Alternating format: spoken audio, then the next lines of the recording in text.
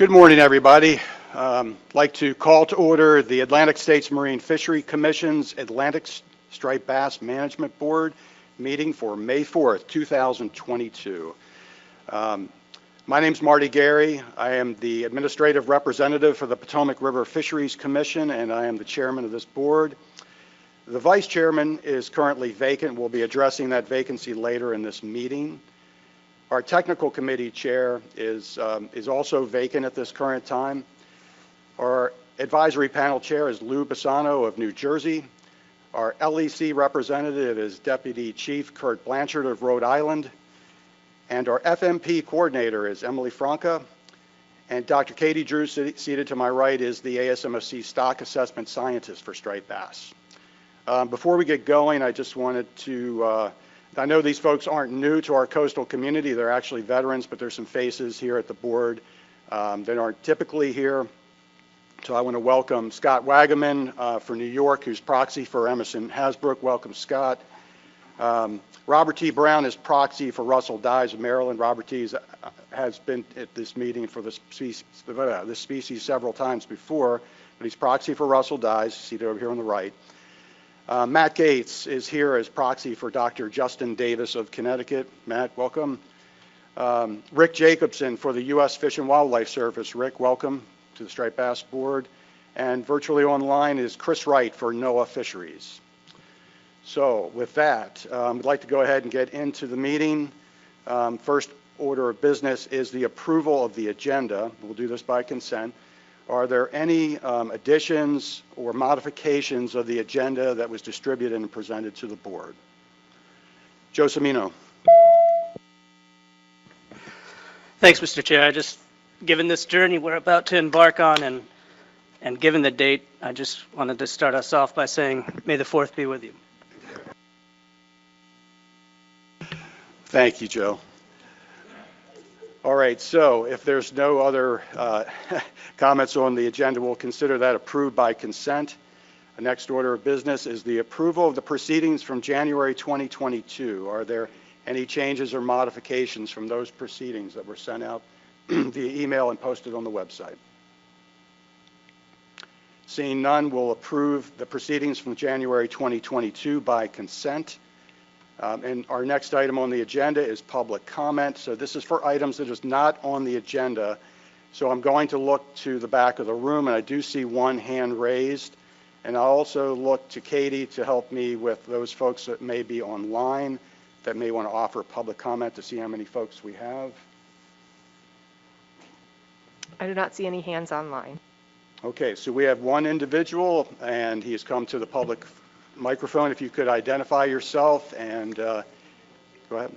My name is Phil Zalzak. I'm from Southern Maryland. I'm a recreational fishing advocate, if you will. And all I want to do is propose something that has nothing to do with the process which you're reviewing right now. It has to do with fishing regulations for 2023 for your review consideration as you go back to your states. And I encourage you to contact your technical committees to review what I'm about to say here. Based on documented research, I propose 3 recommendations. First is establish a harvest slot, if you will, for striped bass from 18 to 28 inches. Why? Well, according to the Virginia Institute for Marine Science, 18-inch females start producing about 1 million eggs per year. When they get up to 35 inches, they're producing between 1.5 million to 2 million eggs per year. Why would I want to take one of those out of the water when I could get something else that would be less productive in terms of making juveniles? Second, according to Draft Amendment 7 data, page 128, release mortality rate has exceeded the harvest mortality rate for the last 4 years. I questioned Emily Fonke about this, and she said, yeah, that's right, Phil. So I did my research, and she was dead on, and I was dead wrong. But essentially, if you do the research, you're going to find a former Maryland Department of Natural Resource scientist who said that in the summer months, when the oxygen is not very high and the salinity is low, the mortality rate can go up to 70%. 70%. If anybody's interested in these links, I'll be glad to provide those. The third point I want to make is that end the Atlantic menhaden reduction harvest, removing 26% of the total allowable catch for the entire Atlantic coast from the Virginia portion of the Chesapeake Bay is not supported by science. I thank you for your time this afternoon or this morning. Have a good day. Thank you, Mr. Zalesek. All right, so we're going to go into item number 4 on our agenda. This is draft amendment 7 for final approval, and this is a final action. We will have a 1-hour lunch break. So just a few notes on process for everyone. Because amendment 7 was just out for public comment, our intention is not to take public comment when the board is voting on options. I think hopefully all the folks in the public that are listening in that care so much for this species as we all do understand that we have a lot of empathy for public comment.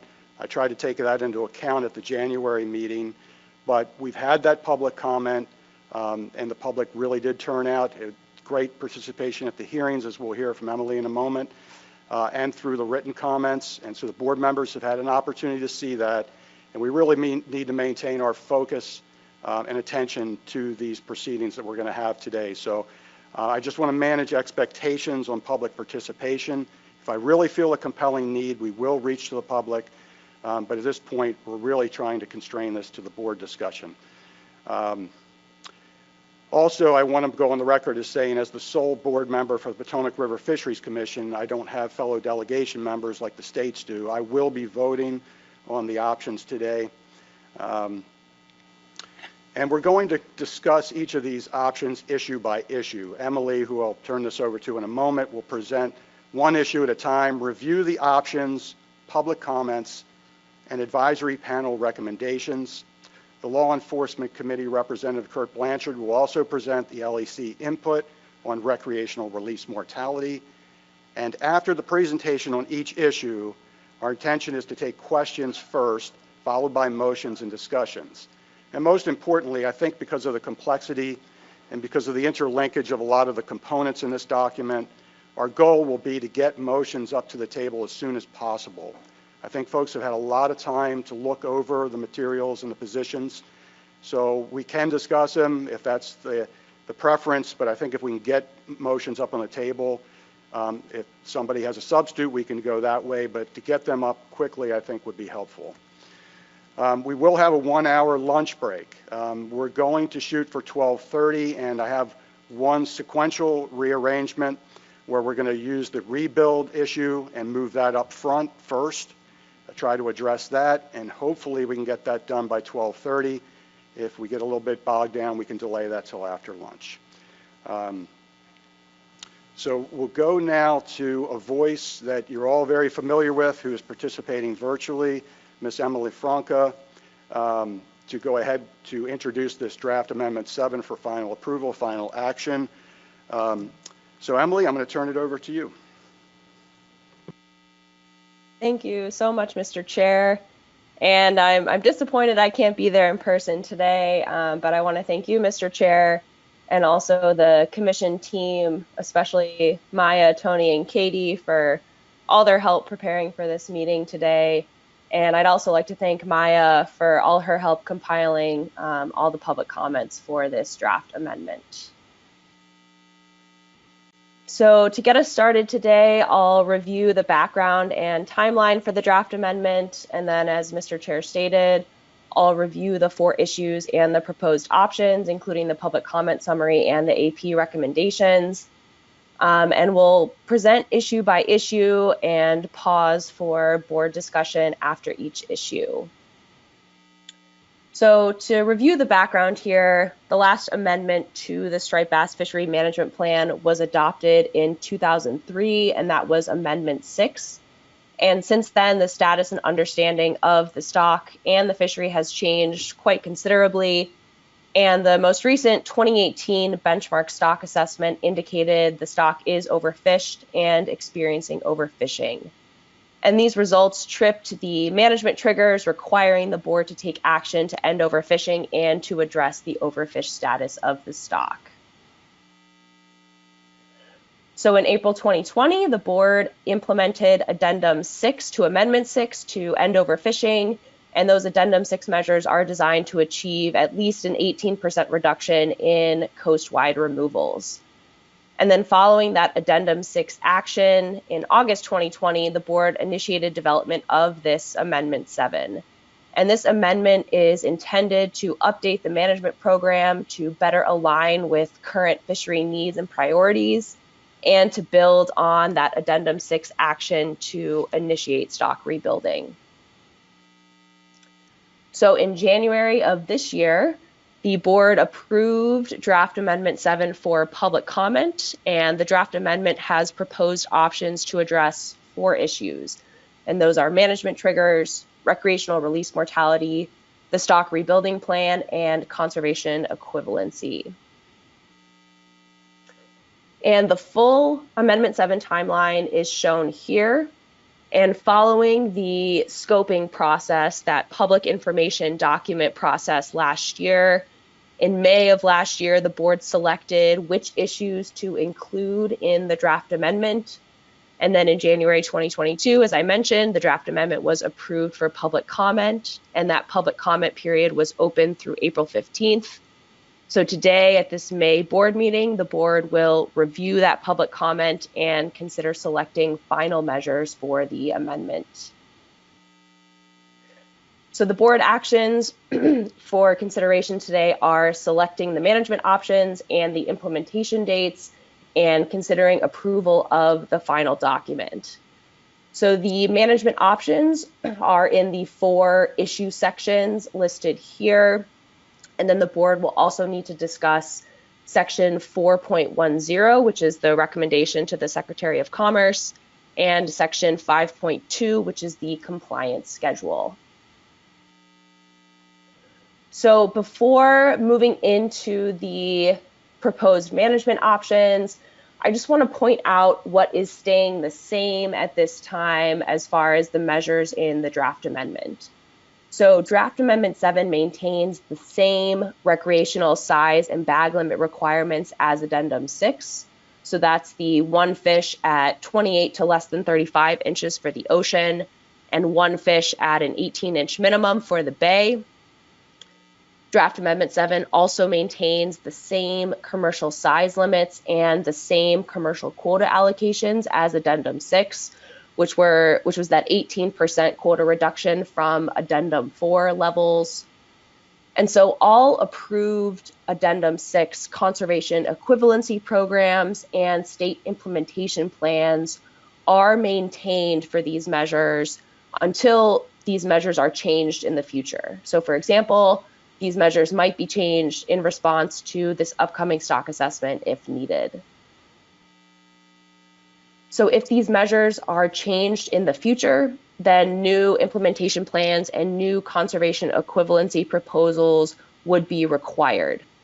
And Draft Amendment 7 states that the Chesapeake Bay Spring Trophy Fishery is part of the ocean fishery for management purposes, and so would be subject to the same requirements as the ocean fishery.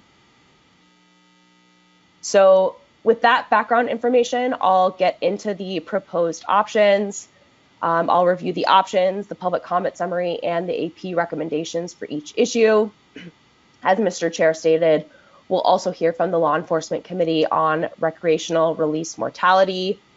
And we'll start with the rebuilding plan section here. So that's section 4.4, and we will pause for discussion after each issue. And as far, as far as the public comments that we received, these public comments were accepted through April 15th, 2022, and we received 4,689 written comments. 1,149 of those were individual comments. 3,397 of those were received through 25 different form letters. And then 51 organizations also submitted comments. And one of those organizations' letters listed 92 supporting businesses and organizations. And then for the public hearings, 12 public hearings were held for 11 jurisdictions in March. 8 of those hearings were conducted via webinar only, 3 were conducted in person, and 1 hearing was conducted in a hybrid format. And 493 individuals attended those hearings, not including state staff, commission staff, or commissioners and proxies. And some of those individuals did attend and participate in multiple hearings. And then also just a note that live polling or a show of hands vote were used at most of the hearings for some of the proposed options. And the public comment summary memo in the meeting materials indicates when a poll or a vote was used. And then as far as the advisory panel input, the Striped Bass AP met twice via webinar in April to discuss the AP input on all of the proposed options. And then the Law Enforcement Committee met via webinar in April as well to discuss input on the recreational release mortality options. So I will kick us off here, moving into the proposed options section with section 4.4, which is the stock rebuilding plan. So starting with the statement of the problem, the stock is overfished, which tripped the current management trigger requiring the board to rebuild the stock by 2029.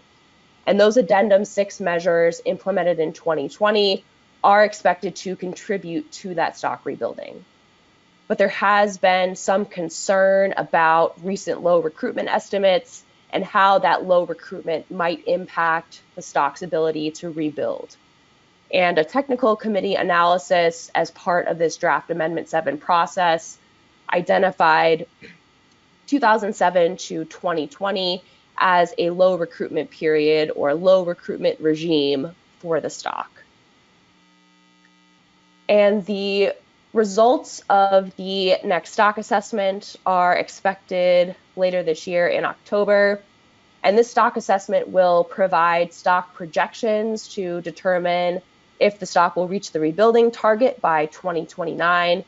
And again, this will include 2 years of data under the Addendum 6 reductions.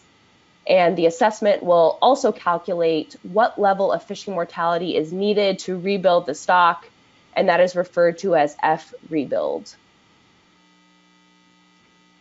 So this section in the draft amendment includes 2 sets of options specifically related to that 2022 assessment. The first considers which recruitment assumption to apply to the rebuilding calculations, and the second set of options considers how the board could respond to that assessment if action is needed to achieve stock rebuilding. So starting with the recruitment assumption options for the 2022 assessment, option A would be the status quo. So F rebuild is calculated to achieve the Ssb target by 2029, so to rebuild the stock by 2029, using the standard recruitment method from the assessment. So this means that those stock rebuilding projections would estimate future recruitment based on the entire time period from 1990 forward. So based on all those highs and lows that we've seen over the past 30 years. And then option B for the recruitment assumption, this is where F rebuild would be calculated to achieve the target by 2029 using the low recruitment regime assumption. So this means that the stock rebuilding projections would estimate future recruitment based on the low recruitment period only. So this low recruitment assumption is more conservative and might result in more restrictive management measures as compared to option A. And then the next set of options in this section addresses how the board could respond to the 2022 assessment if a reduction is needed to rebuild the stock by 2029. So option A, status quo, the board would go through the typical addendum process to develop new measures to achieve the stock rebuilding target. So the addendum process typically takes about 6 to 9 months. So any new measures could be implemented likely in 2024. And then as far as public comments, the addendum process includes those formal public hearings and a formal draft addendum document to provide public comments on. And then next slide, please.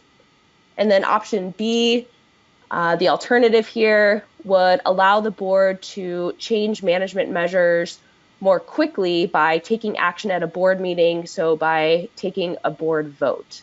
So I'm going to read the option here because it has some specific parameters. If the 2022 stock assessment results indicate that Amendment 7 measures have less than a 50% probability of rebuilding the stock by 2029, as calculated using the recruitment assumption specified in Amendment 7, and if the stock assessment indicates that at least a 5% reduction in removals is needed to achieve F rebuild, then the board may adjust measures to achieve F rebuild via board action. So if the board passed a motion with those management changes sometime later this year following the stock assessment, those new measures could likely be implemented in 2023. Probably not at the beginning of the year, but maybe sometime in the spring or the summer.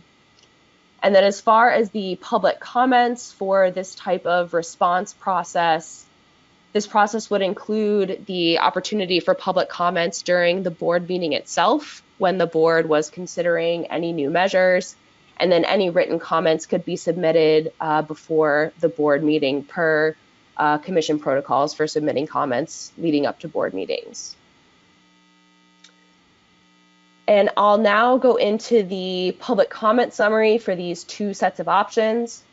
So for the recruitment assumption, a majority of comments favored option B, which is the low recruitment assumption for the 2022 assessment, in order to take the most conservative approach and noting support for a conservative, aggressive rebuilding plan. Those that noted support for the option A, standard recruitment method, indicated that striped bass recruitment is naturally variable from year to year.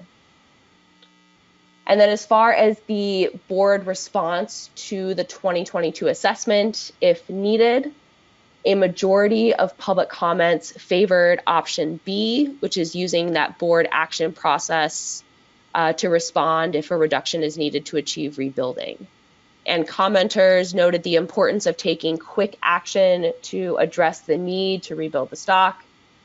And there were some comments in support of the status quo addendum process, option A, and those comments noted the importance of a thorough public comment process and sufficient time for analysis before selecting new measures. And then for the advisory panel input on these options, you'll notice for many of the issues and options, the advisory panel did not come to consensus.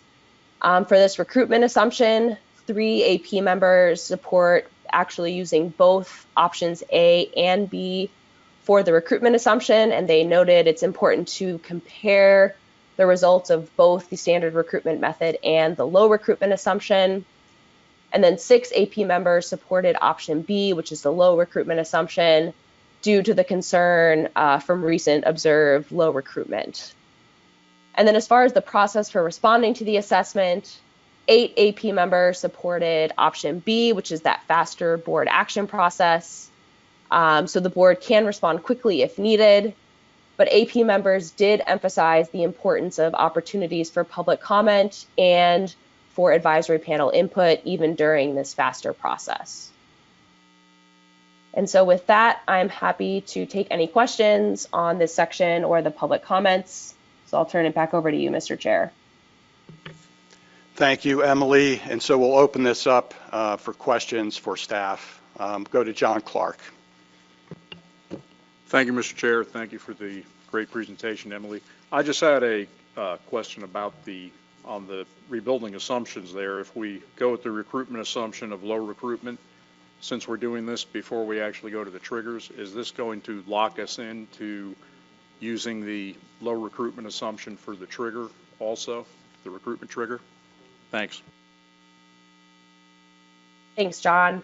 So no, selecting a recruitment assumption for this particular stock assessment does not impact what the board decides to choose as far as what the recruitment trigger should be and what the response to the recruitment should be.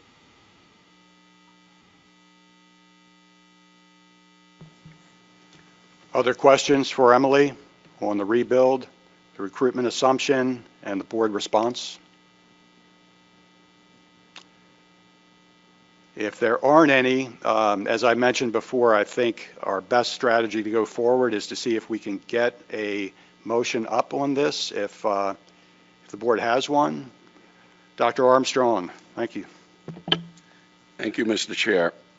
I'm going to make one motion for both pieces of this. If the board chair thinks that might complicate things, we can break them apart, but let me put it out there and we'll see how it goes. For the recruitment assumption for the 2022 assessment, move to approve option B for the low recruitment assumption to be used in the 2022 stock assessments calculation of the F rebuild needed to achieve the SSB target no later than 2029. And for the process of responding to the 2022 assessment, move to approve option B to allow the board to adjust measures to achieve F rebuild via board action. Thank you, Mike. Do we have a second to that motion? John McMurray.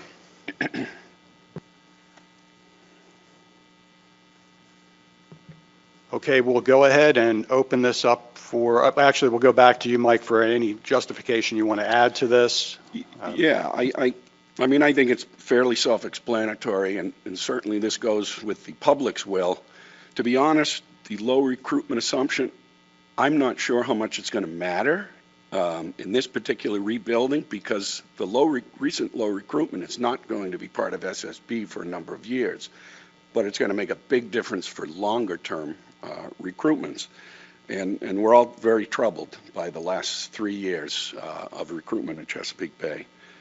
And for the response, I made that motion at the last meeting to include this. And I was very surprised that the public supports sort of taking out the public hearing process in order to expedite. And it's clear the public wants us to expedite things and eliminate the addendum process just for this time. Thank you, Mike. John, did you want to add any comments as a seconder? Yeah, I'll try to be brief here. For one, the low recruitment scenario seems like the more prudent, cautious way to move forward, although it probably will result in more difficulty in rebuilding. But as for the second part, I think we're already pretty late in initiating a rebuilding plan, and this would certainly help us expedite things. And I think the public has been very clear. They want less delay. They want us to act expediently. And I know that there's been some concern about public comment and general engagement, but I think the document makes it clear that we will be able to submit comment via writing letters or even at the meeting if time allows. So this makes sense. Thanks. All right, thank you, John. So we'll open it up to the board for discussion on the motion. Joe Cimino. Thanks, Mr. Chair. And I have to apologize because I was slow in getting my hand up for questions. So in the discussion, I'm curious, maybe Emily could answer. I kind of tend to agree with the AP members that said we should be looking at everything. I mean, there's no doubt that this low recruitment assumption is probably the most prudent thing, and that's what Dr. Drew and others would be telling us. I'm not 100% sure why we would tie their hands and not allow the experts to paint the best picture possible for us. So I'm curious, would status quo still allow us to look at a low recruitment assumption? Or maybe, Katie, that's a question for you, and not just force this issue? Thanks, Joe and Mr. Chair. I can start here before turning it over to Katie. This is Emily. So if the board did select option A for the recruitment assumption, status quo standard recruitment method, that doesn't prevent the stock assessment from looking at the low recruitment assumption also, but the TC would need specific guidance from the board stating that they wanted the assessment to look at that low recruitment assumption also. Also in terms of just the number of different projections, looking at both the standard recruitment method and the low recruitment assumption would be a lot more projections that would need to be developed. So I'll turn it over to Katie for that. Yeah, I think Emily covered it for sure. We could look at it, but it does increase the amount of work on the TC in a compressed amount of time. And I think the other issue is it does come down more on the side of risk tolerance for the board rather than a specific scientific question, in the sense that if we could predict what recruitment is going to be in the next few years, we would be in a different scenario. So I don't think the stock assessment committee can tell you this is the right answer or this is the wrong answer. We can give you both of them, and then you'll just have to come back and have that discussion again after you've seen the results. Does that answer your question, Joe? All right, thank you. Next up, we have Chris Wright, NOAA Fisheries. I don't know who this would go to, but if this was to be approved, when would we vote on concurrent with the 2022 assessment in October or November, or would it be a later date? And then the second part is, will there be any guidance on very viable measures? Thanks, Chris. To your first question, the exact timeline of how this faster option B board process would ensue is something that would have to be discussed over the next couple of months. So if this option were approved, then the TC would have to present along with the stock assessment results in October. The TC would also provide potential options for the board to consider to achieve any sort of reduction indicated by the assessment. As far as when the board would discuss and vote on those options, that's something that would need to be worked out over the next couple of months. And then can you repeat the second part of your question, please? Sure, and thanks for the first answer. Will there be any guidance on the viable measures? Yes, so at the August meeting, so the next board meeting, if this option B faster board process was approved, then the TC would come back seeking guidance from the board on what types of options the TC should look at. And Katie will provide a little bit more detail after the draft amendment discussions on the stock assessment process, which is agenda item number 5. And so if the board approved this faster board option, the board would need to provide some guidance to the TC in August as to what types of measures the TC should be looking at.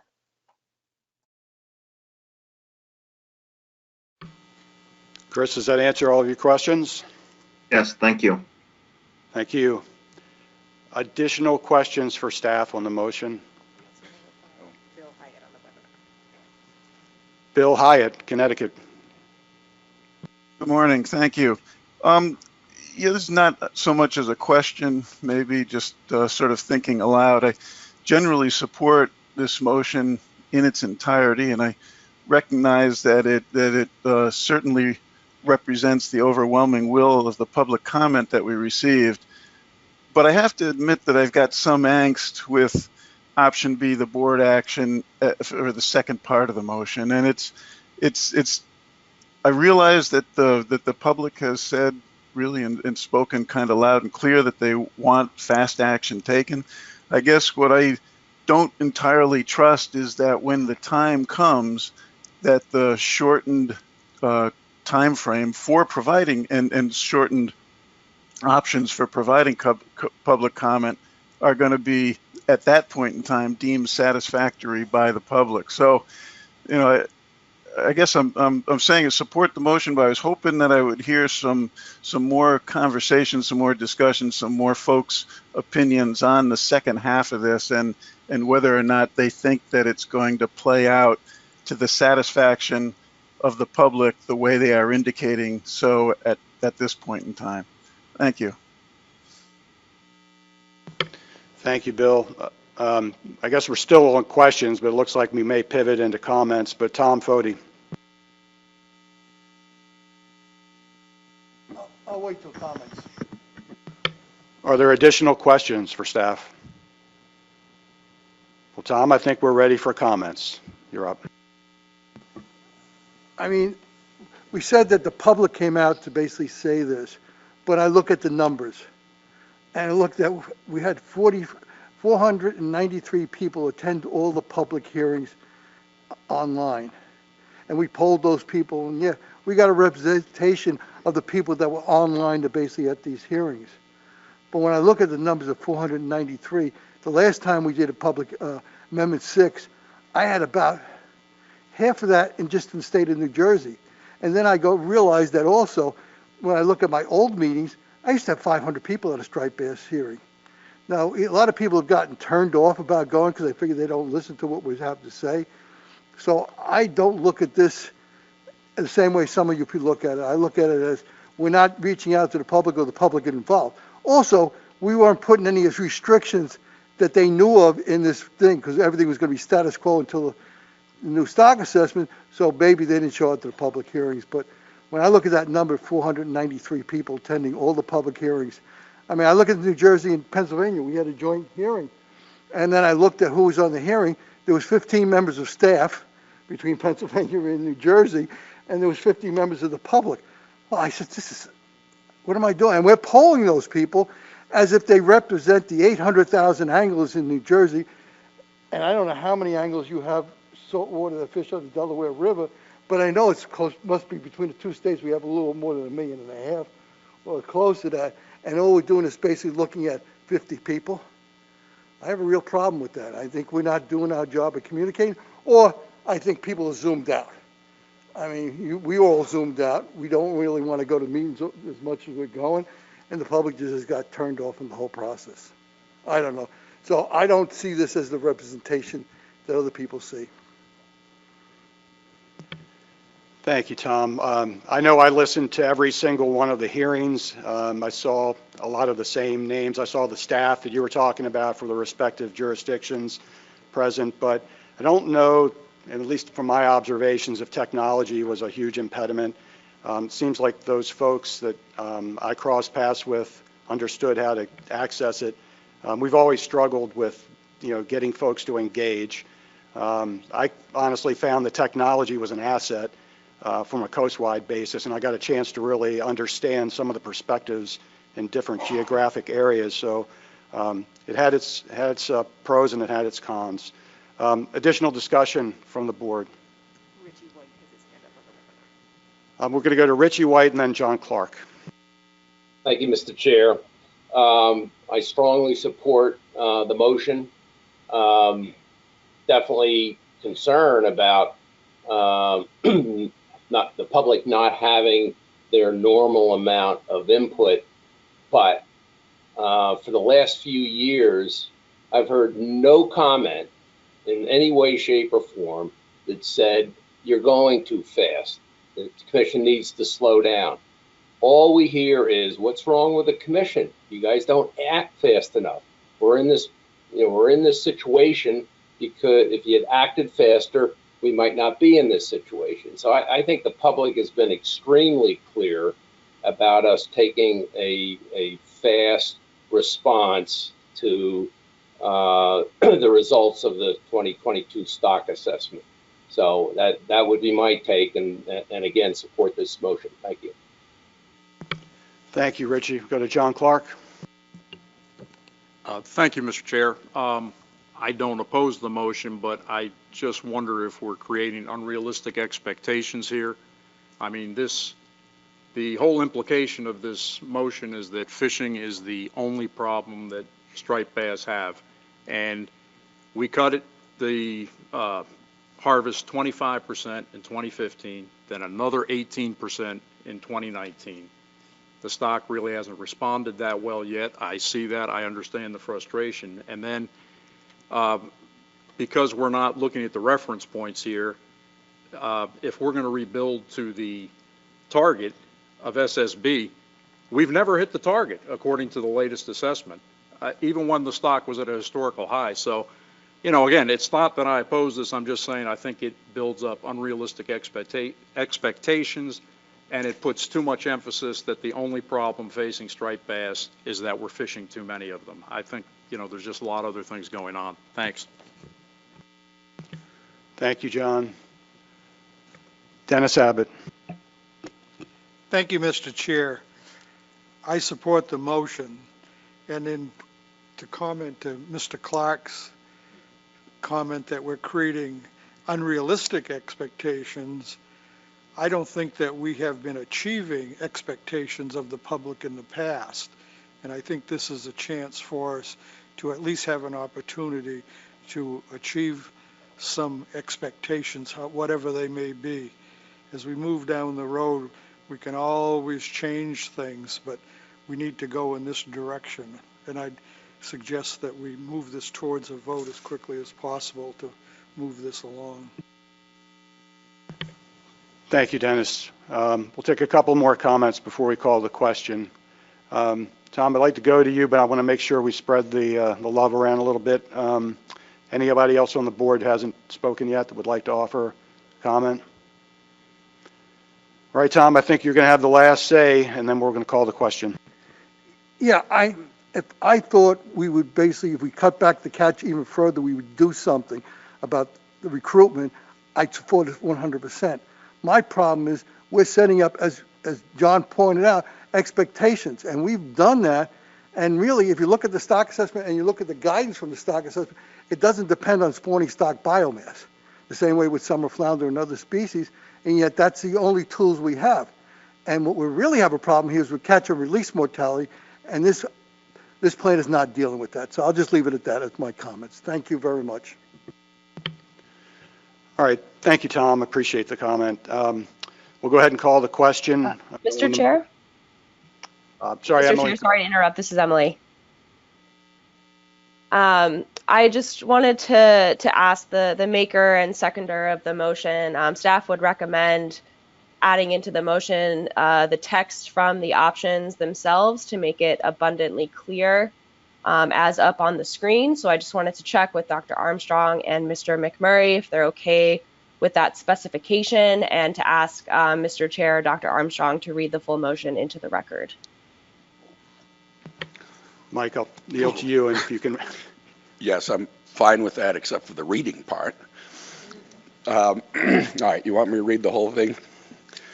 Move to approve option B in section 4.4.1 such that for the 2022 stock assessment, F rebuild is calculated to achieve the SSB target by no later than 2029 using the low recruitment regime assumption as identified by the change point analysis, and move to approve option B in section 4.4.2 such that if the 2022 stock assessment results indicate the Amendment 7 measures have less than a 50% probability of rebuilding the stock by 2029 as calculated using the recruitment assumption specified in Amendment 7, and if the stock assessment indicates at least a 5% reduction in removals is needed to achieve F rebuild, the board may adjust measures to achieve F rebuild via board action. Thank you, Dr. Armstrong. And just to be sure, John, are you comfortable as a seconder with what Emily mentioned? Yes, Mr. Chair. Thank you. All right, is there a need to caucus? We'd like a 1-minute caucus.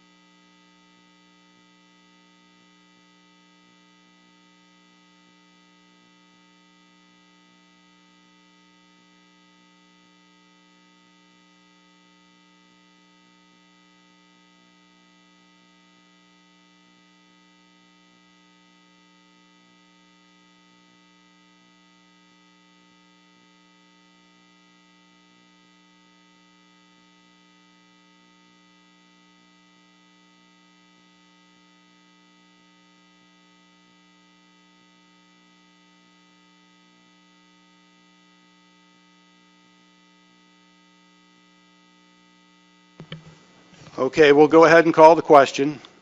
It's been read into the record. And I'll look to staff to correct me if, oh, I'm sorry, go ahead, Dennis. Do you have a question? Could I request a roll call vote? So good question. I think, let me see if this satisfies that desire, Dennis. The way we've been conducting this, because we have participants that are attending virtually, is to go ahead and get a show of hands, but Tony's going to read those, correct? So it's sort of, you're getting your roll call. Will that suffice, Dennis? That's satisfactory entirely. Okay, thank you. So just to be clear, we're going to call the question in just a moment. I'll ask who is in favor. We'll do a show of hands, and then Katie's going to get the show of hands for the virtual participants. Or I'm sorry, Tony will get the virtual participants affirmation, and then we'll do the nays the same way. But Tony will read those all out so we know who voted accordingly. So all of those in favor of the motion, please raise your hands.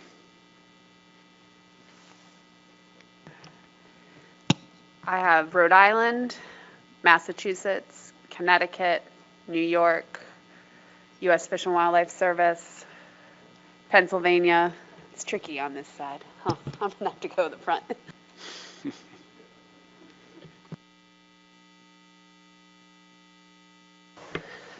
North Carolina, Virginia, Maryland, District of Columbia, Delaware, Maine, New Hampshire, Potomac River Fisheries Commission, and now I'm not in front of my computer.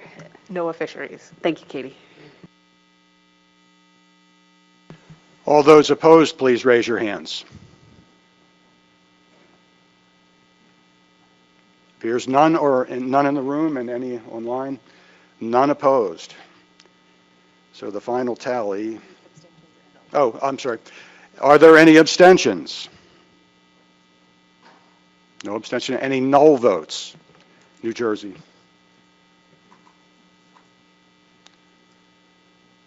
Mr. Chair, I have 15 in favor, 0 against, and 1 null. Okay, the motion passes. All right, then in accordance with what we had laid out in terms of our plan, the Striped Bass Management Board will now break for lunch, and I think do we want to adjust that time schedule or keep it at an hour, stay at an hour? Okay. So we're going to break now and say, let's say 1:20, acceptable? We'll be back and reconvene the Striped Bass Board at 1:20 p.m. Thank you. Marine Fishery Commission's Atlantic Striped Bass Management Board meeting for May 4th, 2022. Reconvening after our lunch break, and we are going to now pick up with section, I'm going to check off with Emily, our Fishery Management Plan Coordinator, and make sure we're in sync here, but Emily, correct me if I'm wrong, we're going to pick up with your presentation for section 4.1, and you're going to go through each of the tiers collectively. So we're going to go through all 4 tiers, and then you're going to go back to the public feedback, AP feedback, and the questions. Do I have that kind of right? Yes, thank you, Mr. Chair. I'll present on all 4 tiers, including the public comments and AP feedback, and then I can take any questions. All right, thank you, Emily. I'll turn it over to you then if you're ready. Thank you, Mr. Chair. So this next section today is section 4.1, which is management triggers. And as far as the statement of the problem for these management triggers, there have been a number of shortfalls and concerns about the current management triggers. The first is because fishing mortality can be variable from year to year, especially when spawning stock biomass is below the target. There's been some concern that these triggers could result in a continued need for management action. There's also been some concern that the short time for taking action in response to these triggers is in conflict with management stability. And the board has previously been criticized for changing management before the stock has had a chance to respond to past management changes. There's also some concern about the uncertainty around point estimates, and there's also some questions about the recruitment trigger since it has only tripped one time, but there have been some long periods of low recruitment. So to address these concerns, the proposed options in Draft Amendment 7, Section 4.1, consider whether to change any of the status quo triggers. So there are 4 tiers of options to consider. Tier 1 is the fishing mortality triggers. Tier 2 is the female spawning stock biomass triggers. Tier 3 is the recruitment trigger. And Tier 4 considers deferred management action. And when considering these options, it's important to note how often these triggers are evaluated. So fishing mortality and spawning stock biomass triggers are evaluated every 2 to 3 years following stock assessments, while the recruitment trigger, Tier 3, is evaluated every year. And then the Tier 4 deferred management options consider whether the board needs to respond immediately if a trigger is tripped. So we'll start with Tier 1, which is the fishing mortality triggers. So the first question is, how quickly does the board need to act to reduce F to the target if a trigger is tripped? So A1 is the status quo, where management must be adjusted to reduce F to the target within 1 year. A2 would extend that timeline to reduce F to the target within 2 years. So option B in Tier 1 defines the F threshold trigger. So B1 is the status quo, where the trigger is tripped if fishing mortality exceeds the threshold in the most recent year, so if overfishing is occurring. The alternative, B2, would trip if the 2-year average of fishing mortality exceeds that threshold.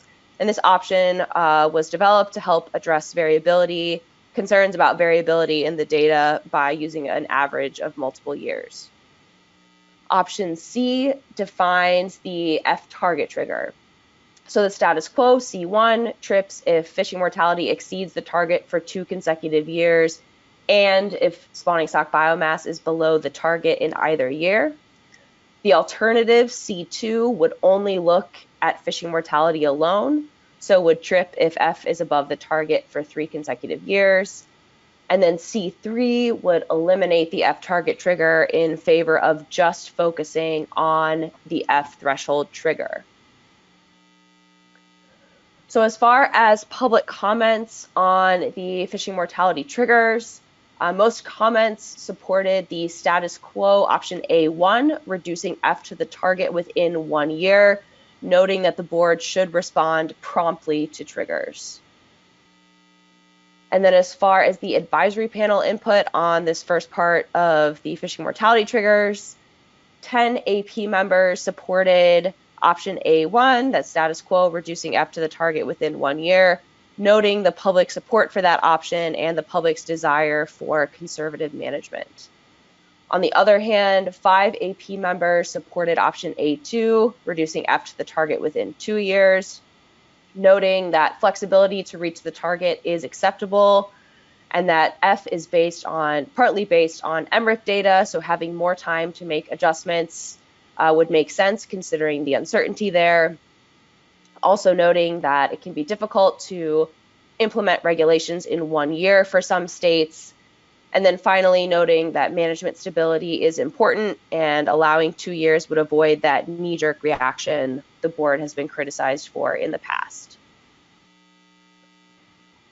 So as far as the fishing mortality trigger definitions, most comments favor the status quo B1 and C1 F triggers, noting that those status quo triggers are adequate and action should not be delayed. And then as far as the, next slide, please.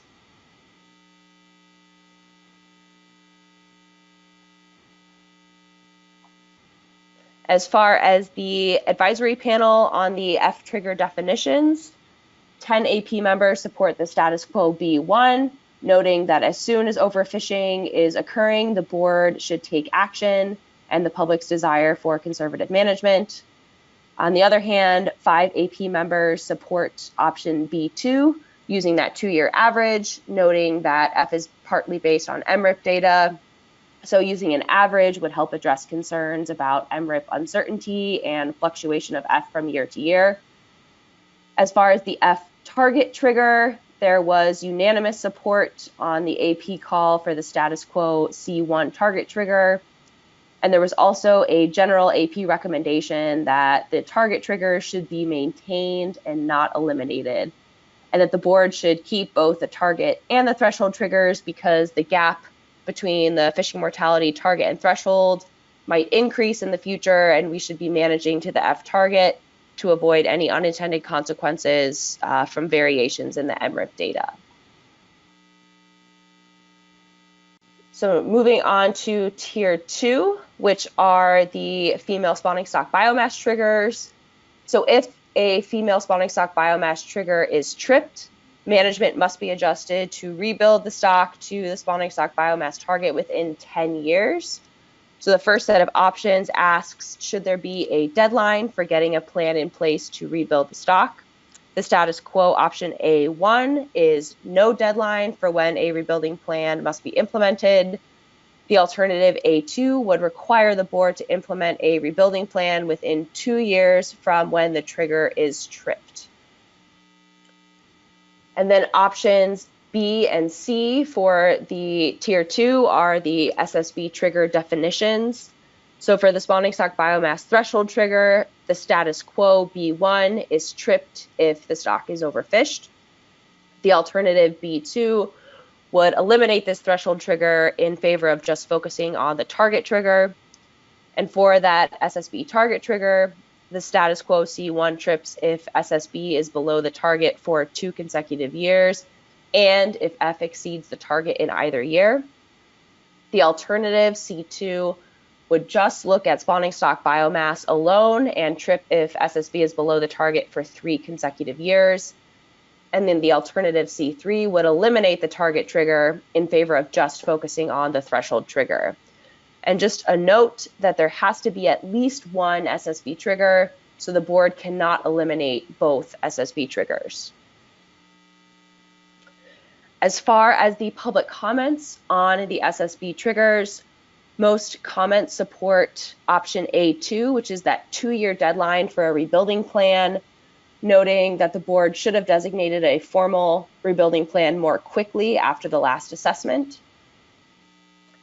And then for the trigger definitions, most comments favor the status quo trigger definitions B1 and C1, noting that the status quo triggers are adequate and both the target and threshold triggers should be maintained.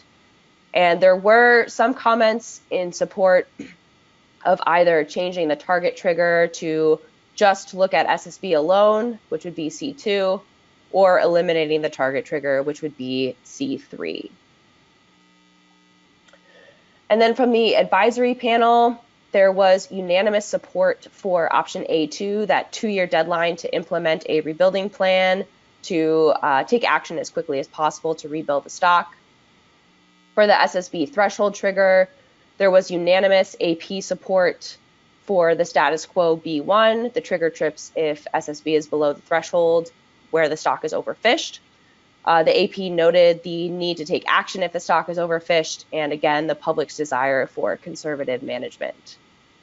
And then for the Ssb target trigger, all except one AP member supported the status quo trigger C1, and the AP noted that both the target and threshold triggers are important since Ssb could decline below the target due to factors besides fishing mortality, such as environmental conditions or recruitment.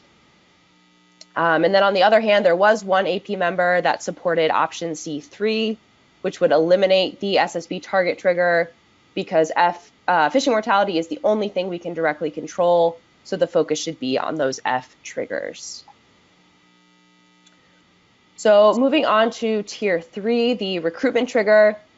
Option A for the recruitment trigger considers the definition of the trigger, and option B considers options for responding to the recruitment trigger. And that recruitment trigger, again, is evaluated every year based on those juvenile abundance indices. And as was brought up at the last board meeting, Draft Amendment 7 states that during years when stock assessments are conducted, the recruitment trigger should be evaluated concurrently when possible with the F and Ssb triggers when assessment results are presented to the board. So for example, since there is an assessment this year, the recruitment trigger would be evaluated in October alongside the stock assessment. So option A for the recruitment trigger defines that trigger. So the question here is, how sensitive should the recruitment trigger be to alert the board to periods of low recruitment? So A1 is the status quo option, which is designed to identify recruitment failure. So this option is the low sensitivity option that only tripped one time since 2003. So this A1 trigger trips if any of the 6 juvenile abundance indices are below the 25th percentile of their defined reference period for 3 consecutive years. And the alternative options, A2 and A3, are designed to be more sensitive. So A2 is the moderate sensitivity option, which would have tripped 3 times since 2003. And A2 would trip if any of the 4 JAIs used in the stock assessment. So those are the JAIs from New York, New Jersey, Maryland, and Virginia. If any of those 4 are below the 25th percentile of a defined high recruitment period. And then A3 is the high sensitivity option. So that would have tripped 6 times since 2003. And A3 would trip if any of the 4 JAIs used in the stock assessment is below the median of that defined high recruitment period. And then option B here considers that management response to that recruitment trigger. So if the recruitment trigger is tripped, should there be a prescribed management response? And if so, how conservative should that response be? So the status quo option B1 is the most flexible response, where the board decides the appropriate management action. And then both alternative options here, B2 and B3, may require action to reduce fishing mortality if the recruitment trigger is tripped. So B2 would be the most conservative response and may require action to reduce fishing mortality more often. So this B2 option would calculate an interim F target based on a low recruitment assumption. And if F is greater than that interim F target, then the board must reduce fishing mortality to that interim F target within 1 year. So this comparison of F to the interim F target is more conservative than the existing management triggers. Option B3 would be the moderately conservative option. So this might also require reducing F, but it uses the existing management trigger definitions. So B3 would calculate an interim F target and interim F threshold using the low recruitment assumption. The F triggers would be reevaluated using those interim F reference points based on the low recruitment assumption. And if one of those F triggers is tripped, when those triggers are reevaluated, the board must then reduce F to that interim F target. So as far as the public comments on the recruitment trigger, most public comments supported option A3, which is that high sensitivity trigger. And then the second highest supported was option A2, which is that moderate sensitivity trigger. And many comments noted the importance of a more sensitive trigger and noted that responding to low recruitment could help mitigate future stock declines by responding early. And then from the advisory panel was pretty split across the 3 different recruitment trigger options here. 5 AP members supported A1, the status quo low sensitivity trigger, noting that trigger has worked effectively to identify true recruitment failure. 7 AP members supported A2, that moderate sensitivity trigger, based on the public support for a moderate trigger that's more sensitive than the status quo but would not trip too often. And then 3 AP members support A3, which is that high sensitivity trigger, noting that there needs to be a focus on recruitment and the young a year data are a reliable predictor for the stock. And then as far as the public comments on the response to the recruitment trigger, next slide, please. Most of the public comments supported option B2, which is that most conservative management response to the recruitment trigger. So again, this would require reducing F if F is greater than an interim F target based on that low recruitment assumption. I will note here that some organizations supported a modified B2 option where the board would still make that comparison of F compared to that interim F target, but the board would make that comparison during the next stock assessment instead of making that comparison immediately after the recruitment trigger trips. And those organizations noted that that would be to avoid responding to the recruitment trigger in between stock assessments. And then as far as the advisory panel input on the recruitment trigger response, 6 AP members supported the status quo B1 response, where the board has flexibility to determine that response. And AP members noted that flexibility is important for the management program, especially considering the weak stock recruit relationship for striped bass. And then 9 AP members supported that conservative B2 option, noting that if we don't react to low recruitment right away, then management will end up at this same point of a poor stock status in the future. And then the final tier for management triggers here is tier 4, deferred management action. So the question here is, should there be flexibility to defer action in certain situations to address concerns about frequent management changes? So if no flexibility is preferred, option A is the status quo, and this does not allow deferred management action. So if a trigger is tripped at any time, the board must take the required action. And Maya, if you could advance, please. But if flexibility is preferred, the board could defer action until the next stock assessment in certain situations. So the board could choose one or more of the following options. Option B would allow deferring action if it's been less than 3 years since the last action was implemented. So this would allow management to be in place for 3 years before changes are made. Option C would defer action if the F target trigger is tripped and SSB is above the target. Option D would defer if the F target trips, but SSB is projected to increase or remain stable over 5 years. Option E would defer if the F target trigger is tripped and there is a 75% probability that SSB will be above the threshold over the next 5 years. And then finally, option F could defer action if the board has already initiated action in response to a different management trigger. So for example, the board could be in the process of developing an addendum in response to a fishing mortality trigger when the recruitment trigger might trip between assessments. So this option would allow the board to defer action on the recruitment trigger in this scenario because the board is already working on a different action to address the F trigger. So as far as the public comments on the deferred management action, most comments support option A, no deferred management action. And these comments noted accountability and not delaying action in response to triggers. And those that supported deferring action through options B through F noted the importance of flexibility and considering factors like how long management measures have been in place. Next slide, please. And then as far as the advisory panel recommendations, 11 AP members supported option A, that status quo, no deferred action, noting the public's desire for immediate action and no delays. And they noted that even if SSB is above the target, there should still be no delay in taking action.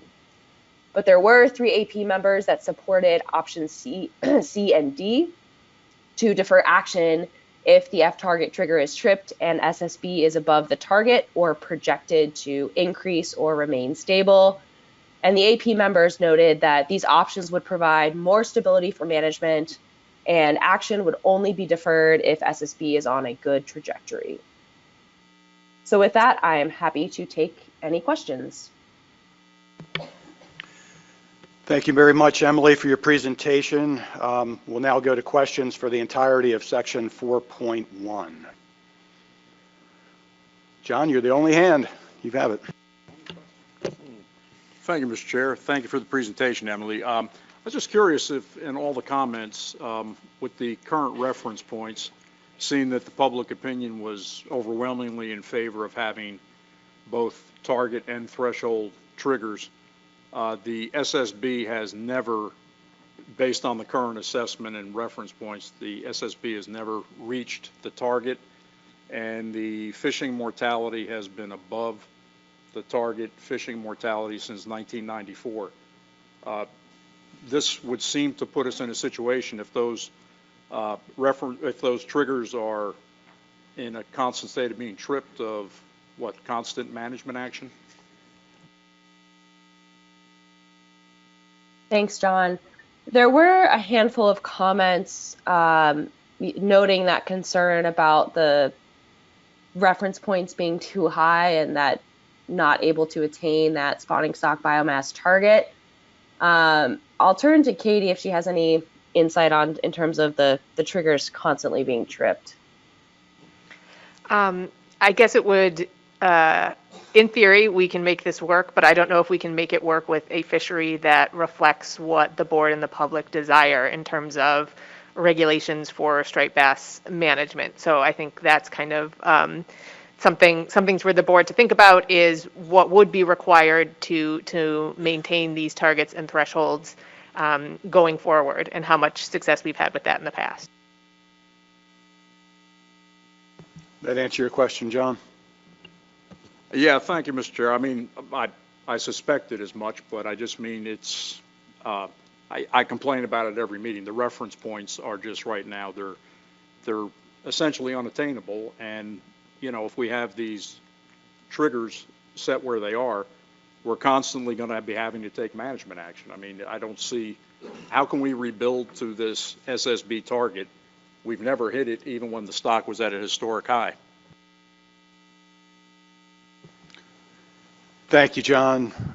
Jason McNamee.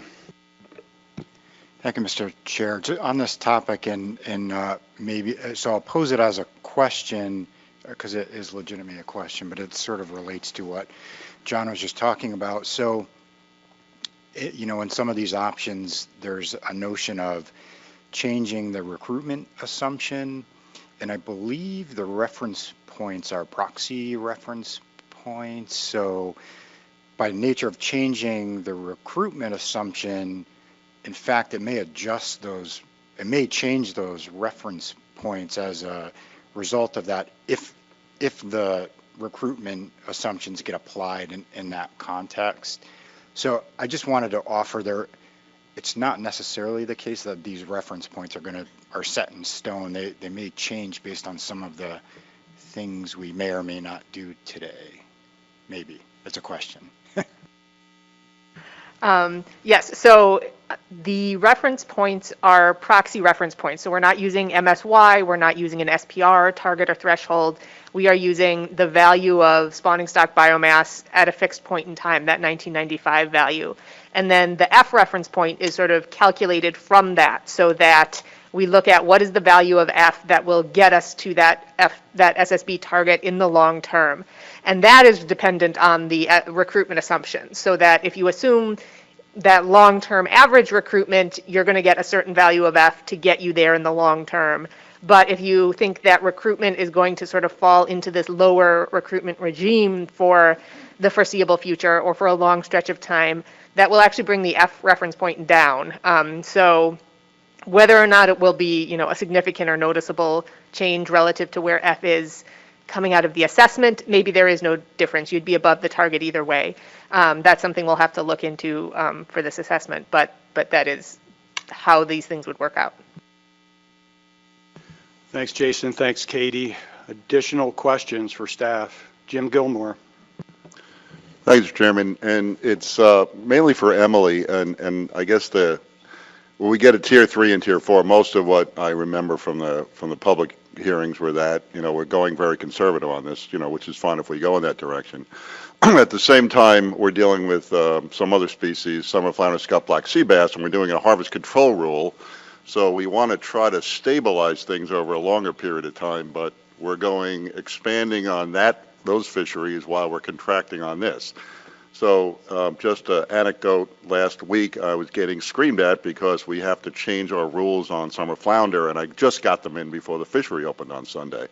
So a lot of what is, being proposed here, if it goes through, will be into that mode where we'll be changing rules, as John had indicated, that every year we're going to be doing file regulations. So the question to Emily was, during any of those public meetings, is that going to be okay, or did they understand that we may have delayed openings because we have to go through our processes to file these rules every year, and we're always doing this by the skin of our teeth because, some of them, in fact, I think South Carolina, they have to do a lot of it legislatively. So that's something they need to consider, that, maybe we'll come up with a trigger and we have to adjust something, but the fishery may be delayed opening because we got to file our rules. So did we get any feedback on that, or was there any comments on that, Emily? Thank you. Thanks, Jim. So, one thing that, I made sure to point out in my public hearing presentation is that this recruitment trigger is evaluated every year, right? So if you have this response to the recruitment trigger, this recruitment trigger could potentially be tripping every year.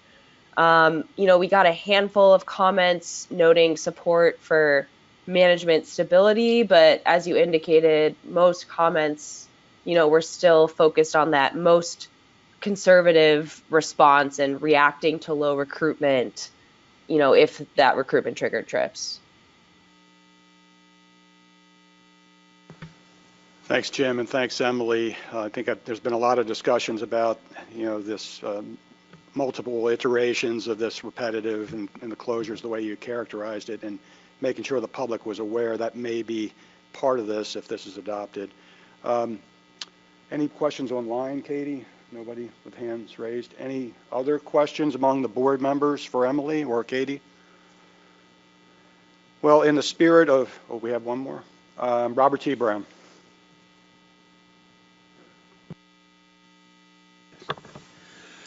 Yes, I was just wondering that the staff had looked into the predator fish, the invasive species, the blue catfish may have something to do with this recruitment, as we have a large number of them in all our rivers now, and they seem to be going unchecked.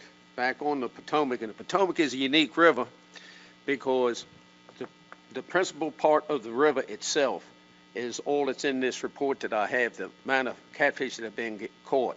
None of the creeks, bays, or rivers that break off of it are in it. And back in 2003, there was 23,000 pounds of these blue catfish that was caught. In 2021, there was 2,412,887 pounds caught. It's probably in the state of Maryland, probably close to 8 million pounds caught. I don't have a direct figure on that. But anyhow, these figures are straight. Now we got close to 2.5 million pounds of catfish that are being caught out of the Potomac River, the proper river itself. And with this amount of catfish in there, where we getting our younger the year index numbers from, where we do a certain seine haul, certain time of year, and same place. Makes no difference if the tide's high or low. With this amount of catfish coming in there, they could move the younger the year index off.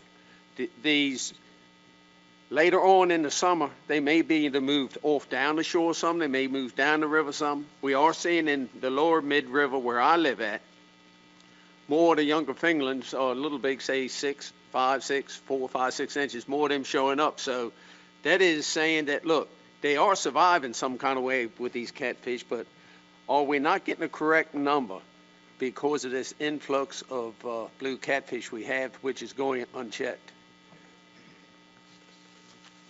Thanks for that question. So we did hear a couple comments about the invasive catfish and predation on young of the year, particularly at the Chesapeake Bay public hearings. And, I think that would be something that could potentially be explored during the next benchmark stock assessment in terms of the natural mortality that's taken into account for striped bass. Thanks, Robert T., and thanks, Emily. Katie, is there anything you would add to that? I mean, I guess the concern Robert T. is expressing is, do we know, is predation of invasive catfish or other species considered? So, yeah, it's we don't explicitly consider it within the model. We know blue catfish are a concern for a lot of our young of year species as an extra source of mortality. So that's definitely something that we can pursue further. Obviously, there's a lot of different factors that drive recruitment, including predation, but also environmental factors. And so I think, from the model's perspective, it doesn't matter why there's been a low recruitment event. The model just propagates that through. And the model is also looking at not just those young of year indices, but also things like the age structure of the catch. So can we track those year classes through the catch? Do they show up in other indices and the age structure of other indices? So it's possible that if your concern is that the blue catfish are changing the catchability of those young of year fish so that maybe the index is artificially low. The model does have other sources of information on those age 0, age 1 fish to track them through the population and get a better estimate of recruitment. But from the perspective of, are the blue catfish causing the low recruitment or contributing to low recruitment, and thus are something that we need to change in some way or react to, we don't have the information on that right now. Thanks, Katie. Additional questions for staff? John McMurray. Thank you, Mr. Chairman. I understand John Clark's concerns, and to some extent, I share them. But my question is on the science side of things. Does the science currently, right now, indicate that we can hit that target under the current recruitment scenario? So you can get there if you reduce fishing mortality. A follow-up, Mr. Chairman. Okay, that's understood. I don't have the time series in front of me, but there were a number of years where we did come close, and we did certainly hit the threshold a number of years. Is that correct? Yes, we came very close to the target in some years at the peak of abundance and were above the threshold for a long part of the time series. Thank you. Thank you, John. Additional questions for staff, and then we'll try to pivot this to getting a motion up on the table. Any other questions? Okay, so in the spirit of focused and efficient discussion on these tiers, as Emily suggested, there's a lot of interlinkage. What I'd like to do is see if we can't get them tier by tier, a motion up, so we can have a starting point for discussion. So I'll start out with section 4.1, tier 1, if anybody has a motion. Dr. McNamee. Thank you, Mr. Chair. So I've got a motion for this one that I will read here for you. So for tier 1, fishing mortality triggers in section 4.1, move to approve options A1, B1, and C1, such that if an F trigger is tripped, reduce F to a level that is at or below the target within 1 year. For the next part, if F exceeds the F threshold, the striped bass management program must be adjusted to reduce F to a level that is at or below the target within the time frame selected under option A, which for this motion is 1 year.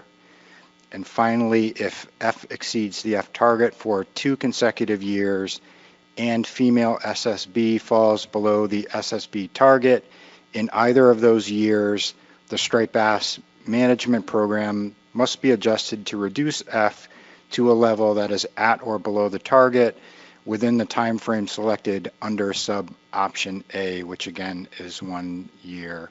And if I get a second, I have some reasoning to offer for that.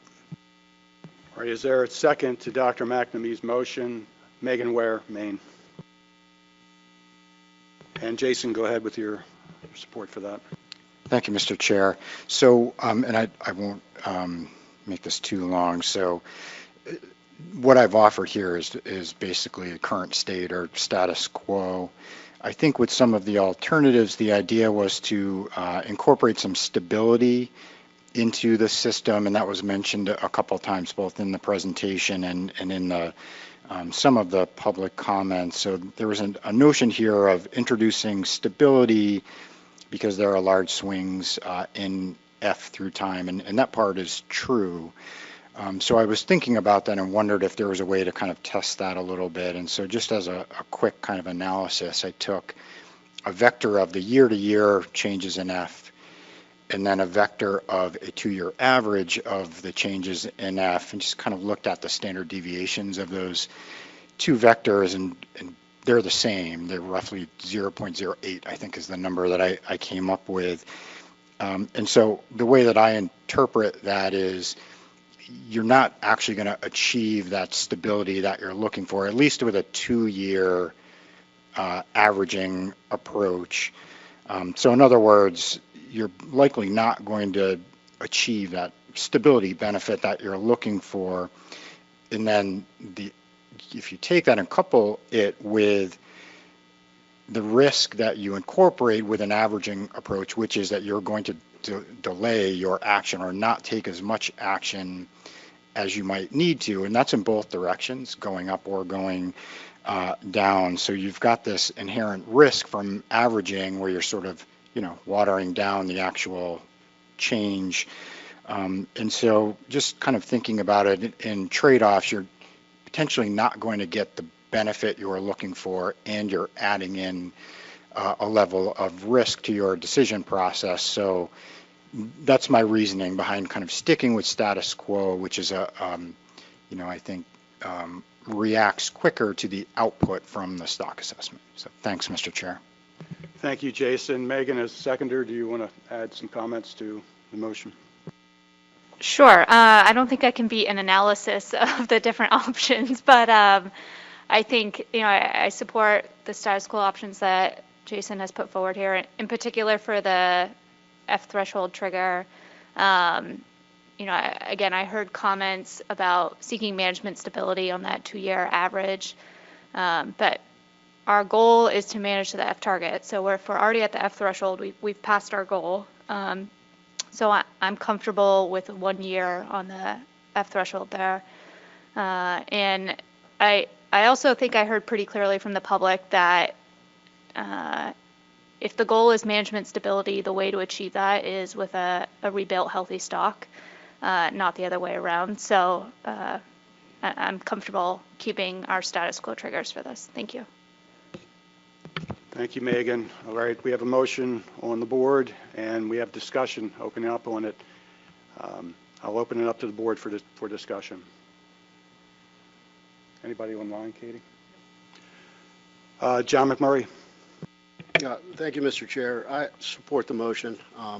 99% of the public came back and told us they wanted to keep the status quo triggers. Absolutely, they've been loud and clear that they want less delay, not more. As far as management stability goes, I have a hard time understanding that argument because those triggers were tripped twice in the last 20 years. And both times, within the space of the year, the board was able to get F under control or F at target or below target. So really, I don't see any compelling reason at this point to change the management triggers that we have. All right, thank you, John. Additional discussion? John Clark. Yeah, thank you, Mr. Chair. Just my concerns again about the current reference points, and so I'd just like to, doubt it'll go anywhere, but let me just make a motion to amend just to remove the last section that has the F target trigger in there. Just, as I said, I'm just very concerned about where these reference points are right now, and I just think that it is going to put us in a continuous state of very restrictive fishing for years, decades to come. So I'll leave it at that if I can get it. I'll see if there's any second on that. All right, thank you, John. We have a motion to amend to remove the F-target trigger in the main motion. Is there a second to that motion? Tom Foti. John, any additional comments? Not, like I said, it's not, I'm for the threshold trigger just because of the situation we're in now. As we all know, this amendment is not looking at the reference points again.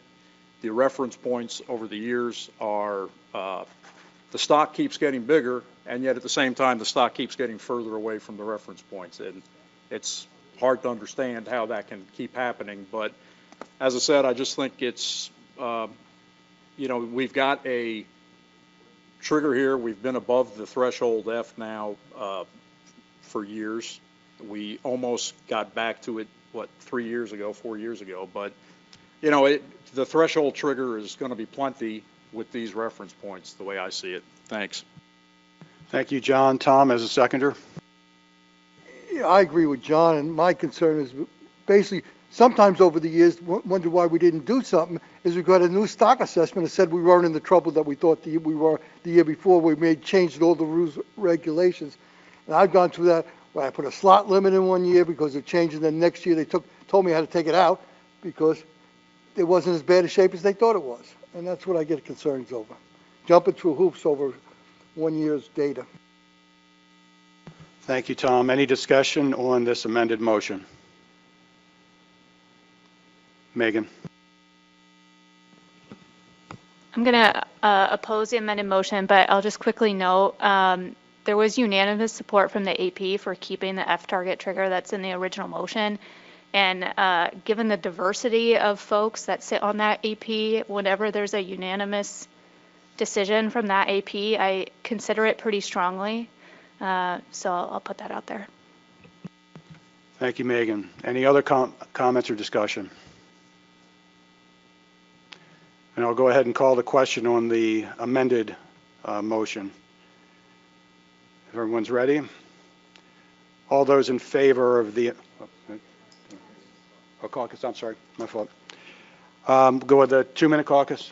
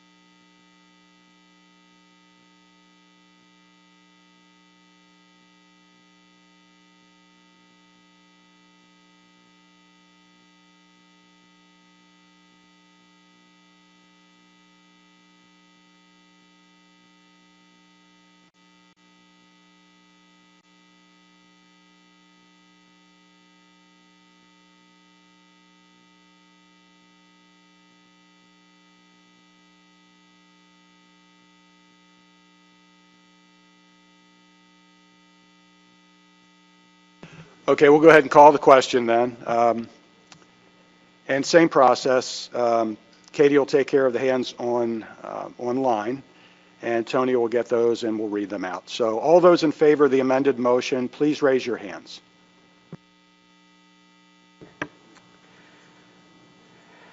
I have Delaware and New Jersey and Pennsylvania.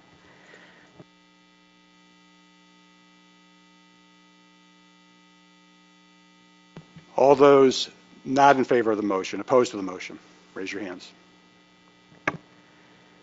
New Hampshire, Maine, Maryland, District of Columbia, Virginia, North Carolina, New York, Connecticut, Massachusetts, Rhode Island, and Potomac River Fisheries Commission, and NOAA Fisheries.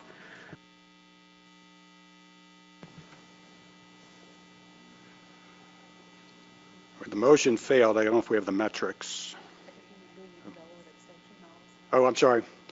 I'll catch this. Are there any null votes? No nulls. Are there any abstentions? No None. abstentions. No abstentions. Now we can calculate.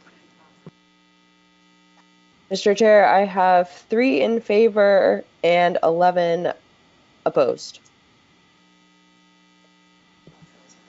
All right, the motion fails, and we are back to the main motion. I'll ask again, is there any other discussion on this main motion before we call the question? Seeing none, we'll go ahead and call the question on the main motion. Is there a need to caucus before this? Good. All right, we'll call the main motion. All those in favor, please raise your hands. Rhode Island, Massachusetts, Connecticut, New York, New Jersey, Fish and Wildlife Service, Pennsylvania, North Carolina, Virginia, District of Columbia, Maryland, Maine, New Hampshire, Potomac River Fisheries Commission, and NOAA Fisheries.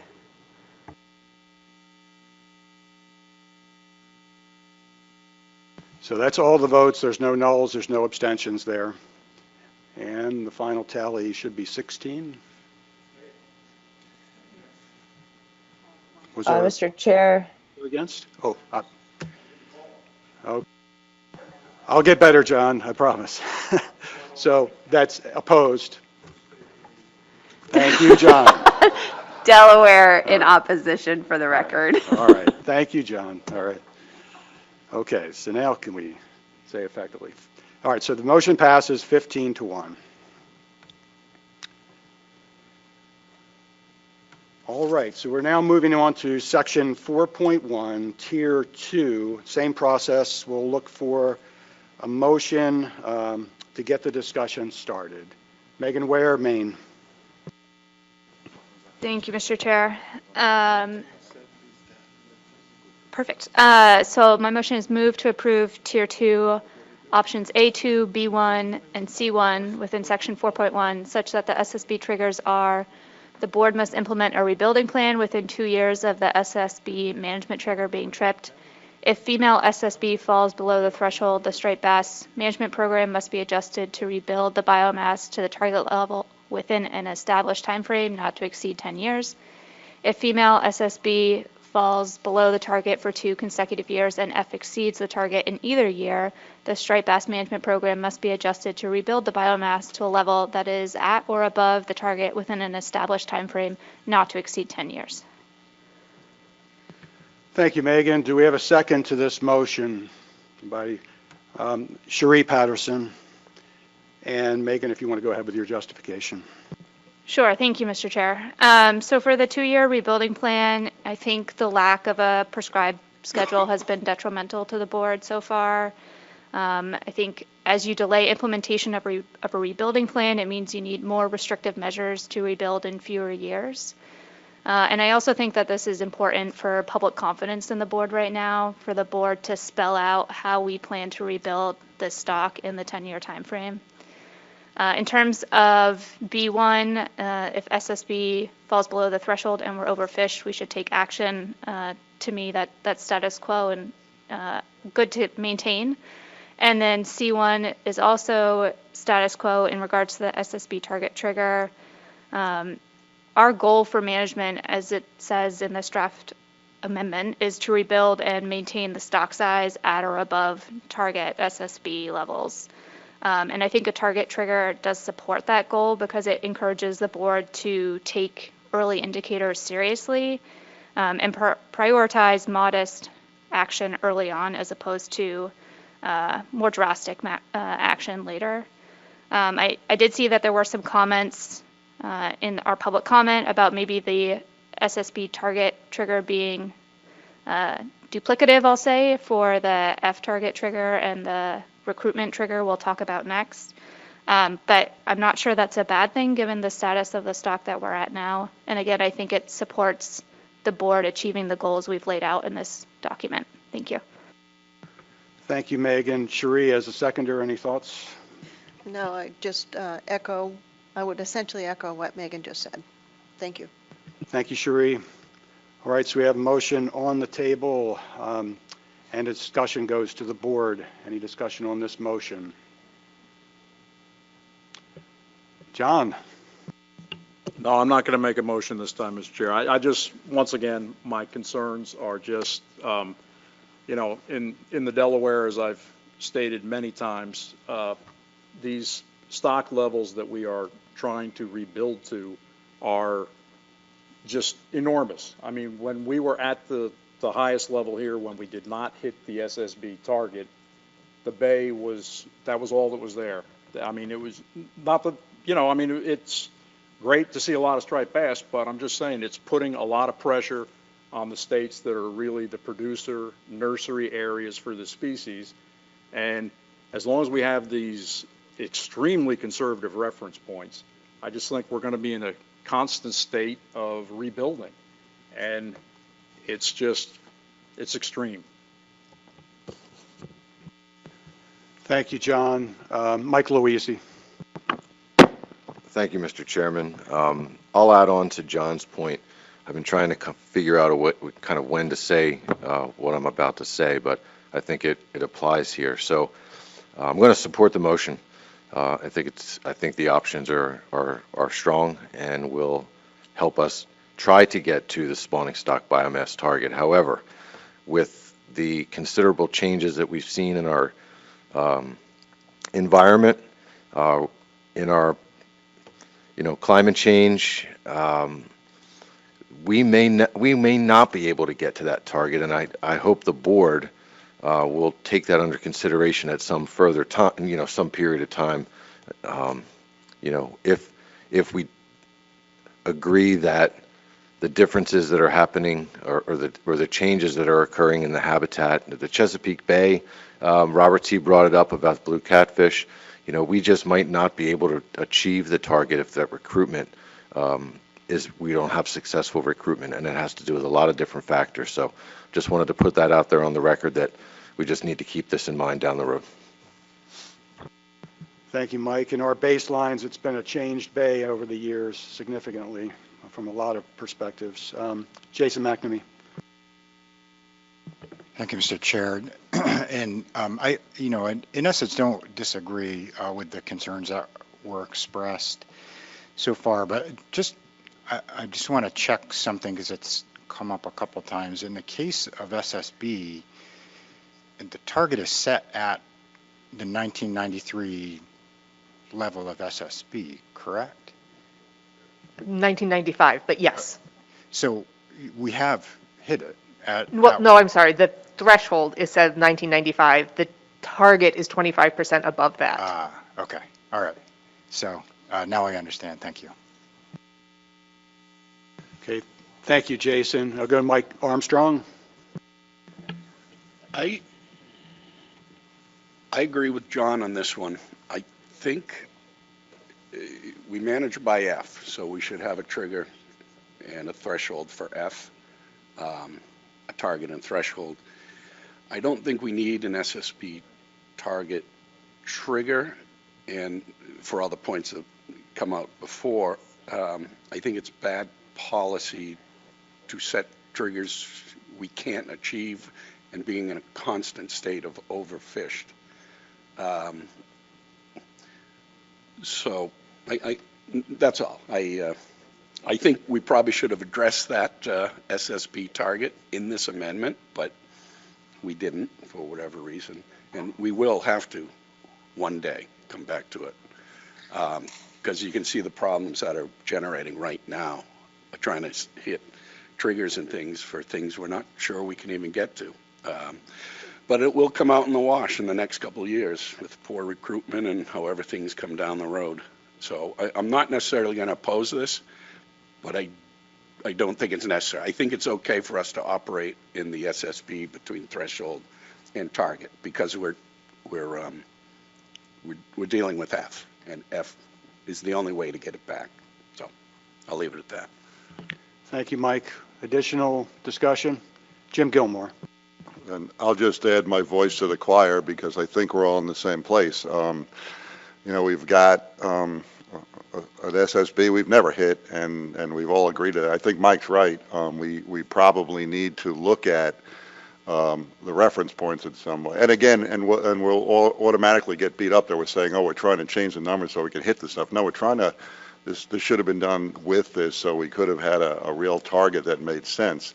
You know, and it is affecting other things because, you know, there's a bunch of species that aren't doing well. And we don't know, some of it's climate change, some of it is probably interaction, and maybe this is too high, and why maybe we don't have weak fish or something, you know, right now, because, and we really need to address that. So, again, I'll support the motion, but we're being very conservative right now to maybe rebuild this, but we have to take a harder look as we move forward so we manage all of our species better. Thank you. Thank you, Jim. Chris Batsavage. Thank you, Mr. Chair. Yeah, I support the motion. Be too repetitive from the other comments because I do agree with a lot of them in terms of like kind of managing expectations. However, I think my support for this motion kind of goes back to past history of the striped bass stock when they were at their highest availability and abundance in North Carolina. It was at that time where in the stock assessment, the stock was at its highest amount, regardless of what the reference points are. It's, you know, so it's going to take a robust stock to get the fish back down to North Carolina, assuming other environmental factors that have changed in the last 20 years, you know, don't change the distribution. But I just know that, you know, not moving forward with a motion like this makes it really challenging, you know, to see those fish expand throughout their entire range. So that's why I'm supporting this. Thank you. Thank you, Chris. I've got a couple more hands. Do we have anybody online, Katie, that has raised their hands? Okay. No, I don't see any. All right, we'll continue additional discussion.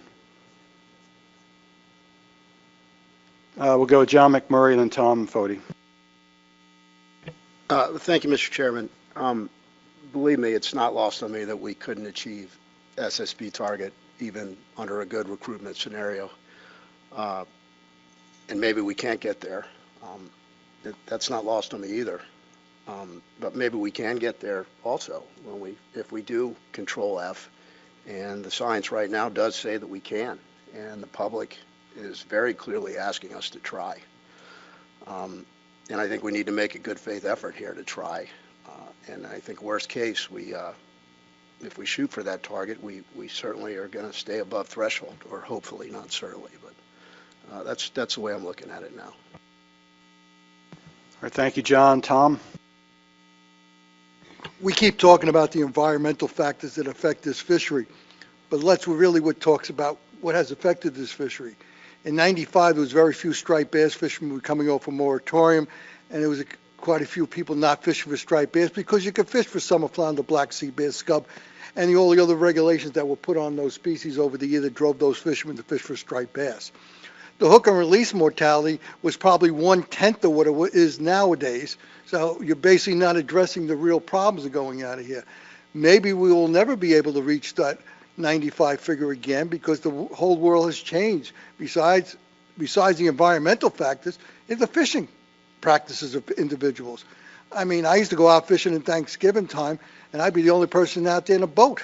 That no longer happens. Matter of fact, the fishery starts in Thanksgiving now down in New Jersey. So it's changed completely from what it was in '95.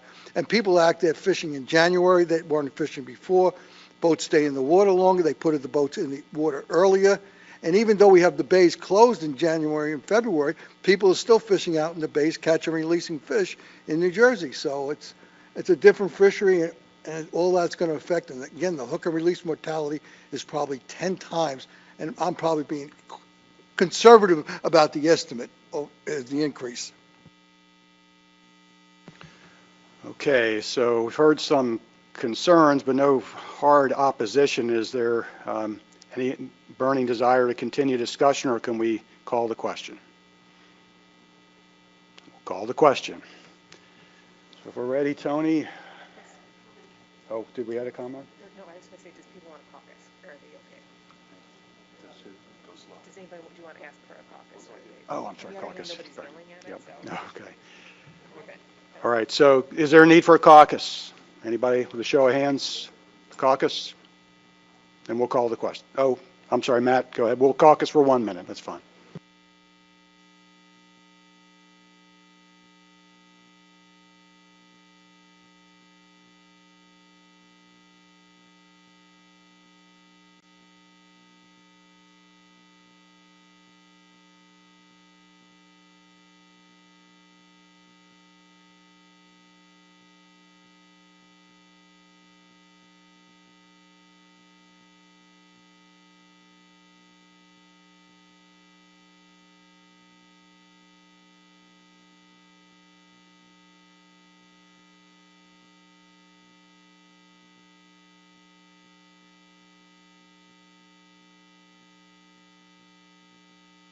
Okay, I think we're ready. So I'm going to try to see if we can get this passed by consent. Is there any opposition to this motion by show of hands? None online, Katie? Oh, wait a minute. Is that Josie? Yeah, New Jersey would have ended up as a null on this vote. Okay, so we'll then have to go. Okay, so we'll formally call the question. So all those in favor of the motion, raise your hands. New Hampshire, Maine, Delaware, Maryland, District of Columbia, Virginia, North Carolina, Pennsylvania, U.S. Fish and Wildlife Service, New York, Connecticut, Massachusetts, Rhode Island, Potomac River Fisheries Commission. All those opposed? Oh, no fisheries? And no fisheries, sorry. Yep. Any opposed? Null votes. New Jersey? Abstentions? None. Mr. Chair, I have 15 in favor, 0 opposed, and 1 null. All right, thank you, Emily. So this motion passes. So we are on to section 4.1, tier 3, recruitment triggers. And again, same process. I'd be looking for a motion to get up on the table. Dr. Armstrong.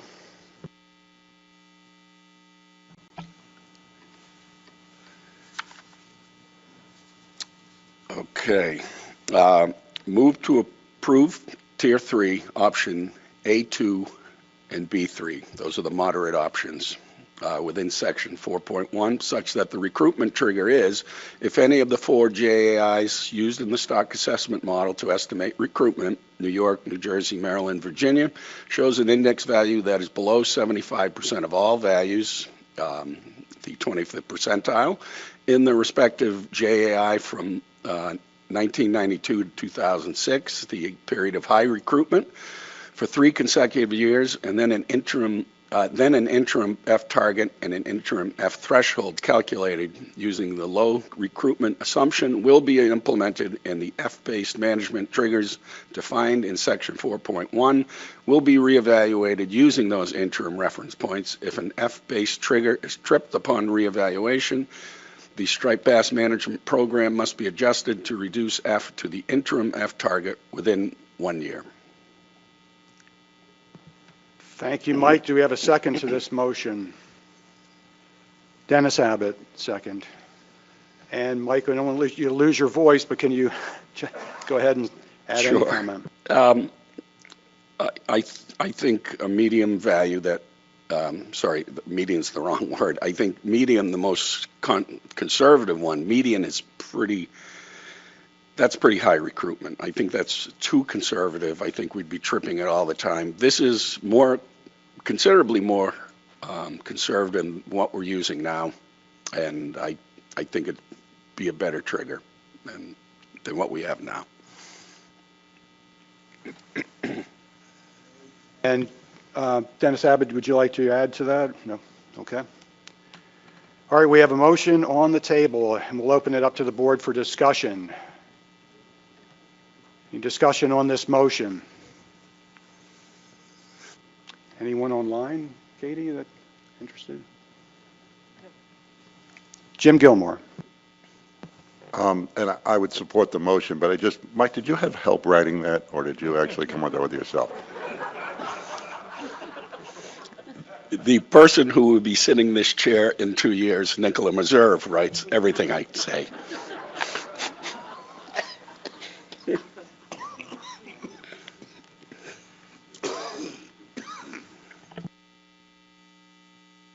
All right, thank you, Jim. Additional discussion on the motion. This is too easy. Okay, well, no, Mike Louisi, Maryland. Yeah, just real quickly, Mr. Chairman, so I'll definitely support the motion. I agree with Mike and the comments he made regarding a moderate approach here rather than taking a large leap. Let's consider that moderate sensitivity and conservative conservation response. So I just want to let everyone know I'll support the motion. All right, thank you, Mike. Last call for any other comments, discussion on this motion. All right, is there a need to caucus? Not? Yes? Okay, we'll go for a 2-minute caucus.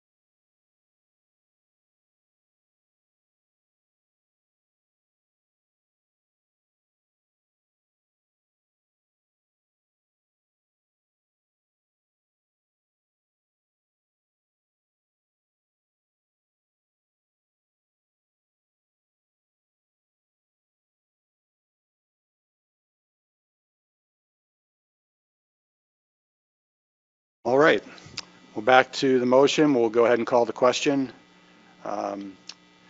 So all of those in favor, please raise your hands. Oh, we'll just go with it. We'll go with it. Maybe we'll get 16. Rhode Island, Mass, Connecticut, New York, New Jersey, Fish and Wildlife Service, Pennsylvania, North Carolina, Virginia, District of Columbia, Maryland, Delaware, Maine, New Hampshire, Potomac River Fisheries Commission, and NOAA Fisheries. Is everyone?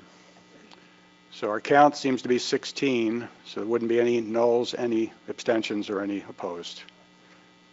That's what you have? Yes, Mr. Chair, I have 16 in favor. Thank you, Emily. The motion passes unanimously.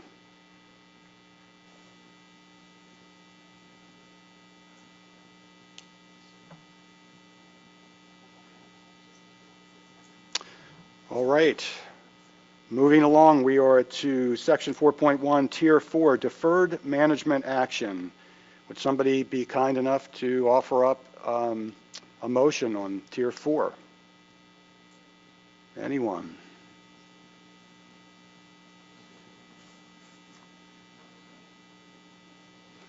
Surely we must have somebody that can get us started.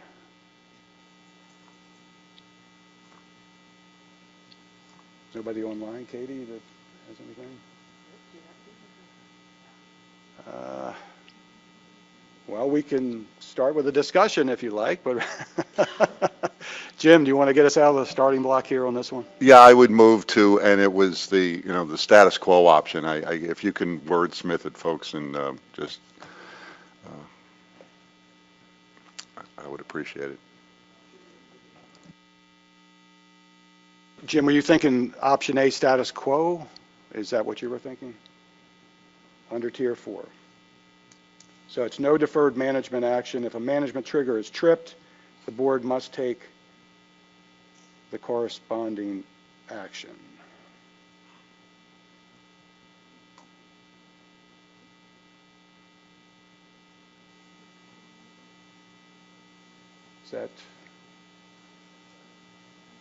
That's your intent, Jim? Yeah, next time I'll get Mike's ghostwriter to help me beforehand. So. Do we have a second to that motion? Cherie Patterson, New Hampshire, has a second. And Jim, you want to justify your motion? Sorry. Right. Sure. Again, it was primarily what we heard from the public hearings, and this was something that has worked. I mean, we have to. It is the best part of management I think we've done over the years for striped bass. So we want to keep. When we have issues, we need to address them. So the 1 year makes sense. Thank you. Thanks, Jim. Anything, Cherie? Thank you, Mr. Chair. Yes, I agree with Jim. I think we need to have responsibility for not deferring any management action in our future. We need to address it. Thank you. Thank you, Cherie. Any discussion on the motion? John. Thank you, Mr. Chair. Just a question. I mean, one of the options says if a trigger trips, defer action until the next assessment if the board has already initiated action in response to a different trigger. So I'm just curious under this, as we are in perpetual trigger trip on some of these things, what happens? You know, let's say we've tripped the target for fishing mortality, we've tripped the target for spawning stock biomass, and now recruitment's bad. What are we going to do?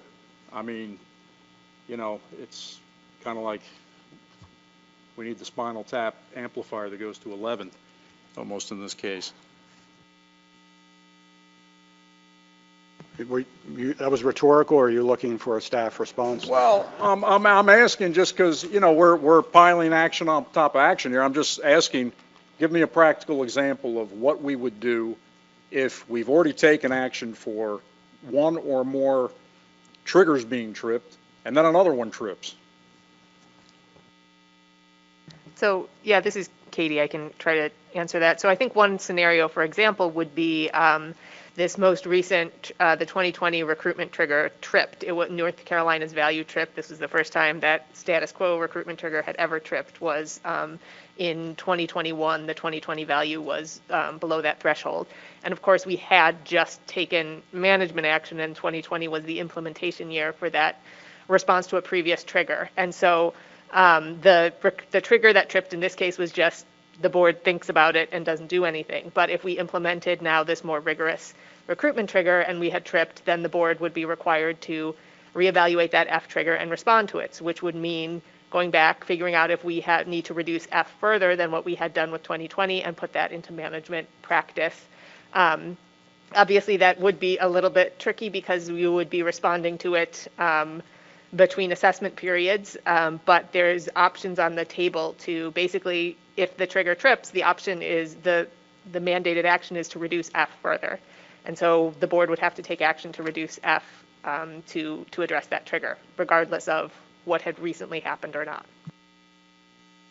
And this is Emily, just to add on to that, and John, you know, also to your question about, you know, you referred to that option F, which would defer management if the board had already initiated action on another trigger. So that, you know, could come into play if, you know, let's say we have this assessment this year and the board takes action after the assessment and, you know, is maybe still working on the management response next year, and the recruitment trigger trips next year while the board is still working on a management response.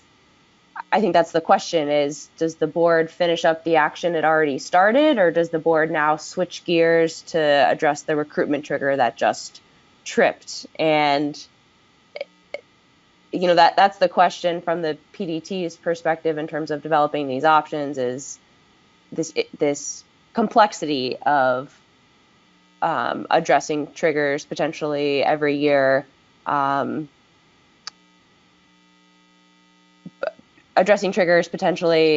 if you might already be working on another action. John? Right, I just wanted to follow up there, just, again, getting to the unrealistic expectations that would be had of what management could do here. I mean, we can't have negative fishing mortality. We get to zero, we close everything, and, that's the end of the game. I mean, are we seriously contemplating that right now we get 3 triggers in a row and we go to a closed fishery? I don't know. I mean, I'm just asking, again, semi-rhetorically here, just because it just seems like we're straitjacketing the management process here, where there's an option that would allow us to defer if we had already taken action to address other triggers. And Mr. Chair, I just wanted to jump in again. Sorry to interrupt, just to clarify. So that option F would defer action if the board had initiated action in another trigger. So if the board was in the process of working on an addendum, for example, in response to another trigger. Option B would allow the board to defer if management action had been taken less than 3 years ago. So they're 2 slightly different options.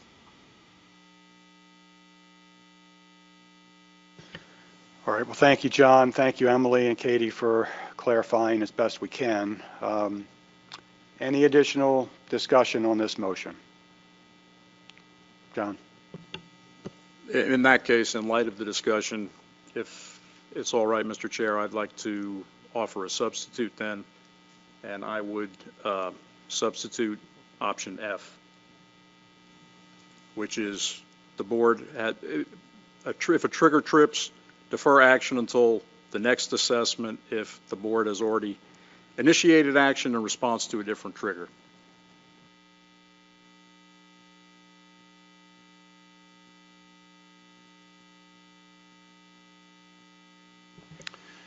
Okay, we have a motion to substitute option F. The board has already initiated action.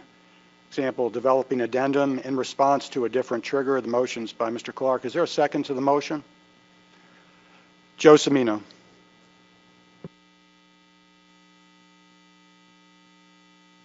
John, do you want to go ahead and expand on that? Yeah, I'm the designated crazy old man today, so I'll just keep going. And just, as I said, I think we're getting into some very unrealistic expectations here. And, I haven't seen a negative fishing mortality rate yet. So I think, if we're already taking an action, I think the public deserves to know that we're not going to take another action until we get an action into place, and then we can move on from there. Thanks. Joe, would you like to add to that? Yeah, I just worry. I mean, we have an incredible team that works on striped bass, from the TC, the Stock Assessment Subcommittee, and the PDTs that we've put together over the years. But I think we're playing with a management experience that's going to put them in a place where they're not going to know what to tell us, if we're going from one to the other. And it concerns me, so I think we at least need to have a discussion on this motion. All right, thank you, Joe. So we have a substitute motion now. Mike Luisi, go ahead. Yeah, thank you, Mr. Chairman. I'm going to support the substitute for some of the reasons why that were already mentioned, but given the considerable struggle that we find ourselves in when we have to make management changes on striped bass in Maryland, and the amount of time and effort that goes into it, I just don't want to find myself in a position to have to compound those changes each and every time. If we're already working on a particular change, let's get that in place, get that in play, evaluate it, and then make a follow-up decision at another time. So I'm going to support the motion. Thank you, Mike. Any other discussion on this motion? Mike Armstrong, and then Jason McNamee. Yeah, I can support this, but mainly because Mr. Gilmore's motion was way too short.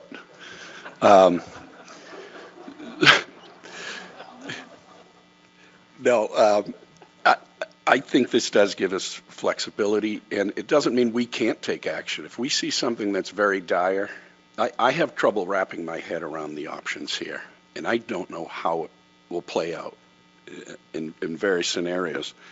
But the main thing is we can react. It doesn't prohibit us from doing that. It gives us a little buffer. So,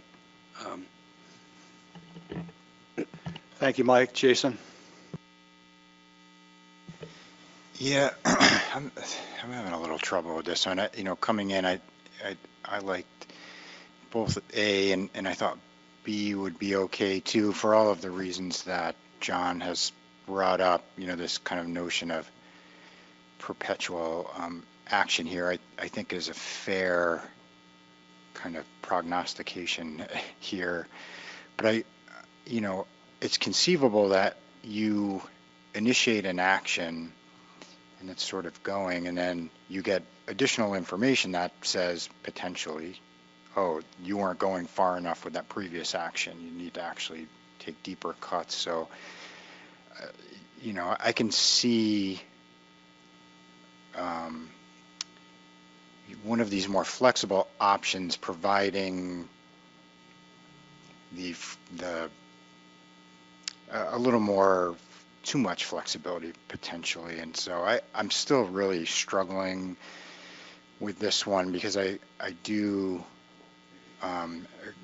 think it's fair to kind of think about this idea of, man, we're in an action, like, we just keep going and snowballing here. I'm also fearful of that, but it's my hope. We don't know that that's going to happen, first and foremost, and I think if that starts to occur, then I think this is an adaptive process. We can sort of adjust. And so just based on a lot of the public comment, I think there was a lot of people that were looking for quicker, more refined action for striped bass because it's so important to people. And so I think the original motion kind of, gets at that. So I just wanted to offer my interim thoughts at this point. So thank you, Mr. Chair. All right, thank you, Jason. We'll go to Megan and then back to Jim Gilmore and then Cherie. Thank you, Mr. Chair. I actually have a question, I think, for Emily about this one. So I'm trying to think about it. I think based on what we just took with action in terms of the management triggers, the only trigger that trips in off assessment years is the recruitment trigger. So I'm thinking this is the only trigger that could fall under option F, because it's the only one where you would be taking action outside of an assessment that is then prompting you to take action. And I'm wondering if that is correct, if I'm thinking about this correctly, Emily. Yes, that is correct. So the PDT developed this option specifically to address the fact that if the board, has a required response to the recruitment trigger, that required response could happen in between stock assessments. And, due to the fact that developing an addendum, for example, takes several months, there could be the scenario where, let's say the recruitment trigger trips and the board starts an action in response to that recruitment trigger, and they're in the process of developing an addendum. But during the process of developing that addendum, we get a new stock assessment that trips the F trigger. In this case, because the board is in the process of developing an addendum to the recruitment trigger that tripped, the board could defer action on the assessment F trigger because the board has already started developing that addendum for the recruitment trigger. Or it could be the reverse, in that we get an assessment, trips an F trigger, the board starts an addendum to address that F trigger. While the board is still developing the addendum for that F trigger, the recruitment trigger suddenly trips the next year. In that case, you could defer on the recruitment trigger because you were already working on that addendum for the F trigger. So yes, to be clear, this option addresses that, potential for the board to be working on developing an action, so in that development process, while another trigger trips. This option F does not apply to the situation where you implemented a measure in January 1st, and then, the recruitment trigger trips since 6 months later. This option does not apply there because the board wasn't in the process of responding. The board had already responded, so the board would still have to respond to that next recruitment trigger. Does that make sense? Yeah, that does. And if I could have a follow-up. So let's take the first example where we are responding to the recruitment trigger outside of an assessment, and then we have to respond to the F target or threshold trigger during an assessment. Based on what we just passed for the recruitment trigger, that would be looking at, an intermediate F, I think is what we called it, with the low recruitment assumption based on the F targets we already have. So if the F targets were then tripped in a trigger, I think we're maybe already reacting to that with a low recruitment assumption. Is that correct? Yeah, so I'm going to turn to Katie and see if maybe she can jump in. Sure. So, I think it kind of matters what order things happen in. So, let's say the recruitment trigger, tripped in 2021, and under the new scenario, we would look at the F target, and we would say, obviously, there's, we look back at that last assessment, and we would say, whoops, we were below the F target with the standard recruitment assumption, but now we are above the new interim F target based on the lower recruitment. We need to react and bring that F down to that new interim target, which is lower and more conservative. We would need to take action. Then we do the assessment or start that process rolling, and then we would do because we usually evaluate that during the summer, the assessment comes in, and in this case, we would probably still say, here's the newest information on F, and based on the recruitment trigger, we would probably use that new low recruitment in the assessment, et cetera. And so maybe, you're already like, well, we just have a better grasp now of where F is relative to that F target. Maybe it doesn't matter. But I think the flip side is probably where you get yourself into a little more trouble, where we do the assessment and it says we are at or below the target in the terminal year using the standard recruitment assumption, or it says we're above that standard F target, so we need to take a 10% reduction. You start the management ball rolling. The recruitment trigger comes in, and it says, actually, we've tripped the recruitment trigger. We need to lower F even further. We have a new lower target. Now you need a 12% reduction. And so in that situation, according to option F, we would say, if we went with option F, we could say, look, we've already kicked off this addendum, reducing harvest by 10% to get us back to our standard F target. We're going to wait and see how that plays out before we respond to the recruitment trigger. If that happened the year after, we would still have to respond to that recruitment trigger.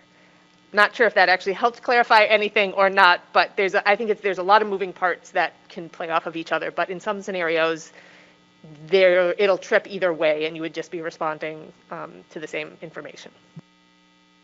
Thank you much. I appreciate the indulgence on those questions. All right, thank you, Megan. I think we have Jim and then Cherie. Thanks, Chairman. So just option F was my second choice, but why I liked option A better was because I still thought, John, you said it a few times this morning, you're not an attorney, I'm not an attorney, but I've dealt with enough of them that my first figure, well, if a second thing triggered according to what you thought, well, the argument as a technicality, we did start, an action. And again, that's not being completely facetious that I wasn't trying to get around it or a loophole, but I think that gives us more latitude because we could still do additional measures under that option A, but now we're saying with the option F, it's like, well, we're not going to do anything until we get through those first triggers. So again, I'm not opposed to option F because it was my second choice, but I did think that option A not only was in response to what the public said, but also gave us latitude that we could do multiple things under if we hit one of the triggers or multiple triggers. Thank you. Thank you, Jim. Cherie, and then John Clark. Thank you, Mr. Chair. I was with Jay there for a while, going back and forth with this. The thing I would never want to see is, and this is putting simplistically, is if we're dealing with a issue with the spawning stock biomass, and then all of a sudden recruitment gets triggered, and now we might be contracting, or fisheries, or an F trigger. We might be now contracting the population from both ends while we're waiting to deal with one or the other. And I think we're just not able to respond quick enough under those sort of dire circumstances. I'm not saying we're going to get there, but I agree with Jim that option A still allows us to think through it and react quickly if need be. Thank you. Thank you, Cherie. Trying to think who we had on deck there. John, I'm sorry. John Clark. Yeah, thank you, Mr. Chair. I just wanted to point out that option A doesn't say we may take action. It says we must take action. So I'm going lawyer on you again, Jim. When something says you must take action, that means if a second one tripped, we would have to take a second action. Whereas option F gives us more flexibility. That's my interpretation. Thank you, John. And we have Bill Hyatt. Thank you. I think my question may have just been answered. I just needed a little bit of clarification on option F. Just want to make sure that option F doesn't require that you defer action until the next assessment. It gives you the latitude to, if you choose. Are we certain that I'm thinking of that correctly? Thanks, Bill, for that question. That is correct. These deferred management options give the board the ability to defer action, but the board does not have to. Thank you. All right, thank you, Bill. Tom Fody. I just think of what we're going through with black sea bass and scub right now, and because we're dealing with the Mid-Atlantic Council that has no flexibility and cannot do anything, we're just screwing the recreational anglers again this year. So I don't want to be put in the position where we needlessly do something just because the triggers say this. And that's why I'm supporting F, because it gives us more flexibility. Thank you, Tom. Well, you can tell there's a bit of trepidation, I guess, between these two. And I want to make sure we have adequate discussion. So I'll keep this open and make sure everybody's had their opportunity to say their piece. Is there any more discussion? So we're on the substitution. John McMurray. Yeah, thank you, Mr. Chair. And it just struck me, that last comment, ability to defer, but the board does not have to. And my gut is telling me that approving any option that would allow the management board to do nothing when the management triggers are tripped probably isn't a great idea, given public perception and the board's history. I'm not really understanding how the original motion would constrain us into simply I don't understand how having more flexibility here is a good idea, and I'll just leave it at that. All right, thank you, John. All right, we'll take one more comment, and then we'll go ahead and call the question. So we have David Borden on the webinar. Yeah, thank you, Mr. Chairman. I still support option A.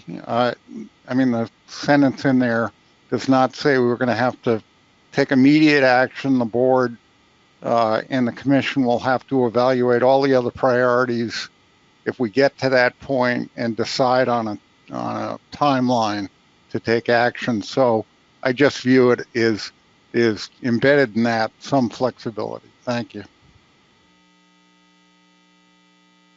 Mr. Chair, if I could just, David, just to clarify, for option A, no deferred management action.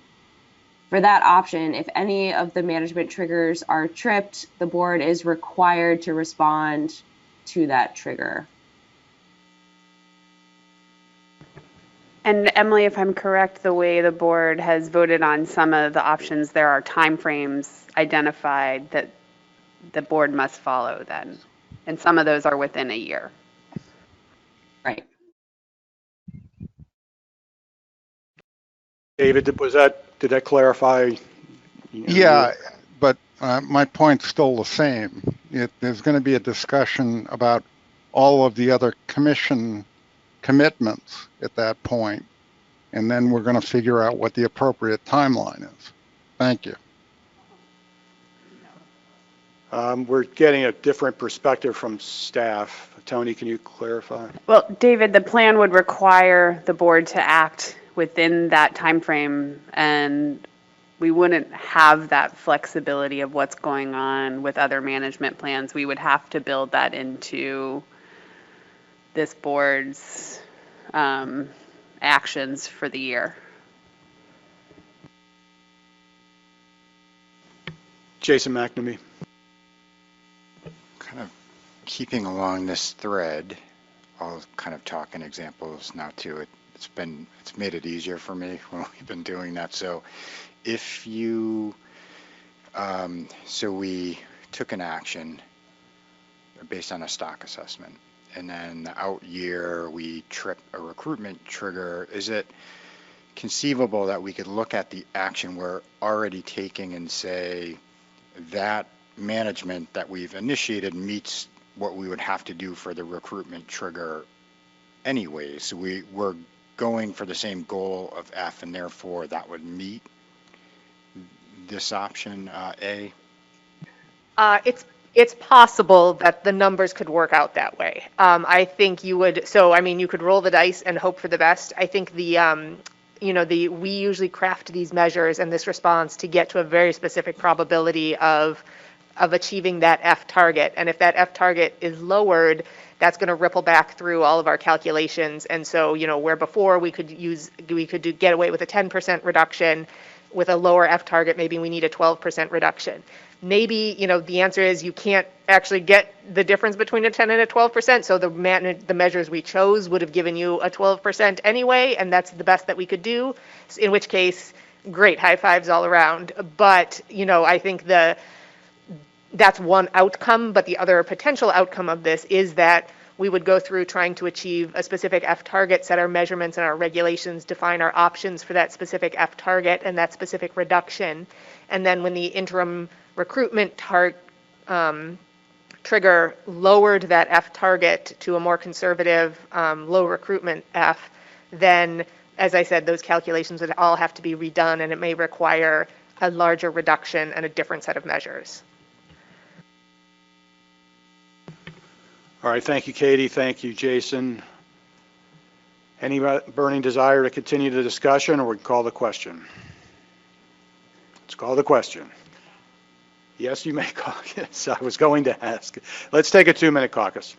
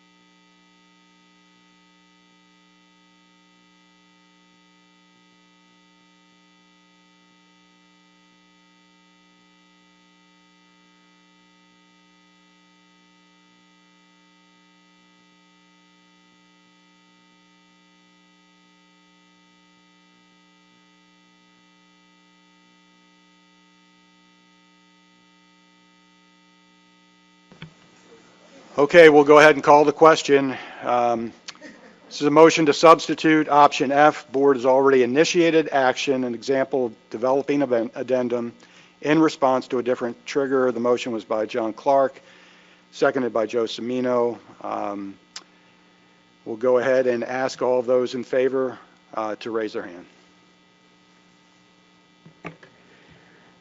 Massachusetts, Connecticut, New Jersey, Pennsylvania, Virginia, District of Columbia, Maryland, Delaware, Potomac River Fisheries Commission. All of those opposed to this motion.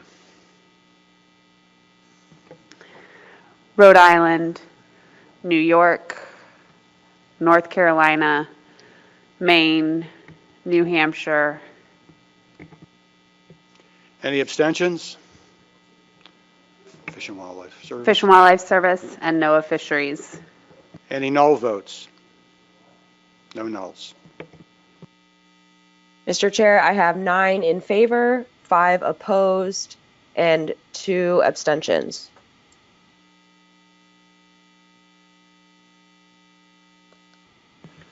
Okay, moves to substitute carries and becomes the main motion.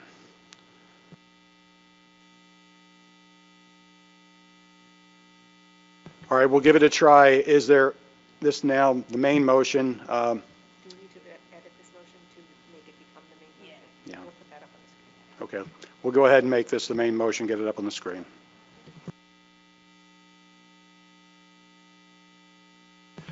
Okay, we'll try this the easy way. Is there any opposition to this motion? So can you just, I just want to make sure that it's okay if we clarify that deferred management is permitted if. So is that clearer, or should we just leave it the way it was?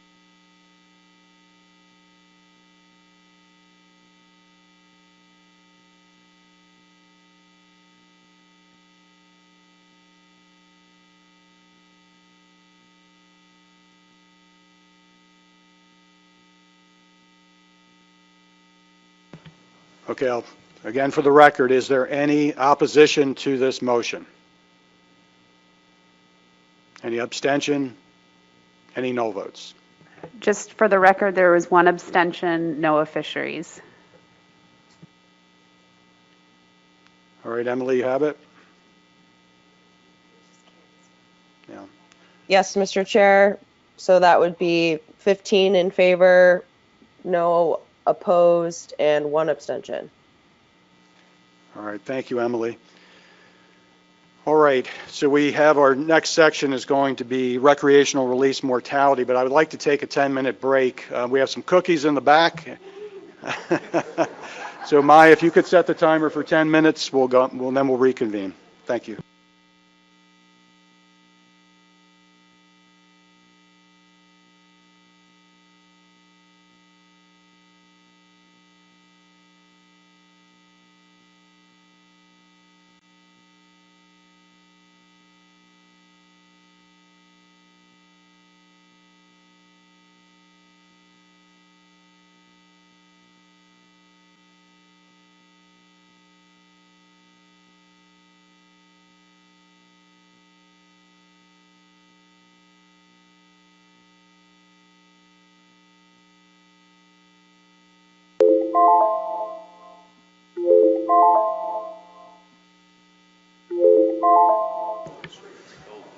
All right, folks, we're ready to resume the Striped Bass Management Board. If you could have a seat.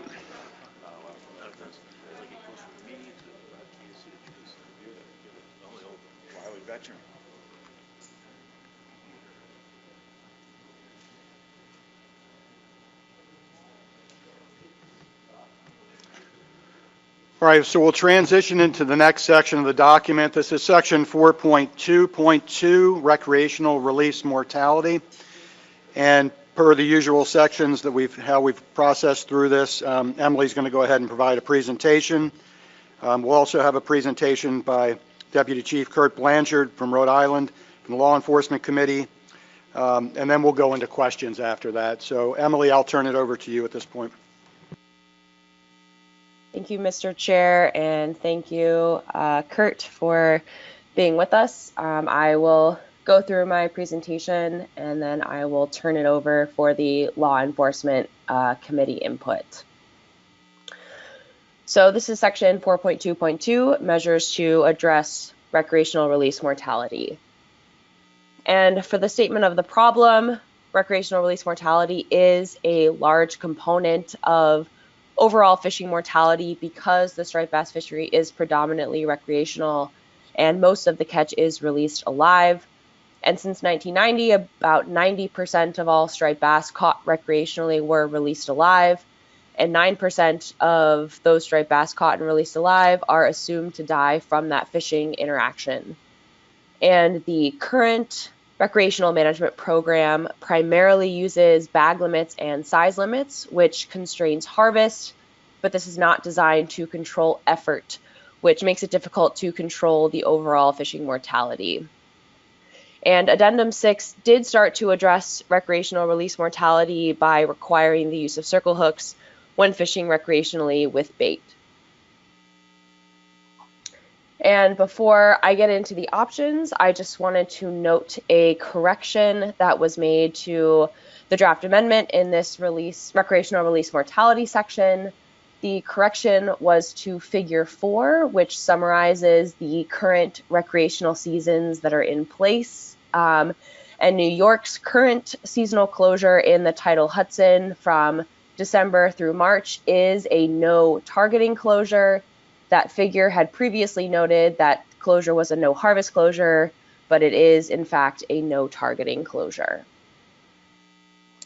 So moving into the options in Draft Amendment 7, these options consider ways to reduce recreational release mortality via effort controls to reduce the number of trips interacting with striped bass, additional gear restrictions to help increase the chance of survival after a striped bass is released, and options for outreach and education. So option A is the status quo, which is only having that circle hook requirement in place. In addition to that current requirement, the board could consider adding seasonal closures under option B, adding gear restrictions under option C, and or adding outreach and education under option D. So the status quo is option A, again, where we have this circle hook requirement as the only requirement in place to specifically address recreational release mortality. So this requires the use of circle hooks when fishing recreationally for striped bass with bait. And there is an exemption for artificial lures with bait attached. And currently it is recommended that striped bass caught incidentally on any unapproved method of take must be returned to the water immediately without unnecessary injury. And as far as public comments, just to start off, there were 4 organizations that indicated they only support option A. So they indicated they would not support any of the additional measures or options to address recreational release mortality due to the inability to quantify the benefit of those measures. But otherwise, all the other public comments that commented on this section noted support for one or more additional measures. So we'll start with the next slide, which starts with option B, which is the seasonal closure options. So option B1 would be state-specific closures during which all recreational targeting of striped bass would be prohibited for a minimum 2-week period in each state. And determining when these closures would occur is based on MRIP data on striped bass directed trips. And the intent is to have a closure during a time when the fishery is active, either during a wave with at least 15% of striped bass directed trips, which is B1A, or during a wave with at least 25% of striped bass directed trips, which is B1B.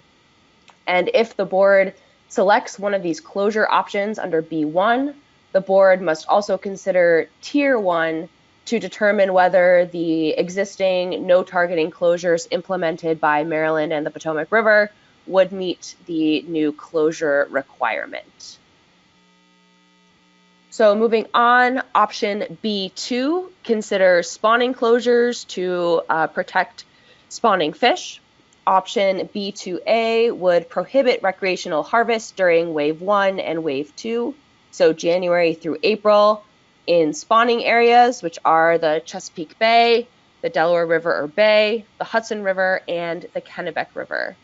And the states that border those spawning areas will determine the boundaries of those closures. Option B2B would prohibit all recreational targeting for at least 2 weeks during Wave 2 or Wave 3 on the spawning grounds, which may not necessarily be the entire spawning area. Again, as determined by the states to determine when that closure would occur based on peak spawning. And again, states will determine the boundaries of those spawning ground closures. And just a couple notes for these spawning closure options. Existing closures would be applied toward meeting these requirements, and any new or existing spawning closure boundaries would be reviewed by the technical committee and included in state implementation plans. So for the public comments on these closure options, of these proposed seasonal closure options, the spawning area closures prohibiting harvest for January through April, which is B2A, was the most supported closure option. Some commenters noted that spawning closures should include closures in staging areas to protect pre-spawn fish. And then of the closure options, option B1, the statewide seasonal closures prohibiting targeting for 2 weeks, was the least supported option.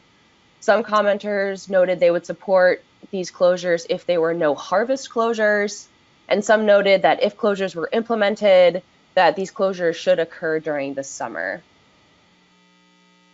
So in addition to some comments in support of these seasonal closures, there were also comments that noted specific opposition to seasonal closures, including over 100 comments at the public hearings that indicated no support for any seasonal closure option. And comments we heard at the hearings and in some of the written comments that noted opposition to some or all of the closure options noted particular opposition to no targeting closures due to enforcement concerns, also noted concern about the negative economic impacts of closure, and also concern about the inability to quantify the reduction achieved from implementing closures.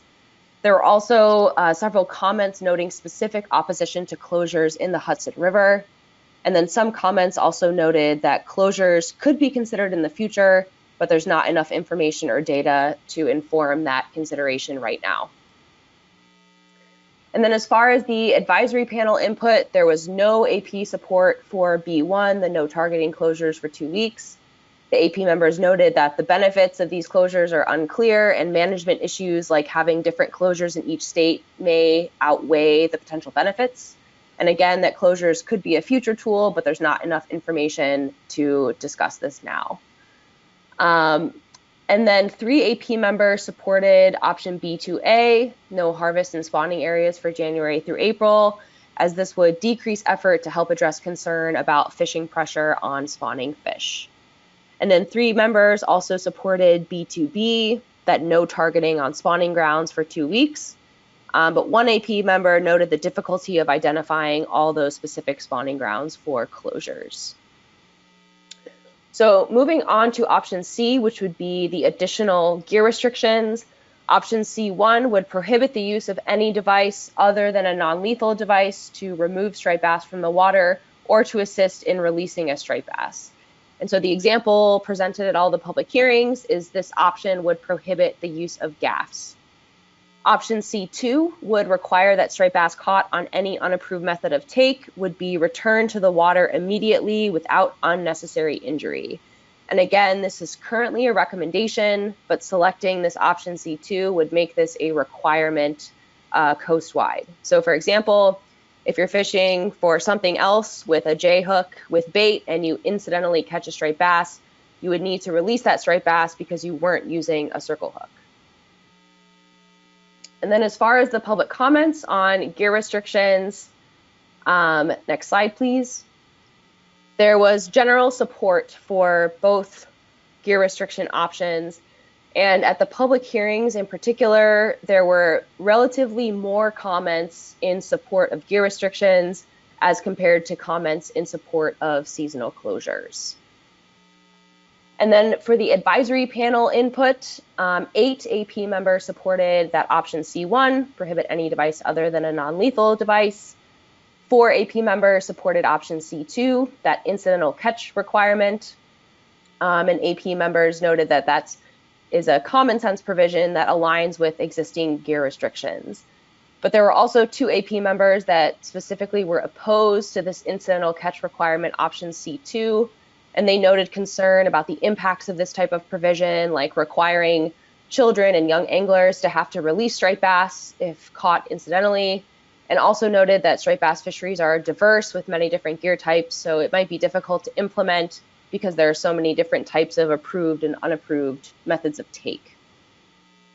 And then option D, to wrap up, is the outreach and education options to promote best handling and release practices. D1 would require outreach and education, which would be included in annual state compliance reports. And D2 would recommend outreach and education, which many states are already doing. And then as far as the public comments, there was general support for outreach and education, with most comments supporting D1, the required outreach. And again, noting that outreach and education is one of the most important strategies that should be prioritized. And then as far as the advisory panel recommendation, there was a unanimous recommendation that the board reconsider requiring outreach and education at a later date after the board can more clearly define what the required elements of state outreach will be. And the AP recognized that outreach and education is critically important and supports those efforts, but the draft amendment doesn't provide enough information on what exactly those requirements would be. And the AP recommends the board reconsider this at a later time after the board has identified those required elements. And then finally, there were some other comments, both at the hearings and the written comments related to recreational release mortality. Some comments noted concern about MRIP data and high uncertainty, and concern about the 9% release mortality estimate. Some recommended new recreational release mortality studies to include state or region-specific and sector-specific release mortality estimates. Some AP members supported that recommendation. And additionally, there were some comments supporting other types of gear restrictions, including requiring barbless hooks and banning treble hooks. So with that, I will turn it over to Deputy Chief Kurt Blanchard to give the Law Enforcement Committee report. Thank you, Emily. Mr. Chair, Law Enforcement Committee met via webinar on April 18th, 2022 to provide input on the Striped Bass Draft Amendment 7 options addressing recreational release mortality. The LEC's input and recommendations are summarized below for each of the proposed options. These options are being considered for implementation in addition to the status quo circle hook requirements. Option B, effort controls, seasonal closures. The Law Enforcement Committee emphasized previously discussed concerns that no targeting closures would be unenforceable, particularly considering striped bass often overlap with other recreationally targeted species, for example, bluefish, and enforcement cannot prove targeting intent. On the other hand, no harvest closures would be enforceable. For spawning closures, the LEC noted the closure areas should be clearly defined for implementation, determine specific boundaries and/or rivers for the closures. Option C, additional gear restrictions. For option C1, which proposes prohibiting any device other than a non-lethal device to remove a striped bass from the water or to assist in releasing a striped bass, the LEC is concerned that the provided definition of a non-lethal device is too broad. With such a broad definition, implementing this option as written would be difficult to enforce and could be confusing to anglers who use methods like spearfishing to target striped bass. Some states permit this activity. To improve enforceability, the LEC recommends being more specific, either by identifying which lethal devices are prohibited or by identifying which non-lethal devices are permitted for use. If the board's intent with this option is to prohibit gaffing specifically, the LEC recommends using the following language instead of the non-lethal device language. It shall be unlawful for any person to gaff or attempt to gaff any striped bass at any time when fishing recreationally.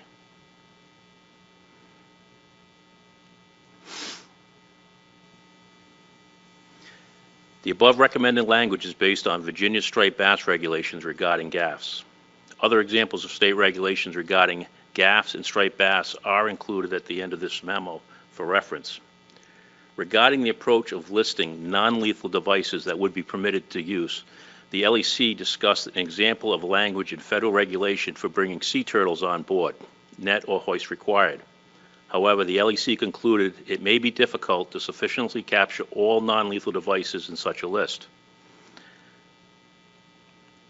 The LEC supports option C2, which would require striped bass caught on any unapproved method of take to be returned to the water immediately without unnecessary injury. The LEC noted that making this requirement for incidentally caught striped bass aligns with and strengthens gear restrictions. Option D, outreach and education. The LEC supports outreach and education efforts to help increase compliance with these regulations. However, the LEC noted the outreach options in Draft Amendment 7 do not provide specific details on how or what type of outreach would be conducted. Related to circle hooks, at a previous meeting in December 2021, the LEC recommended conducting outreach to manufacturers to address questions about what qualifies as a circle hook. We also recognize, I'm ad-libbing here a little bit, that a lot of states and jurisdictions have implemented education programs that are pretty effective and well received. Shared water bodies or neighboring states. The LEC highlighted the importance of consistent regulations in shared water bodies among neighboring states. Different regulations between two neighboring states present special enforcement challenges and are often confusing to the angler. The following are some examples of the existing state regulations regarding striped bass and the use of gaffs. Maine. It is unlawful to use a gaff to land any striped bass. New Hampshire. The taking of striped bass by gaffing shall be prohibited. Connecticut. Striped bass may only be taken by angling. Spearfishing is prohibited, and the use of a gaff in the taking of striped bass is prohibited. Virginia. It shall be unlawful for any person to gaff or attempt to gaff any striped bass at any time. Mr. Chair, these are the LEC comments for this proposal. I'm here for questions if anybody has any. Thank you. Thank you very much, Kurt, for your presentation. Thank you, Emily. I'll open it up to the board. And if it suits the board, because there's an interlinkage here, it might be good to have Emily and Kurt handle this section in tandem. So I'll open it up to questions now. And we'll start with Senator Miramont. Thank you, Mr. Chair. Was there any way to judge whether the people who thought that the mortality number for catch and release was too low or too high, since there was a lot of objections to it and wanted it redefined? Thanks, Senator, for that question. I think most comments were that the estimate is too high, and that, you know, when they're on the water, they're not seeing that the release mortality would be that high as the 9% estimate.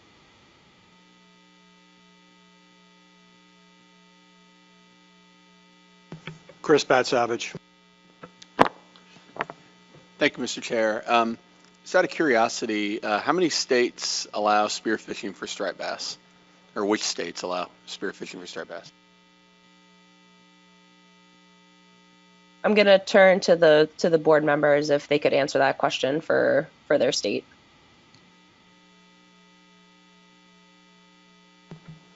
Eric, could you answer that? So Rhode Island. Tom, were you responding for New Jersey? Okay. And Delaware as well, and Virginia. Yeah. We don't specifically disallow it, so it's allowed. Okay. Does that answer the question, Chris? Okay. Additional questions for Emily and Kurt? John? Yes, I have a question for Mr. Blanchard. Kurt, what was the reason you said you didn't want to list non-lethal methods of taking striped bass out of the water? How many different methods do you guys see? I mean, I'm thinking of course, dip nets or nets to take the fish on, but are there other things out there these days that people are using? The discussion around what would be lethal, non-lethal, and listing of that was generated basically of what other techniques are out there and available to folks. And if we got into a situation of there's a new device out there, and how does that fit in? Does that meet the regulation, not meet the regulation? So we're going back and forth on the lethal, non-lethal, and trying to list those. Similar, as in probably where your mind is right now on it, is there's not a lot out there, but what could come new down the road. So that really kind of generated right back around with the discussion, and it was pretty candidly stated. It appears that we want to prohibit gaffing. This is what it appears that the industry wants, and so why don't we just say that? Tom Foti, and then John McMurray. When I look at area closures and the time of year closures, and I always look at they say, well, the most trips are this period of time, so maybe that's the way we look at it. But shouldn't we look at it on when the most mortality takes place? And I wonder if the TC actually looked at it. Because, you think about it, if we're fishing in the spawning time, the water temperature is 48 degrees, 50 degrees, it's cold. You're not putting a lot of stress on it. The fish gets out, the air temperature's about 40 degrees or 50 degrees. And so we've all been out fishing, we know it's cold that period of time. And so the hook and release mortality might, since this is an average, might be 3%. Now we take that same hook and release mortality, we look at it according to Maryland studies, it's basically, was it 30 or 40% depending on the water temperature and the thing. And so we're actually doing 10 times the hook and release mortality at different periods of time. And shouldn't that, if we're looking to reduce the hook and release mortality, should we be looking at when it basically would allow more of the fish to be released alive? And not on what time of the year, whether it's a spawning season or not, but when the water is warm, when the things are, now if you're going to talk about this, now I'm not saying we should be doing it, but if you're going to do this, you got to look at the right time to do this. And when you're doing 2% hook and release mortality, that's not the time to do a closure. When you're doing 40% hook and release mortality, and those fish are going, and especially usually that time of year, using heavier gear. When you go into the summertime, people are out there freshwater, everything, looking at light tackle, and then it's more of a stressful. So if you're looking at how do we basically do that, shouldn't we be looking at that? That's a question I'm asking for Katie. Thanks. Katie, I can jump in real quick first and just note that the PDT did develop an option when the board first reviewed draft amendment 7 that would have required a closure during wave 4 because of those high water temperatures. But the board removed that option in favor of keeping the options in that would provide a little bit more flexibility as to when those state closures would occur. Yeah, and just to follow up from the technical committee side, I think we have in the past tried to sort of figure out what mortality would be based on when and where these fish are caught, but we've sort of struggled with getting detailed enough information on, we get this at the wave level and at sort of the general inland offshore area, and so we found that we had a hard time sort of figuring out where those breaks would occur in terms of higher mortality, lower mortality, et cetera. But that's definitely something I think we're interested in pursuing in the future. But as Emily said, that was an option that was on the table for exactly the reasons that you laid out. All right, thanks, Tom and Katie. John McMurray. Thank you, Mr. Chair. I have a question for Mr. Blanchard regarding the no target closures. So, Kurt, on the water, is there any way to determine what it actually is people are targeting? I mean, I understand, intuitively, when somebody's in Raritan Bay in April, they're targeting striped bass. But if they say they're targeting bluefish, I don't think, I think it won't hold up in court that they were targeting striped bass if there's no fish on board. So maybe you could clarify that for me. So the targeting versus harvest concept is, and we've been on record with this even with circle hooks as far as targeting, that it's just next to impossible. When you get these types of enforcement actions and you bring them back home and you bring them to state courts or even administrative hearings and things like that, the proof is on us to present and say, we got to prove beyond a reasonable doubt that these folks were targeting striped bass.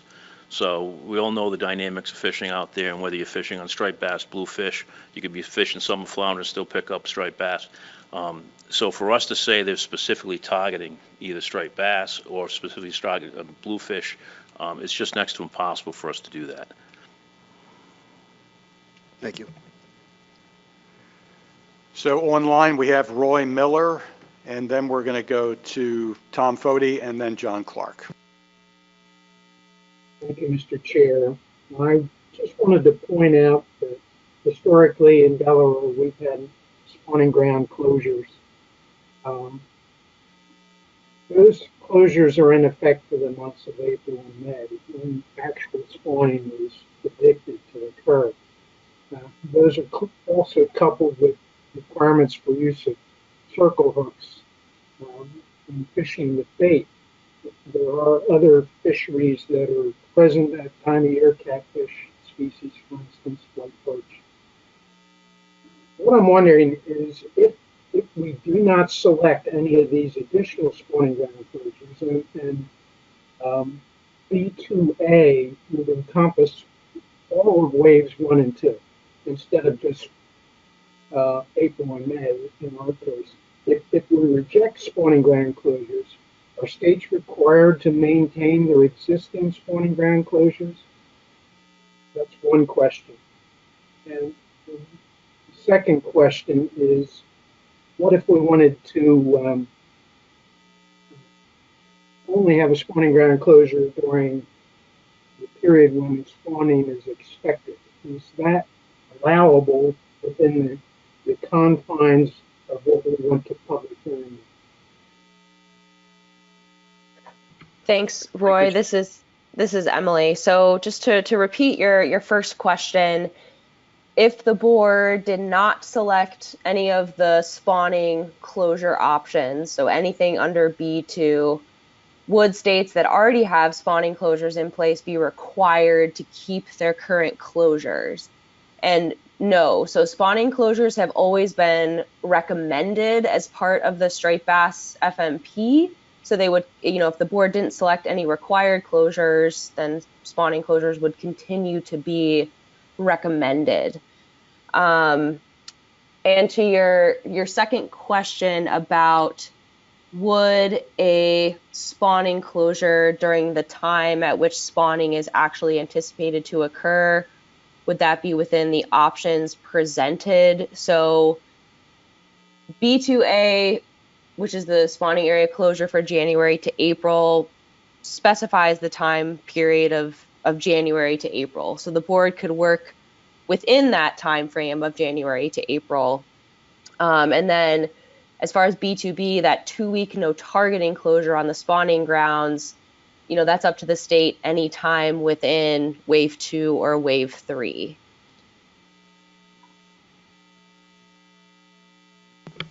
Roy, did that answer your question? Mostly. I guess that if, for instance, if B2B was, well, I assume we would adopt either B2A or B2B, so it doesn't encompass, neither option encompasses our existing spawning ground closure. So we would have to make a change, and that change might be too restrictive or not restrictive enough. Thank you. Thank you, Roy. So we'll go to Tom Foti and then John Clark. I noticed when New York clarified that it was a non-targeting closure up in the Hudson River. I think Maryland used to have a non. How did you enforce both of them so we get an idea what you did to enforce those? Yeah, thanks, Mr. Chairman.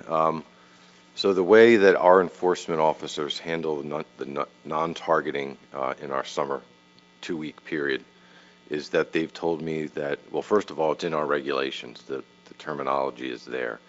But they need to see a fisherman catching striped bass during that period of time, and if he or she continues to catch striped bass, they can consider that to be the targeting of them. So if you're under the Bay Bridge and you're fishing for something else and you start catching stripers one after another and you don't move or change location or method of fishing, but they have to visually watch it and see it.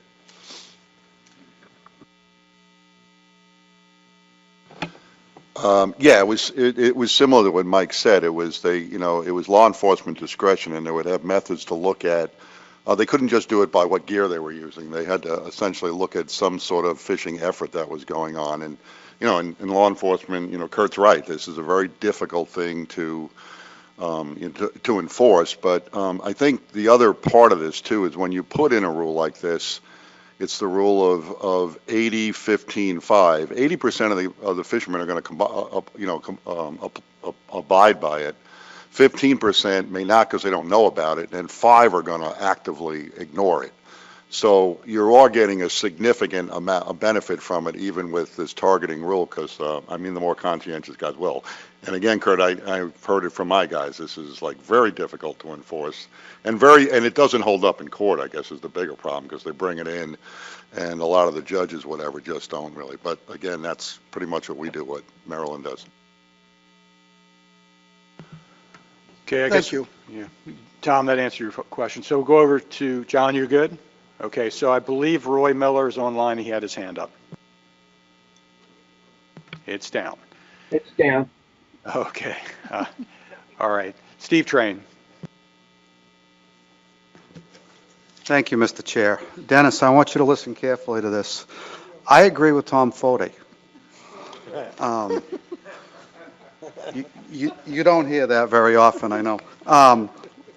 We are looking at closures, and we eliminated what I think is the most effective time period. I mean, Tom, you spoke very well earlier when you said the problem with mortality here is numbers of people. And the numbers of people fish harder when the weather's good, and when the weather's good, the water's warmer, and the mortality levels increase on the release. And of all the species we manage, you'd think my mailbox would fill up on lobsters or menhaden. It fills up on this because people want this fishery saved. Now, they don't want to actually be the ones that have to do something to save it.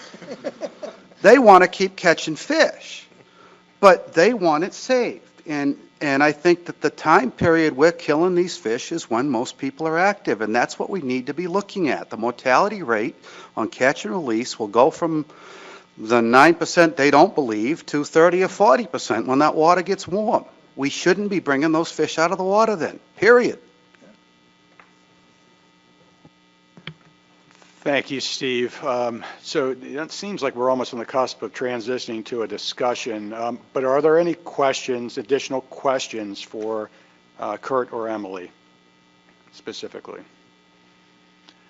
Okay, so working off what has been successful so far, which is to get something on the floor in a motion to put forward discussion rather than debate an array of different options here.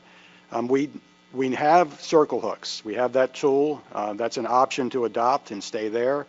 But I guess the question I would have as chair to this board is, if there's advocacy for any of these other options or sub-options, is anybody willing to put those up as a motion to kind of help this conversation along so we can do it effectively?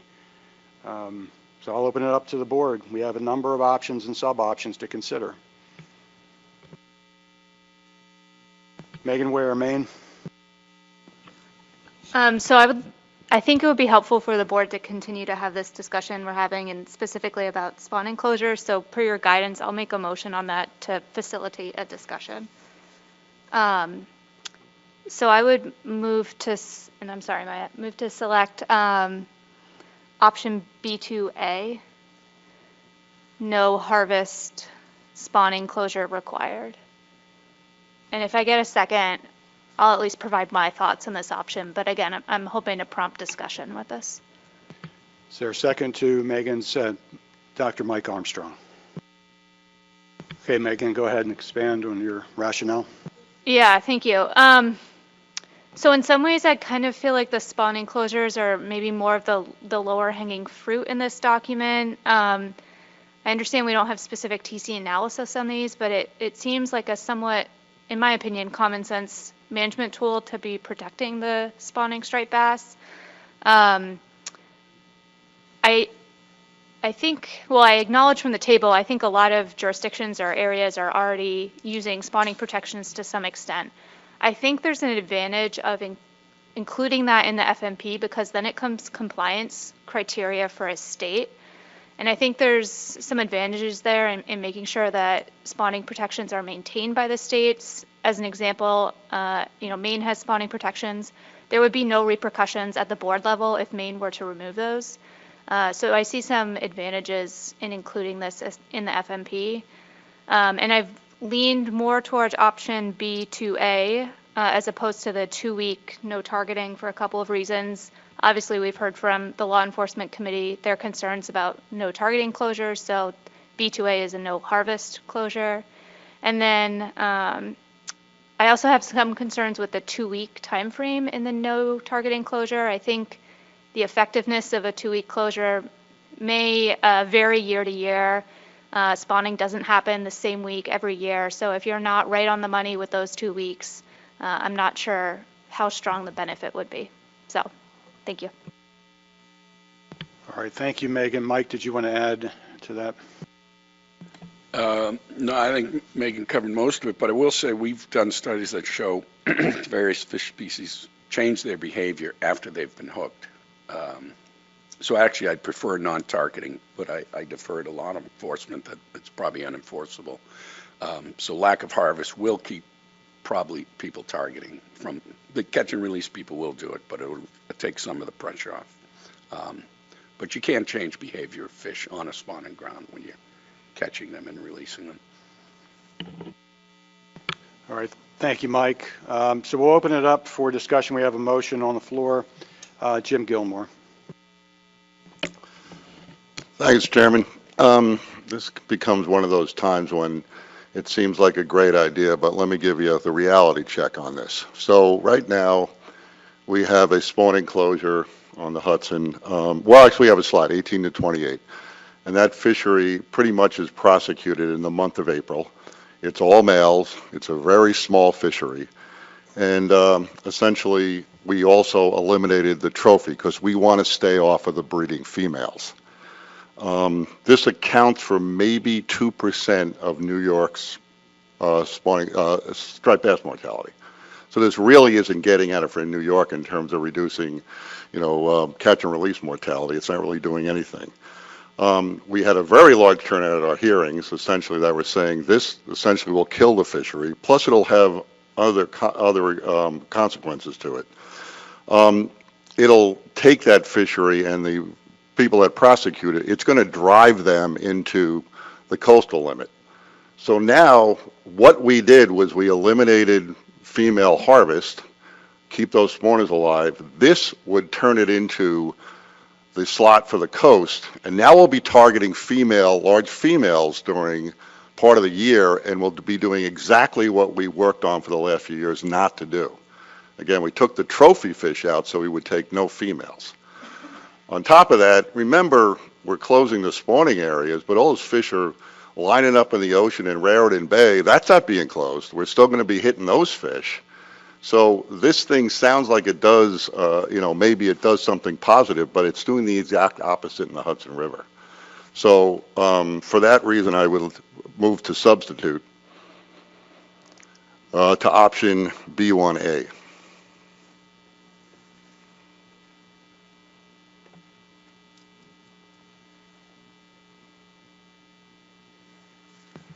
All right, we have a motion to substitute option B1A by Mr. Gilmore. Is there a second to that motion?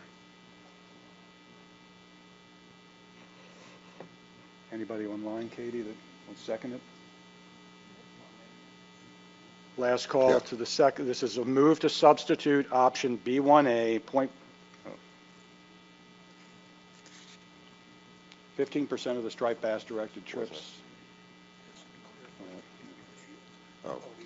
Yeah, right. Okay, is that option right?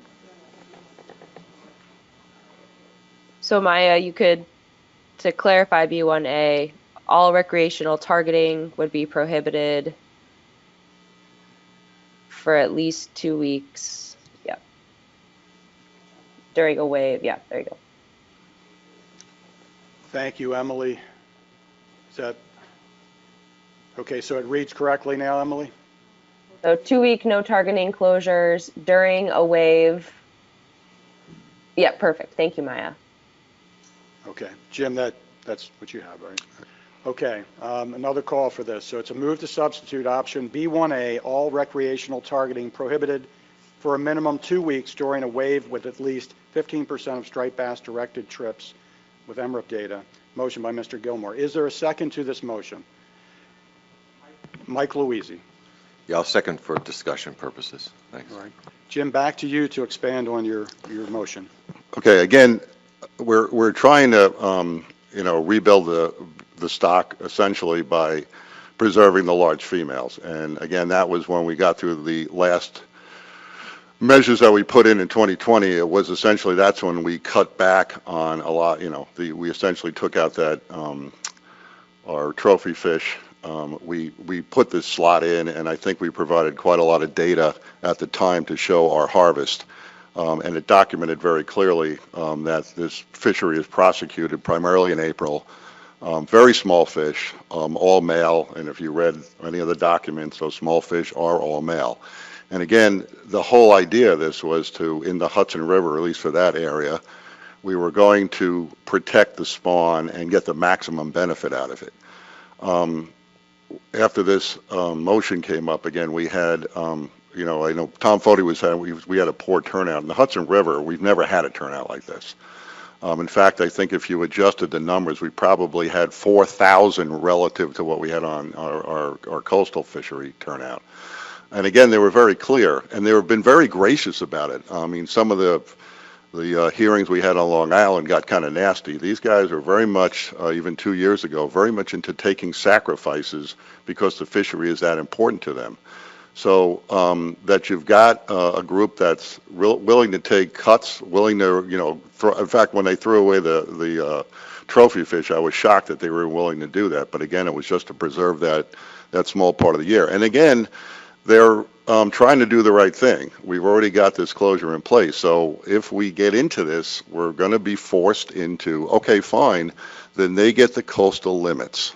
So starting on May 1st, they're going to start fishing. Starting on, May 1st, they're going to be fishing on the slot limit, 28 to 35, which are now larger females that are going up to spawn, and we're taking the spawning population out of the Hudson River.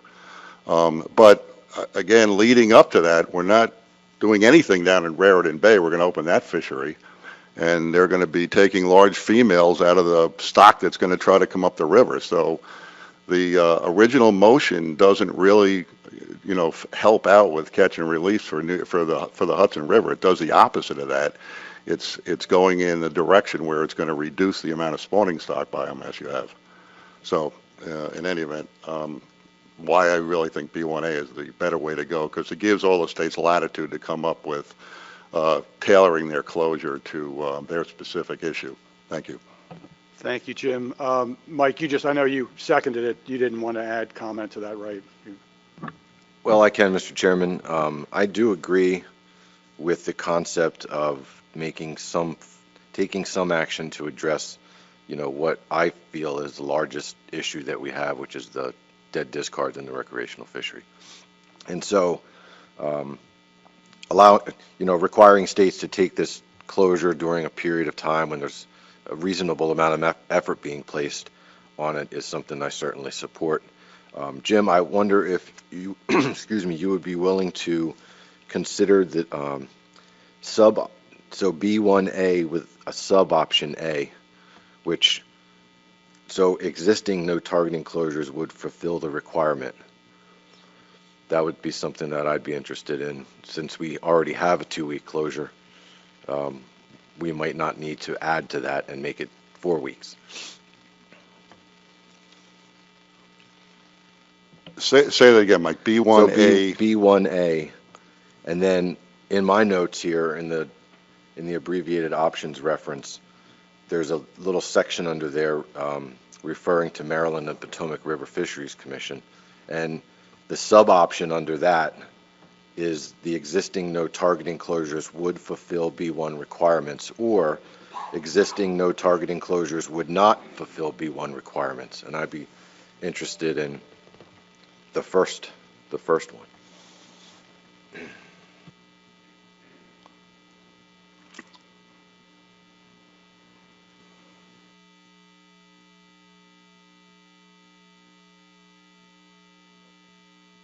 I'm not sure it gets us there, Mike. At this point, the trouble with this addendum, it is so freaking, there's so many options to it. I don't know. At this point, I'll say no, because I don't know if that's going to get us to where we need to get to. Again, I'm losing this fishery in the Hudson, and I think that still doesn't get us to where, where we need to be. And again, the impact of it is not only losing that fishery, it's then targeting large females, and that makes no sense to me. All right, thank you, Jim. All right, so we've got Roy Miller online, then John McMurray, and then John Clark. Thank you, Mr. Chairman. I'm looking at Jim and Mike's substitute motion, and I'm not even sure that they address the same things as the original motion. The original motion was specifically for spawning ground closures. This is something different. Mike in particular is referencing their summer closure, which is, or their summer no targeting closure, which is designed to eliminate fishing mortality during the time of year when catch and release mortality can be expected to be at its highest because of river temperatures. So they're getting the two different things. In my mind, I can't substitute the one motion for the other motion because they're not targeting the same thing. So, I appreciate Jim's problem, but I wish it wasn't a substitute motion. I wish it was just a motion on its own. Thank you. Thank you, Roy. We'll go to John McMurray. Thank you, Mr. Chairman. So the original motion, as Jim said, is something that will really affect New York, specifically the Upper Hudson Valley is really their only access to striped bass is, when they're spawning. And I think the intent is good, but like Jim, I have to question whether or not any closure up there does much, given that they clearly get hammered before they go up there and also on the way back. But maybe before we go down this rabbit hole, I can't help but think that the larger question here is whether or not this type of seasonal closure even belongs in amendment, which is going to be around for 20 years probably, if it's anything like Amendment 6 was. 90% of the fishery is catch and release, and it's pretty clear that effort, not landings, create the greatest social and economic benefits. In view of that, reducing recreational effort should probably be a last resort and not a policy incorporated into an amendment. Closures could probably be better treated as a transient measure, better suited for an addendum that addresses a particular management issue, not a full amendment, which addresses a range of things. And I think I could even make the case that if we're going to consider no target closures or any closures, they should be considered in the rebuilding plan, not here. And a rebuilding plan, well, the intent is for it to have a relatively short life and be superseded by more relaxed management measures once the stock has been rebuilt. But they probably don't belong in an amendment that may be in place for the next 2 decades. Thank you, John. We're going to go to John Clark and then Matt Gates. Yeah, thank you, Mr. Chair. My question is more procedural. I was just wondering, we have a similar, not as severe problem as Jim has on the Hudson, but we already have a spawning closure on the Delaware and on the Nanticoke for April and May, which is not fitting with what the main motion is asking there. I was just wondering if the I mean, I think at this point, the board could amend the main motion, if it gets back to that, to exempt existing spawning area closure programs, such as the ones that New York has on the Hudson, and we have on the Delaware and the Nanticoke, and obviously there's other ones up and down the coast, as seen in the amendment, the draft amendment. So just wondering if that procedurally is possible, and if so, if we could do something like that to amend, go back and amend the main motion if the substitute does not pass.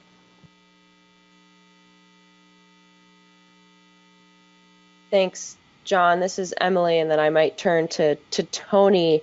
Yes, the board could exempt certain areas from the B2A requirement of no harvest in spawning areas for January through April, or could adjust the time frame, within the range of the option, which is January to April, so could adjust what the required time frame is. But I'll turn to Tony if she has any thoughts on that. Thanks, Emily. I guess it's the will of the board of how you want to craft your motions, and if the board feels as though the crafting of the motion is within the scope of what went out for public comment, but the B2A does specify it's a waves 1 and 2, which the board would then have to decide if that is a 2-week closure is providing the same, spawning, positive impacts for spawning as the closures of waves 1 and 2.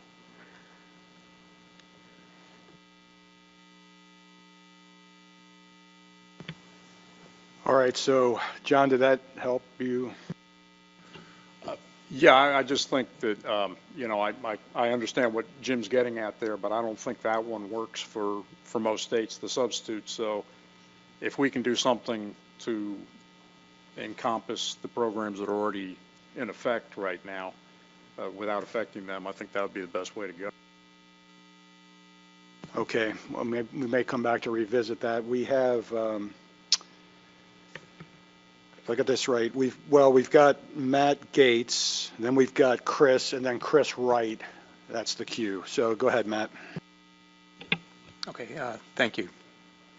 So I can appreciate what Jim's trying to get at here, and to address his issue there in the Hudson.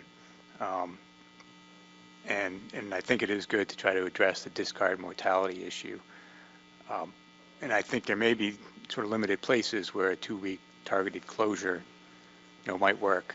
But I think in a lot of states and a lot of times, Connecticut, for instance, I think if we tried to implement a 2-week targeting closure, there would be no time of year, I think, where we could do that and still meet these requirements and have it be enforceable. So I think just because it's not enforceable, I don't think I could support this substitute. All right, thank you, Matt. Then we'll go to Chris Bat-Savage. Then we have Chris Wright online, and then Pat Gear. Thank you, Mr. Chair. I don't support either the main or substitute motion. I have to agree with John McMurray that this is a pretty complicated issue when you look at the nature of the striped bass fishery along the entire coast. It's probably better addressed in a separate action later on, especially when we have a rebuilding plan and an updated stock assessment to get a better idea of what we need to do regarding fishing mortality. I think in the not so distant future we may have some better information on what is the release mortality of striped bass with studies that are ongoing that could shed some more light as far as what could be done, and that way we can maybe develop the options in a different way, I guess, if need be. But I just don't know if what we have in this amendment is ready for prime time yet. Thanks. Thank you, Chris, and over to Chris Wright on the webinar. Yeah, I don't know if the substitute is practical. And then I just wanted to mention that option B2A doesn't preclude the states from extending closures beyond April. So I'm more in favor of the primary motion than the substitute. The substitute just doesn't seem like it would work across the board. Thank you, Chris, and we have Pat Gear.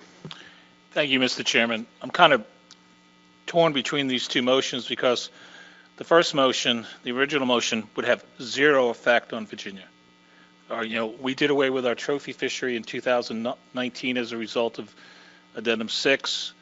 We were very proactive. We actually passed regulations prior to the being passed and had them in place, 6 months before the addendum was passed. Our spring season does not begin until May 16th, so it has no impact on us at all.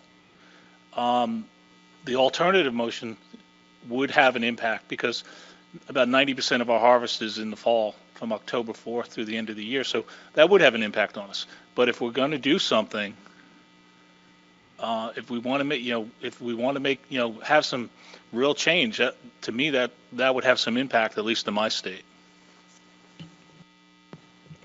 Thank you, Pat. We have Richie White on the webinar, and then we'll go to Lauren Lustig. Thank you, Mr. Chair. Yeah, I guess I don't understand after we got the law enforcement report why we're looking at it targeting. If targeting is not enforceable, why would we ever put in something that we know will not work? So I'm totally against the substitute, even though I understand the situation Jim is in, and that is a difficult one. But I'm against banning targeting because it doesn't work. Thank you, Richie. Lauren? Yes, thank you very much, Mr. Chair. I'm still thinking about what Jim Gilmore said about 5 minutes ago, and I believe, Jim, you used the euphemistic term common sense or lack thereof. And it had the ring of truth as you described it, and I'm wondering how many of the anglers out there in the Hudson would come to your conclusion and scratch their head and say, what in the world is going on? So I'm trying to find a way to support what you were speaking about there, Jim, and I thank you for that. Thanks, Lauren. We have Joe Cimino, Jim Gilmore, and then John McMurray. Yeah, I think Jim said something else that was pretty important, that if there's a reg in place, there's some amount of individuals, even if it's 50%, not 80%, that once they know about this, they're going to comply. So isn't that important? I mean, law enforcement gave us their opinion on what they can do about it. But if we're trying to change angler behavior, then that's an entirely different question. I don't see how that can be missed. But with all that said, perhaps unfortunately, I think I'm in the same boat as Chris Bat-Savage, and I think with all that we've gone through with this, we still may need to take more time and do this at another time.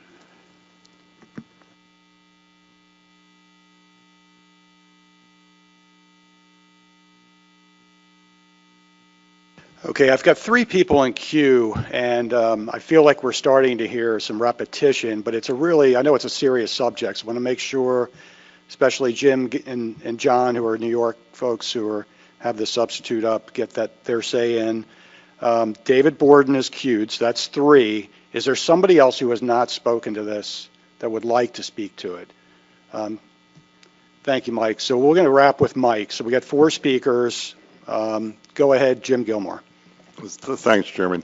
And to respond to Richie White's comment on the phone, the only reason we didn't have other options, so this was probably the best of the other options we had. So that's why I put this up. And understanding, what Pat said, it's got impacts in other places.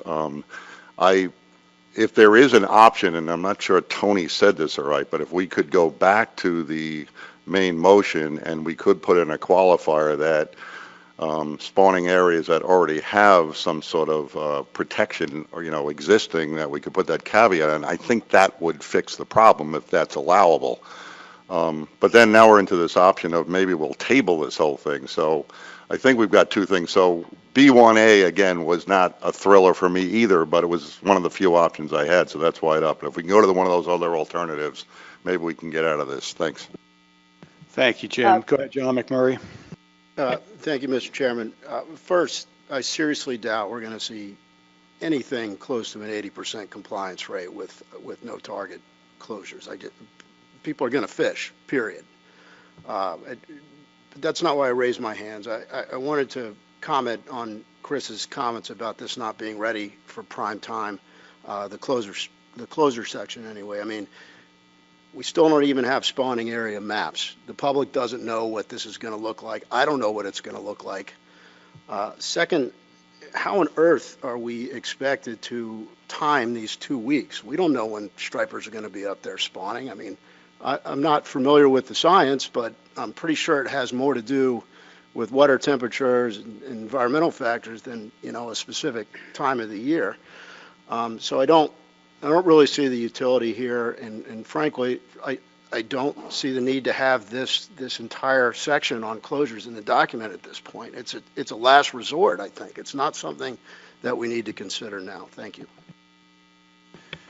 Thank you, John. Okay, so I think I've got this straight. We have the last three speakers, Mike Armstrong, David Borden, and Chris Kuhn wanted to talk. So we're going to leave it there. That's where we're going to wrap. So Mike, you're up. Thank you. Thank you. I just want to speak because I was the seconder. I certainly don't support the substitute. There was no public support whatsoever for that kind of thing. I'm having doubts about the main motion also. Having listened to Jim, and I came in not really understanding what closures were in place and restrictions that we have. So as Chris said, I don't think this is ready for prime time. I think we should move on from closures right now, seasonal closures. Thank you, Mike. So we'll go to David Borden and finish with Chris Kuhn. Yeah, thank you, Mr. Chairman. I totally support the concept of taking action to reduce discard. So I don't want anybody to misinterpret what I'm about to say. I think it's critical to do that to rebuild the striped bass stock. That said, I'm basically fallen to the camp where I'm opposed to the substitute motion, and the more this discussion has gone on, I'm finding myself in opposition to B2 because I just don't have a feeling that we're going to resolve the issue and come up with a serious alternative that's going to have meaningful impacts on the problem. So my thinking is kind of aligned with what Chris said. I think we'd be better off keeping status quo, keep the circle hook regulation in place, but then commit in the form of forming a subcommittee to work on this with the intent of folding this into the rebuilding amendment as a specific action. But I think we need some really serious, well thought out, enforceable provisions if we're going to do that. So that would be my preference. Thank you. Thank you, David. Chris, you have the last word. Thank you, Mr. Chair. I've had my hand up a couple times, so I'm going to apologize if I'm making some repetitive comments here. Just want to say, I've gone back and forth with this in my mind as well as some of the others are as we discuss these two options before us. And I wanted to point out that there's a lot of similarities with the Pennsylvania fishery and the Delaware estuary and river as to what Jim Gilmore is describing. Pennsylvania has taken measures to protect the large fish in the system, and The nuances of the fishery in Pennsylvania are maybe even more pronounced than New York's in that it's a very tight window for when those fish are available to recreational anglers, and that is April and May. And Pennsylvania, under Addendum 6 to Amendment 6, had enacted a conservation equivalency proposal that restricted harvests from 21 to less than 24 inches. And so that's such a narrow window and focuses the harvest on the small males. And I fail to see how a closure in that area, a harvest closure in Pennsylvania waters would have any type of significant effect. And I like what John Clark had mentioned, and Jim Gilmore and some others around the room, potentially if we could get back to the main motion where we could exempt certain areas that have those unique characteristics, I'd be supportive of that. Thank you. Thank you, Chris. I think Bob would like to add some comments. Just a process question, not commenting in favor or in opposition of either motion, but just so everyone's aware, you know, if the board chose to vote down both of these motions and we get to October, November, and the stock assessment indicates additional reductions are needed, that the fact that these were voted down today does not preclude the board from considering seasonal closures as part of the reaction to the stock assessment later this year. So I want to make sure everyone knew, you know, voting these down doesn't hamstring them later for, you know, reduced flexibility later. Thank you, Bob. I think that might be actually pretty helpful to this conversation. So thanks to everyone for a pretty spirited discussion on this. We'll go ahead and call the question. We'll go ahead and we have the substitute on the board right now. Go ahead and caucus. Is there a need for caucus? I'm thinking there might be. Are you all ready? They're caucus. We'll make it a 2-minute caucus. Go ahead.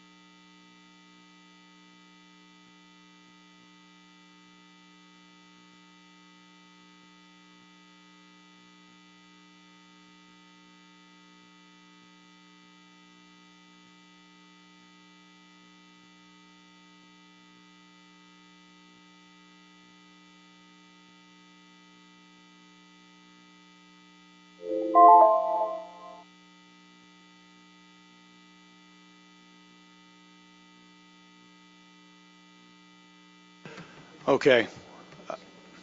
Jim, did you have a question? Just a quick comment, just so everyone's clear on the board that I am not turning into Pat Augustine when I vote against my own motion. So Okay. All right. Having caucus, let's go ahead and call the question. So this is moved to substitute option B1A, all recreational targeting prohibited for a minimum of 2 weeks during a wave with at least 15% of striped bass directed trips Motion by Mr. Gilmore, seconded by Mr. Luisi. All in favor, please raise your hands.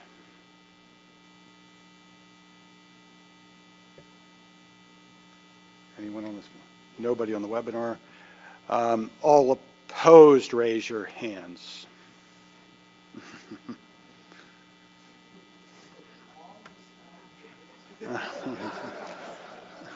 All right.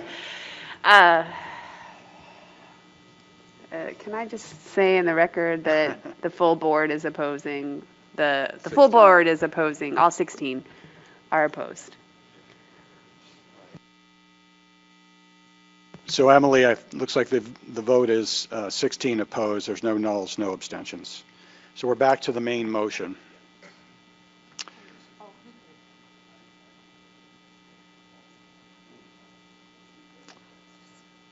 Okay. So we're ready? All right, we ready? So this is, so we had the motion on this. Did we have the maker? I'm missing it.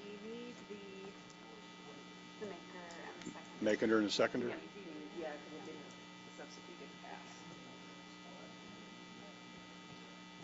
Okay. So we're back to the main motion in section 4.2.2, move to approve option B2, a no harvest spawning closure required. Motion by Ms. Ware, second by Dr. Armstrong. Is there need to caucus? Anybody? We are no hands up. So we'll call the question.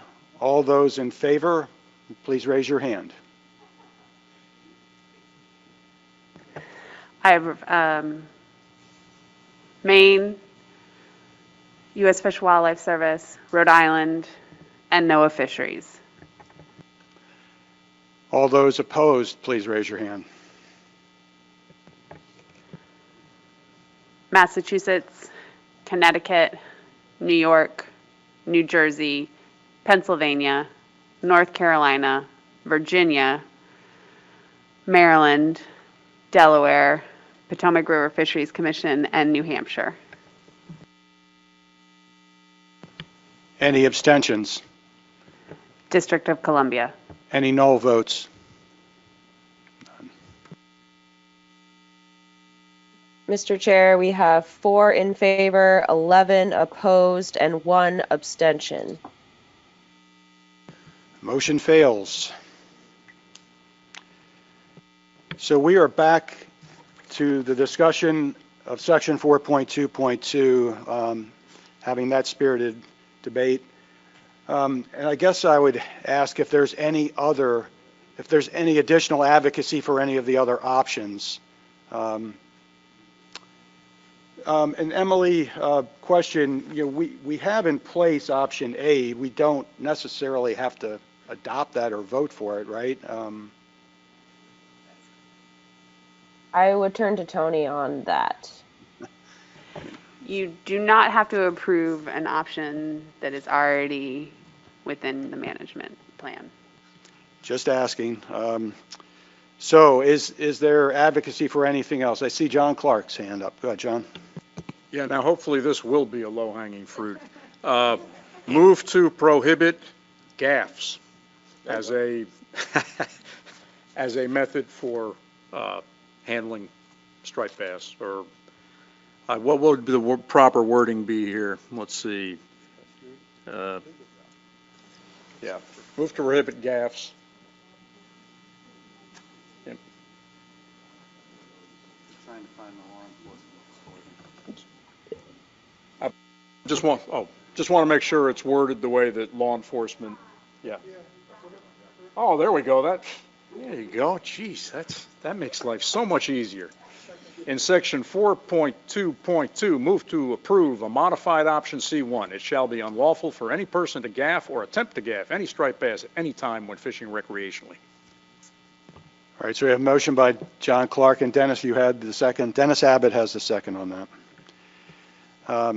All right, any discussion on that?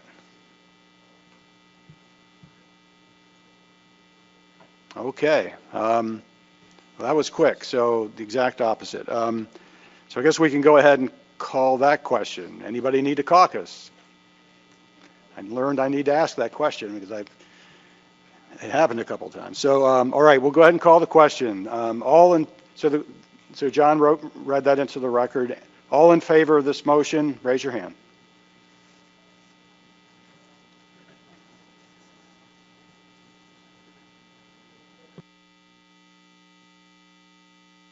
All right, Rhode Island, Massachusetts, Connecticut, New York, New Jersey, U.S. Fish and Wildlife Service, Pennsylvania, North Carolina, Virginia, District of Columbia, Maryland, Delaware, Maine, New Hampshire, NOAA Fisheries, and Potomac River Fisheries Commission.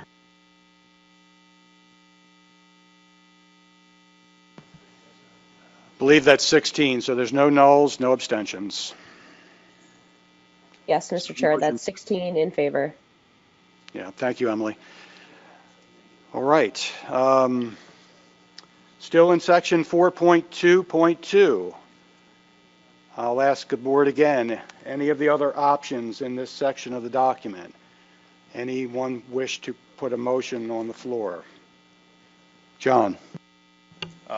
Not so much make a motion just based on the discussion before. Can we bring back seasonal closures at a later time? Is that something that I believe Bob was saying that is possible? Go ahead, Bob.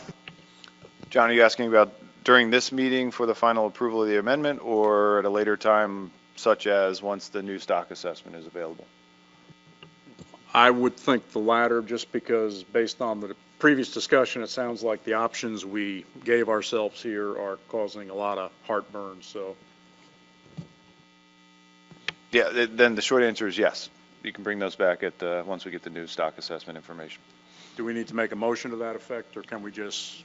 No, I think the record's very clear on the intent to do that, and you know the interest in perfecting those was pretty clear over the last 45 minutes or so. All right, thank you, Bob, and thank you, John, for that. I guess one last call for this section of the document, 4.2.2. Any of these other options would anybody like to see? Okay, we have Roy Miller on the webinar. Go ahead, Roy. Mr. Chair, I would like to move to accept option D2, education, outreach and education, that is recommended outreach. Thank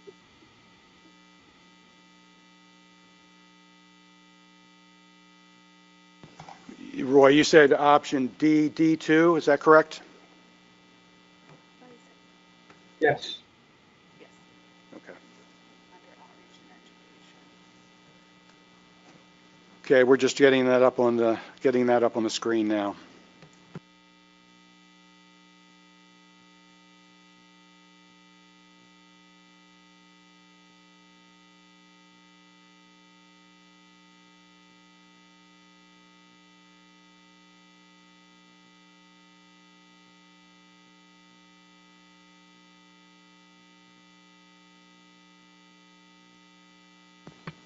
All right, Roy, I'll go ahead and read this in since you're over the webinar. It's moved to accept option D2 from section 4.2.2, recommended outreach and education. Motion by Mr. Miller. Is there a second to this motion? Lauren Lustig. And Roy, do you want to comment on your motion? I'm not a big fan of required outreach. I think we all know what our capabilities are and what the best things we can do. So I think it would become hard to define if we had a requirement for outreach. That's why I like the term recommend. Okay, thank you, Roy. Lauren, did you want to add to that? Yes, Mr. Chair. I certainly appreciate the implications of enhanced education. I don't know exactly how that could be achieved, but it's worth trying. So that's the reason for my second. All right, thank you, Lauren. All right. So let's try this way. Is there anyone in opposition of this motion? Anyone, Katie, on the webinar? Wouldn't think. Okay, so no opposition, so this motion passes by consent. Thank you, Roy and Lauren. And I will, just for to do due diligence, since Roy put that up, I'll ask one more time. Section 4.2.2, before we move out of this section of the document, is there any other items? And we have Jim Gilmore's hand up. Actually, not a new item, but just a recommendation for that last thing, and completely support it. But if all the states are going to go back and do some sort of effort on this, might be really efficient. We did recently, we've done some videos on how to use the tog tagging, whatever. So it might be something that we could do collectively and make it a little bit easier to implement and less work for each state. So, and I'd be more than willing to help out with that. So. Okay, I appreciate that, Jim. That's a nice overture. All right. Oh, Chris Bat-Savage, go ahead. Thank you, Mr. Chairman. Have one more. Move to approve option C2, striped bass caught on any unapproved method of take would be returned to the water immediately without unnecessary injury. Thank you, Chris. We'll get that up on the board and then look for a second.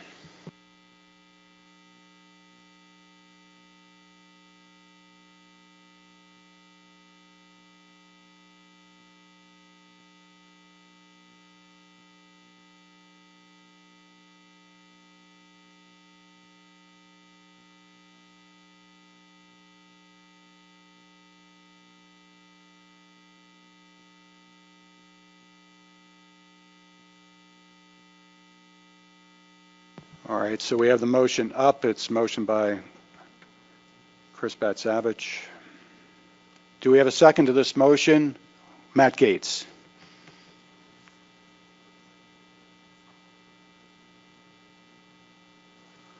Go ahead, Chris. We want to speak to your motion. Thank you, Mr. Chair. Yeah, I think we heard from the Law Enforcement Committee that this helps the enforcement of the existing circle hook regulations for using natural bait. We have these measures already in place in North Carolina for our circle hook regulations. It just makes it a little clearer as far as what's allowed and what's not when it comes to using natural bait and you catch a striped bass. Thanks. Thank you, Chris. Matt, did you want to expand on that? I don't have anything to add to that. All right, thank you. All right, we have a motion on the floor. Any discussion on this motion?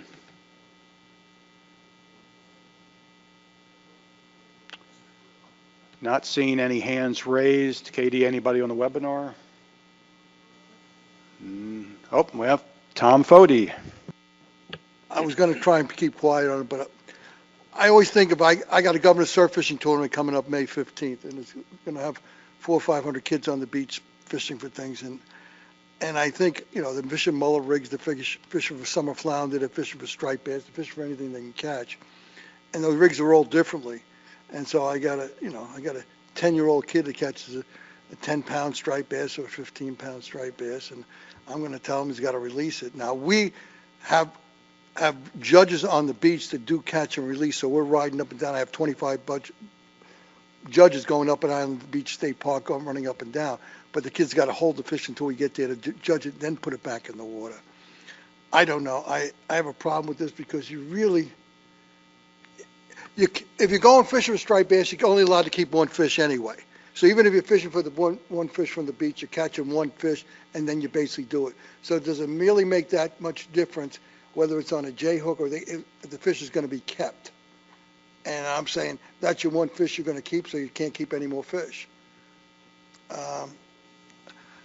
I think we're getting too particular here. I mean, you know, we allowed for all kinds of crazy rigs that I never heard of to be exempted from this fish using, because they're worm rigs or something else like that, which we don't use in New Jersey. But I know we use mullet rigs, and we've used that historically for 20 years, where we put a mullet on a thing with two hooks. It has two hooks like this and not a circle hook. That's the way it works effectively. So anyway, I have a concern over that. Thank you, Tom. Dan Ryan. Thank you, Marty. I was over here cringing like Tom was. I wasn't going to say anything, but I actually can't support this just because of the unique situation that we find ourselves in the district. we voluntarily protect the spawning stock. We don't open our season until May 16. When we do, it's targeting small males because that's all that's left. And this would effectively prevent a young urban youth fishing with a bobber and a night crawler from potentially keeping a 19-inch striped bass. I can't see the benefit of that for us. I understand that it's different for other jurisdictions, but because of our unique situation, I won't be able to support this. Thank you, Danny. Any other discussion on this? We have Bill Hyatt on the webinar. Go ahead, Bill. Thank you. Just a question. Am I recollecting correctly that previously the commission has endorsed this as a recommendation as it pertains to circle hooks? That's my question. And then secondarily, I mean, angler education programs, one of their missions is to try to educate young anglers about the conservation consequences of the rules that apply to the sport. So while I recognize that there's some angst in having a youth have to release a fish that they've caught simply because of the gear that they've caught it on, I tend to look at it as a learning experience. And I think, in our state, our years of experience with angler education programs bear that out. Thank you.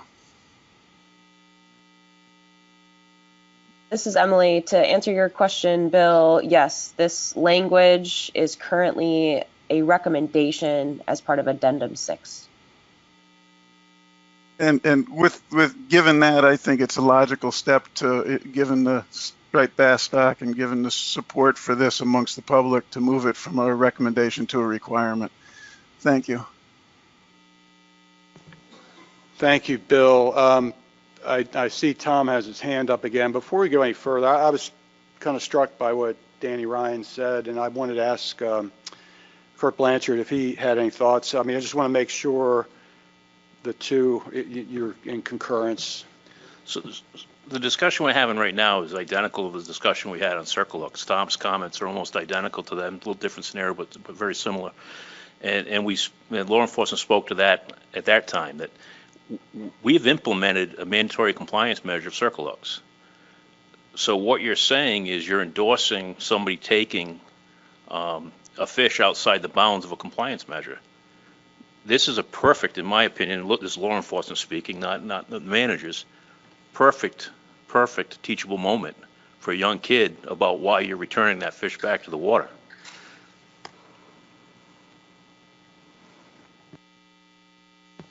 Thank you, Kurt. Tom Fody. Now let me talk about the old kid, the old guy fishing from a dock and pier that's been fishing with blackfish or something else to take home to eat that day. And he hooks a striped bass and he hooks it on a blackfish hook. And this is what I call environmental justice. We put these people out of the fishery because we raised the size limit where they're basically eliminated from fisheries unless you have a boat or something. And now we're telling that guy that's maybe sat there every day trying to bring a fish home to eat, finally catches a striped bass, and we're going to tell him it's released. I understand the problems, but I also understand, I mean, NOAA just put out a release today about, and I've been yelling at MAFAC, what are we going to do about environmental justice? Because that's supposed to be NOAA's new look. How do we we basically make regulations all the time that disadvantage the poor, disadvantage the people that fish from docks and piers. And I've said this, and it's not where I'm getting anything new. I've been saying that for 35 years as I've been sitting around this table. And this is one of the perfect examples, too. And, the guy throwing out a plug that has 6 treble hooks on it, is he doing more damage on the fish than the guy that's basically fishing for blackfish and actually hits it from a J hook? Now, we think we're doing great things, but let's be honest, you're basically trolling an umbrella rig that's got all these hooks, and then you're dragging it through the water because you don't want to slow the boat down because you're afraid that it's going to tangle on the bottom of something, so you're dragging them against the current and everything else. So sometimes you got to use common sense. Thank you, Tom. Dennis Abbott. Thank you, Mr. Chair. I don't really, let's say I don't care about this a whole lot. I'm not concerned whether it passes or not, but a question for Kurt. Do you have a list of approved and unapproved methods of take for striped bass? So I would say we do in the respect of what we've identified as far as circle hooks and those provisions. Outside of that, I'm not aware of any.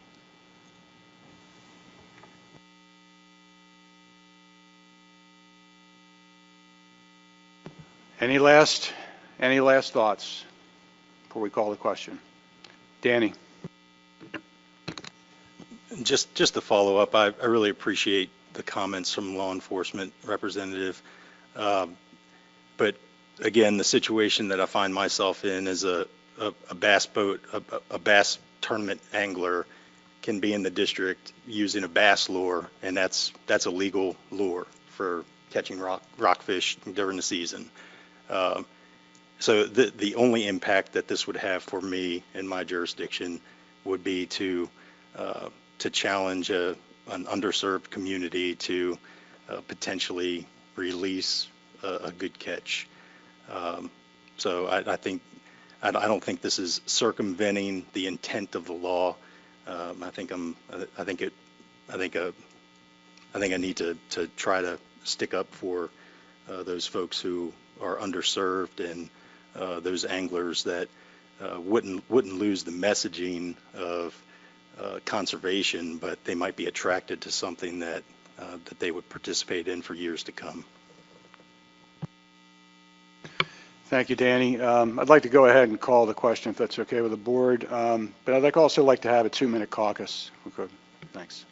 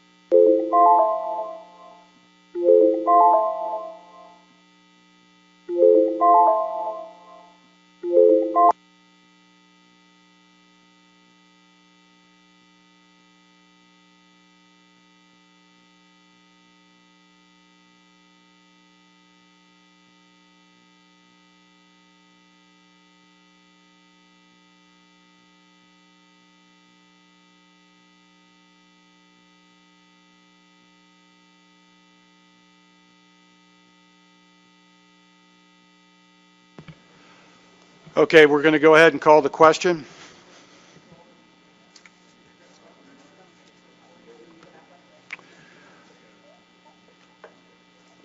Tony, if you're ready. All those in favor, please raise your hand. New Hampshire, Maine, Delaware, Virginia, North Carolina, Pennsylvania, U.S. Fish and Wildlife Service, New York, Connecticut, Massachusetts, Rhode Island, and NOAA Fisheries. All those opposed, raise your hand. Maryland, District of Columbia, Potomac River Fisheries Commission. Are there any abstentions? Null votes? New Jersey. New Jersey. Thank you, Mr. Chair. I have 12 in favor, 3 opposed, and 1 null. Thank you, Emily. The motion carries. So we're back to the document, and we keep getting hands to go up, which is fine. So we're in section 4.2.2, and we're not going to leave until we don't see hands up anymore. So I'll ask again, any other options that board members would like to put out on the floor for a motion? It might be at anybody on the webinar, Katie? No? Okay.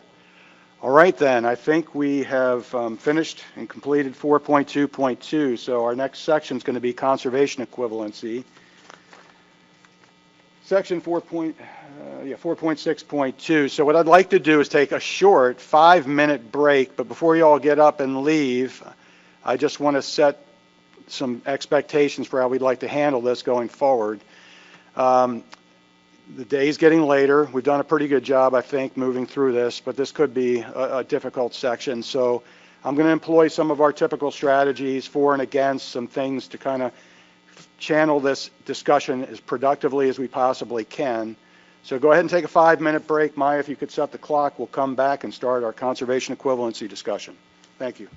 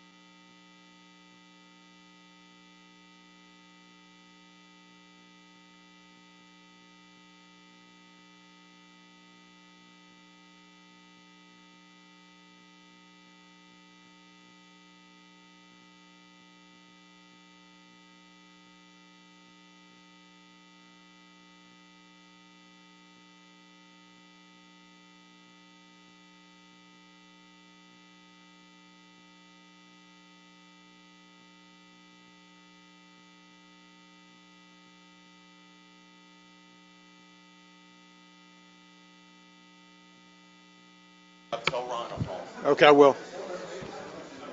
1-minute warning. We'll bring back the striped bass board.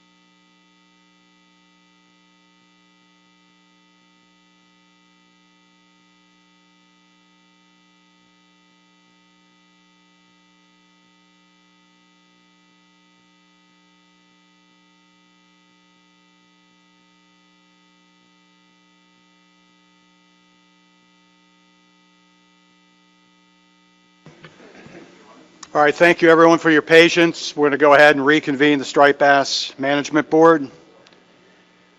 We are now into section 4.6.2, Management Program Equivalency, Conservation Equivalency. And Emily, per our usual strategy, I'm going to go ahead and turn this over to you for your presentation. Thank you, Mr. Chair.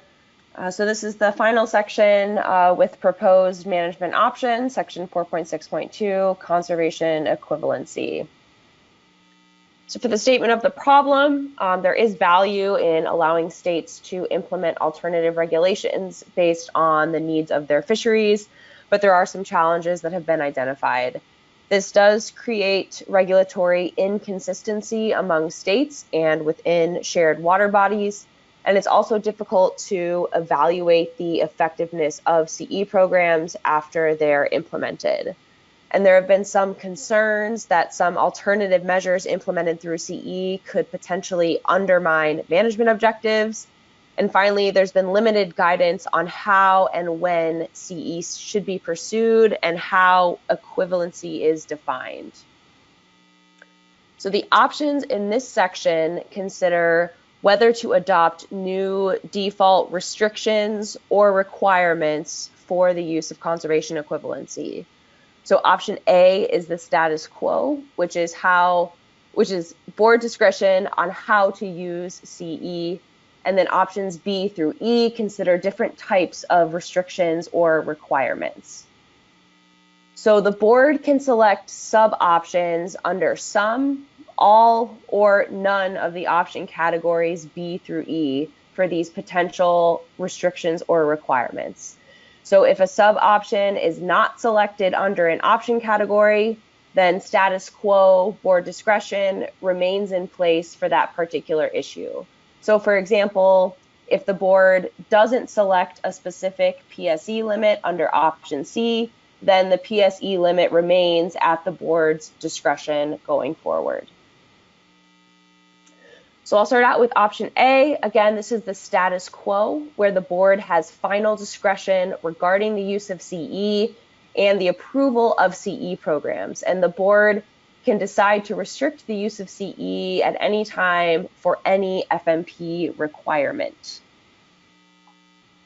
Moving into option B considers default restrictions on the use of CE for certain fisheries depending on stock status. So the board could choose either B1A or B1B. B1A would not allow CE if the stock is overfished, or B1B would not allow CE if the stock is below the spawning stock biomass target. The board could also, or instead, select option B1C, which would not allow CE if overfishing is occurring. And at a minimum, any of these restrictions selected under B1 would by default apply to non-quota managed recreational fisheries, except for the Hudson River, the Delaware River, and the Delaware Bay recreational fisheries. And as a reminder, currently existing CE programs would remain in place until the board takes action to change those FMP standards. So currently existing CE programs from Addendum 6 would remain in place until measures are changed. So this next set of sub-options, B2, considers which fisheries those B1 stock status restrictions would apply to. So again, at a minimum, the B1 stock status restrictions would by default apply to non-quota managed recreational fisheries, except for the Hudson River, the Delaware River, and the Delaware Bay recreational fisheries. Under this option B2, the board could also choose to extend those CE restrictions to one or more of the following. So the board could choose to extend those restrictions to the Hudson River, the Delaware Bay, and the Delaware River fisheries. The board could choose to extend those restrictions to quota managed recreational fisheries, which would be the recreational bonus programs, and or the board could choose to extend restrictions to apply to the commercial fisheries. So the next set of sub-options, option C, would establish default precision standards for MRIP data used in CE proposals. So these options are based on the PSE, the percent standard error associated with MRIP estimates. So the higher PSE means that the MRIP data are less precise. So these options would not allow MRIP data to be used if they have a PSE over 50 for C1, over 40 for C2, or over 30 for C3. So 30 here would be the most restrictive option. And if you could click, Maya, thank you. The next set of sub-options, option D, would establish a default uncertainty buffer for CE proposals for non-quota managed fisheries. So an uncertainty buffer is intended to increase the probability that CE measures would achieve equivalency with the coastwide measure. So option D1 would require an uncertainty buffer of 10% for non-quota managed fisheries. D2 would require a buffer of 25%, and D3 would require a buffer of 50%. So for example, if a 20% reduction is required and there's a 10% uncertainty buffer, CE proposals would need to add on that buffer of 2% in this case to demonstrate a total 22% reduction. And then finally, option E in this section considers establishing a default definition of what equivalency means for CE proposals for non-quota managed fisheries. So proposed CE programs would have to demonstrate equivalency to either E1, which is the percent reduction or liberalization projected at the coastwide level. For example, this was the requirement for Addendum 6, that each state was required to demonstrate equivalency to that 18% reduction. Or under option E2, proposals would have to show equivalency to the percent reduction projected at the state level, which would be that state's piece of the overall reduction. So for a hypothetical example for option E, let's say we have management measure X that's projected to achieve a 20% reduction coastwide. State A's piece of that reduction might be 25%, and state B's piece might be 10%. Under option E1, states submitting CE would have to show equivalency to that coastwide projected reduction of 20%. And under E2, states would have to use their state-specific projection. So state A would have to show a 25% reduction for their CE proposal, and state B would have to show a 10% reduction. So moving into the public comments, if you go to the next slide, please. Most comments supported the category option B, which is restricting the use of CE based on stock status. There were also comments in support of options C, D, and E restrictions. And those in favor of restricting CE noted concerns about how CE has been used in the past and the high uncertainty. And some comments supported removing CE entirely from the management plan. And then those in favor of board discretion, which is option A, noted the importance of CE to address the unique needs of different states and regions and sectors to make management feasible. So moving into the advisory panel input, 8 AP members supported option A, which is that board discretion, noting that maintaining that flexibility for states to address unique conditions is important, and that CE is essential to make management feasible with those different and unique conditions. And those AP members also noted that CE in the Bay has been successful in increasing protection through the summer closures when striped bass habitat is limited, and that some CE programs can reduce recreational release mortality by allowing for different size limits and fewer discards. So moving into the option B comments specifically, there was most support for option B1A, not allowing CE if the stock is overfished. And some comments also favored B1C, not allowing CE if the stock is experiencing overfishing. And again, those types of restrictions would apply to non-quota managed recreational fisheries, except for the Hudson River, the Delaware River, and the Delaware Bay. There were relatively few comments overall that supported extending those restrictions. Of those that did comment on that, most of those comments supported extending restrictions to recreational bonus programs, option B2B. As far as the advisory panel input, 3 AP members support B1A, no CE if the stock is overfished. 2 AP members support B1C, no CE if overfishing is occurring, and they noted the risk of CE should not be taken when the stock is in poor condition. One AP member commented specifically against B1C, noting that the overfishing threshold should not be used as a basis for restricting CE due to the uncertainty with MRIP data. And then 2 AP members noted support for extending stock status restrictions to the Hudson River, Delaware Bay, and Delaware River fisheries. For the PSE standard for MRIP data used in CE proposals, most comments favored the most restrictive PSE limit of 30, and many commenters noted the need to align with NOAA guidance on MRIP PSE levels. For option D, which is the uncertainty buffers for non-quota managed recreational fisheries, most comments favored the 25% buffer, D2. There were also some comments supporting either the 10% or the 50% buffers. And then for the definition of equivalency for non-quota managed recreational fisheries, most comments favored using the state-specific projection for CE proposals, E2, noting the importance of accountability and concern about Addendum 6 programs that were based off the coast-wide projected reduction. And then finally, advisory panel input. 2 AP members supported option C2, which would be a PSE limit of 40, noting that although MRIP data have some level of imprecision, they are the only data available to use, so the restrictive 30 PSE limit would be too restrictive. 3 AP members support option C3, that PSE limit of 30, noting that that uncertainty should be minimized and to align with NOAA's guidance. For uncertainty buffers, 3 AP members support option D2, the uncertainty buffer of 25%, noting that the middle 25% is the right option, 50% would be unnecessary, but 10% would not be enough.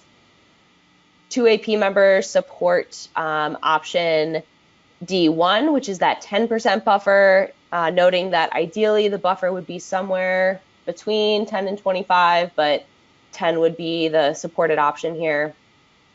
And then for defining equivalency, 2 AP members support option E2. CE proposals would have to demonstrate equivalency to the state-specific projection, noting that states should be responsible for their state-specific projected reduction.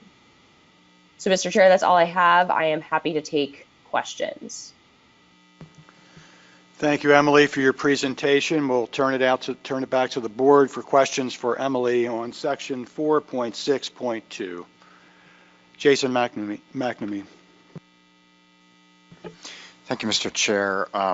So I just wanted to, I think it's pretty explicit, but I just want to make sure. So for option E, I'll just kind of state this in potentially an unkind way, but this sort of gets away from the choose your own adventure version of I pick the coastwide, or I can pick, something different, sort of like what we did during, I guess it was Addendum 6. So both of these would not allow that. In either direction, you'd have to either, if you were, well, I'll just leave it there. Hopefully my question makes some sense.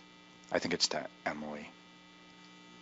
Thanks for that question. Right, so option E would put in a default requirement of which projected reduction states would need to use for their proposal. So they wouldn't be able to choose. They would either have to go with the coastwide projection, as was used for Addendum 6, for example, or they would have to use the state-specific projected reduction. There's no choice. It would be either or. Thank you. Thanks, Jason. John Clark.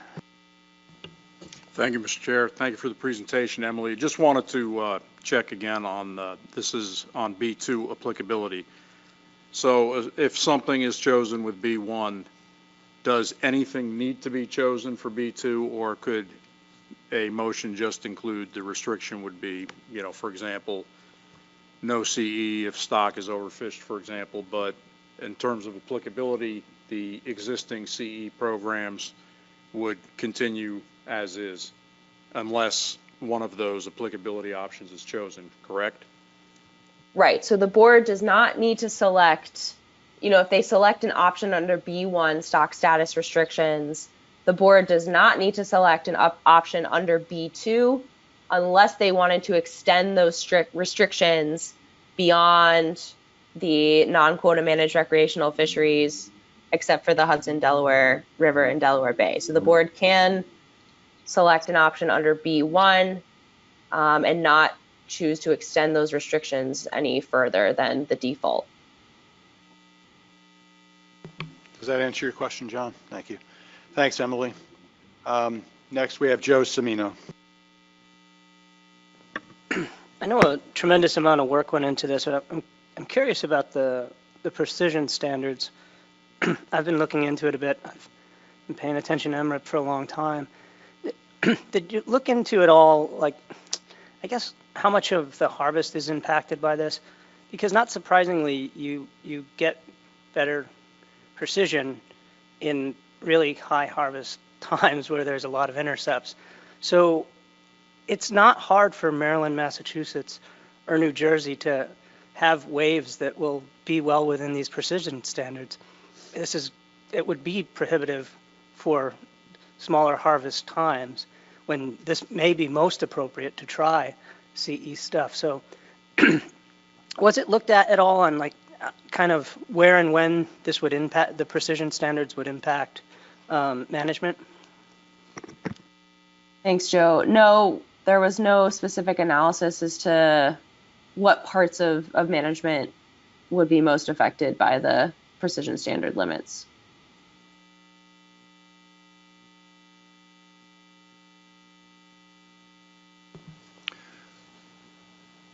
Any other questions for Emily?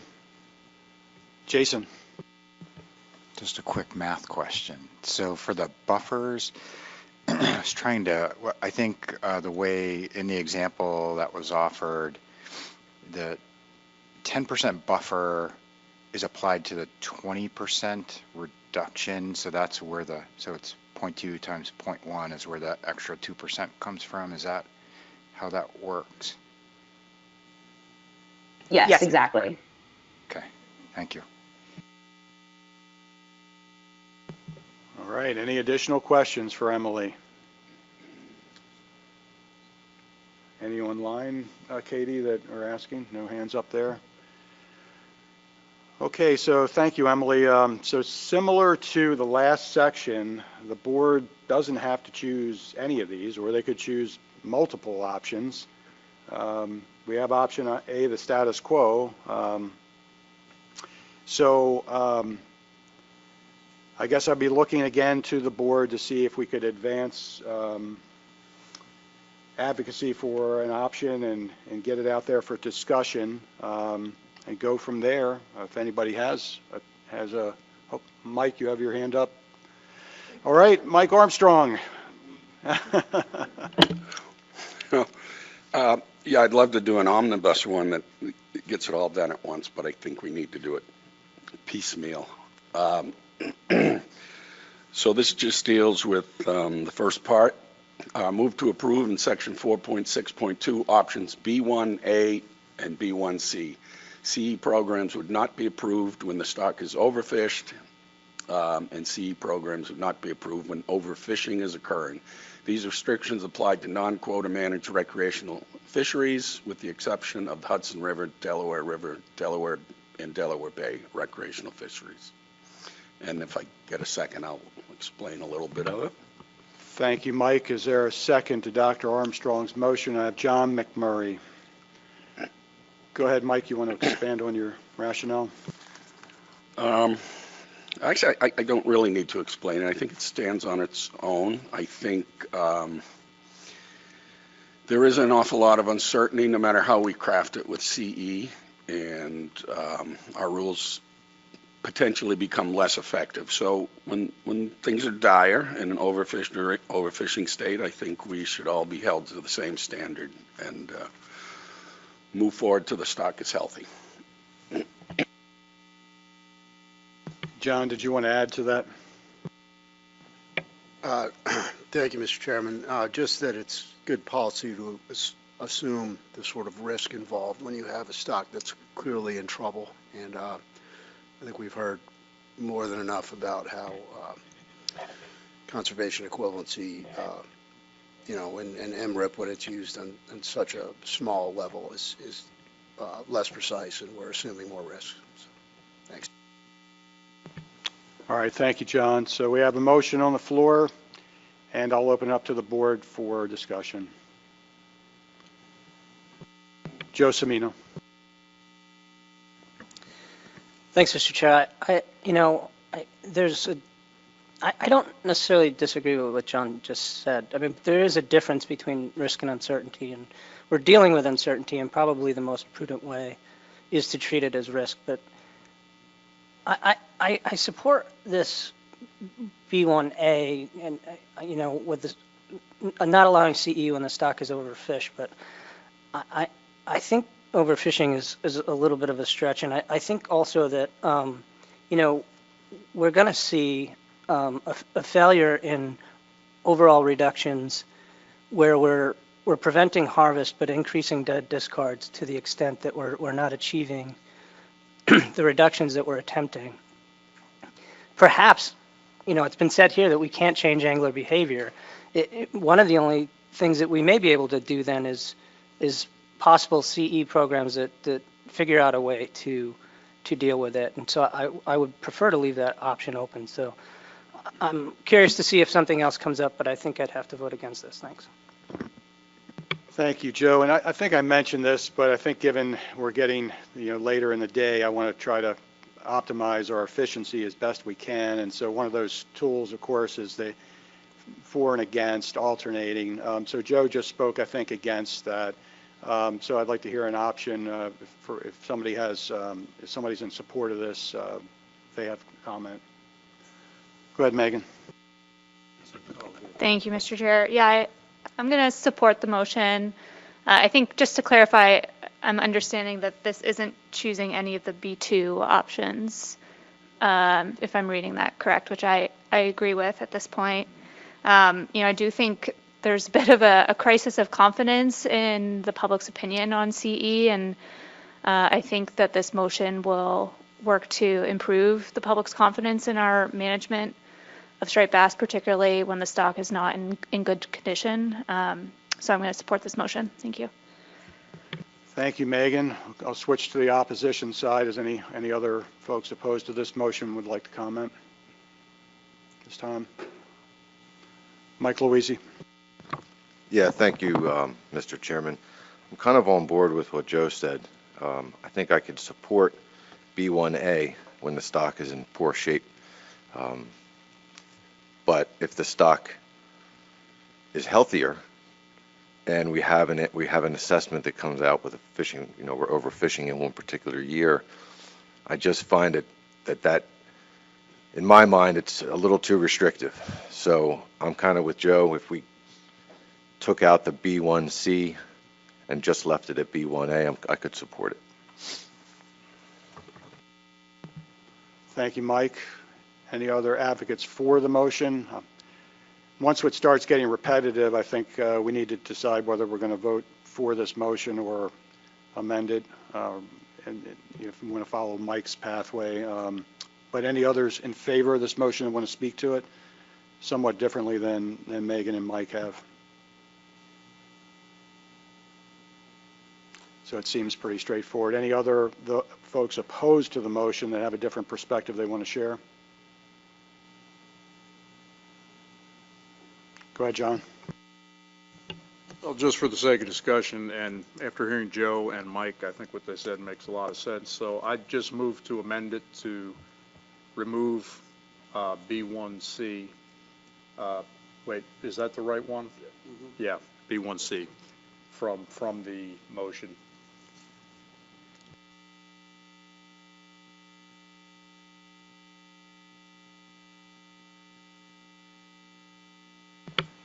Thank you, John. So the motion is to amend to remove B1C by John Clark. Is there a second to this motion? Tom Fode. John, do you want to expand the rationale?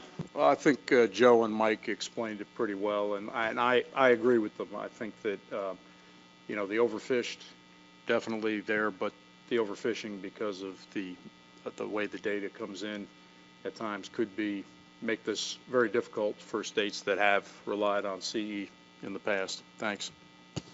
Thank you, John. And Tom, did you want to add to that? Fine, okay. Open this amended motion to the floor. Any comments, any discussion from the board on this amended motion?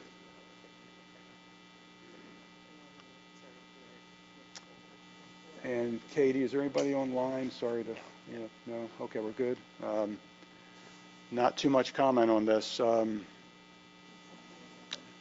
we can call the question then. How about a 2-minute caucus? Mike, give us 2 minutes, please.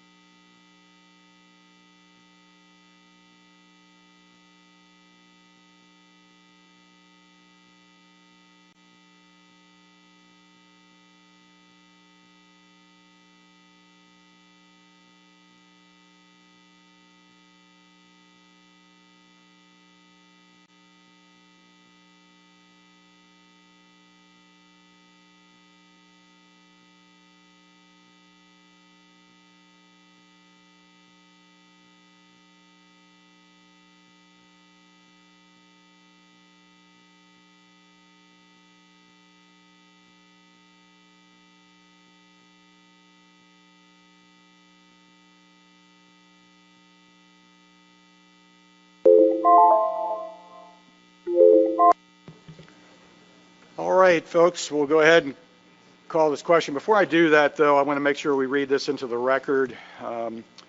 So the motion on the table right now is move to amend to remove B1C, and CE programs would not be approved when overfishing is occurring. Motion is by Mr. Clark, and it was seconded by Mr. Fode. So we'll go ahead and call the question. All those in favor, please raise your hands. New Jersey, Pennsylvania, North Carolina, Virginia, District of Columbia, Maryland, Delaware, Potomac River Fisheries Commission. All those opposed, raise their hands. Rhode Island, Massachusetts, Connecticut, New York, NOAA Fisheries, Maine, and New Hampshire. Any null votes? Any abstentions?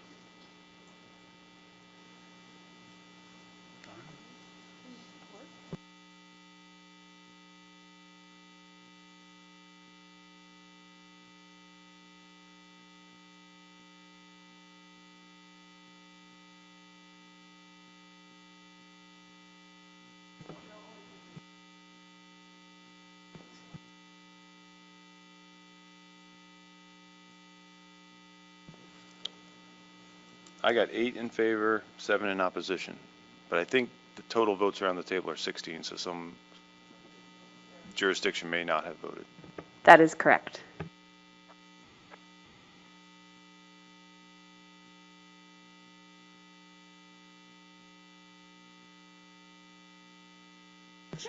Okay, the vote is 8 in favor, 7 opposed. The amendment passes and now becomes, we modify the main motion, right? So take your time, Maya. Point of order. Can Yes. we do a roll call, or we seem to be missing a vote, right? Fish and Wildlife Service did not vote. Okay.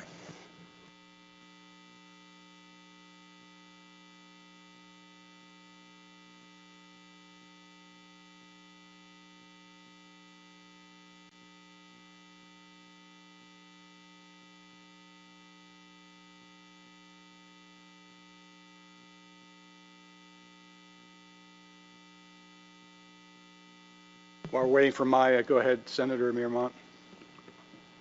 Thank you, Mr. Chair. So just checking, because I haven't run into this yet here, that if you're at the table, you have the option not to vote as opposed to being part of the categories that are noted at every vote.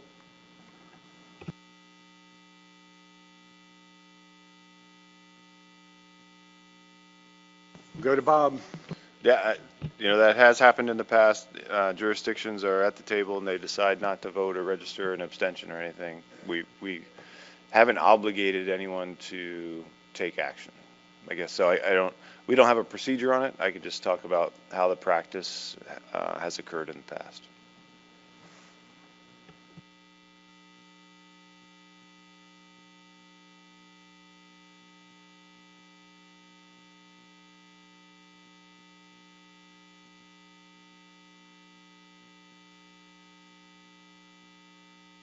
Okay, so we have the modified motion. Move to approve in section 4.6.2, options B1A. CE programs would not be approved when the stock is overfished. These restrictions apply to non-quota managed recreational fisheries, with the exception of the Hudson River, Delaware River, and Delaware Bay recreational fisheries. So we'll call the question. All in favor? New Hampshire, Maine, Delaware, Maryland, District of Columbia, Virginia, North Carolina, Pennsylvania, Fish and Wildlife Service, no fisheries, New Jersey, New York, Connecticut, Massachusetts, Rhode Island. All those opposed? That's a full board? Okay, so that was a 16. Mr. Chair, I had 15 in favor.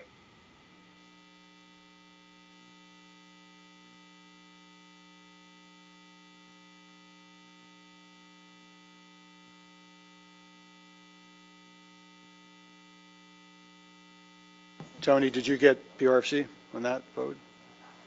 Yeah. Oh, PRFC was the one I was missing, so I would have 16 in favor. Thank you, Emily.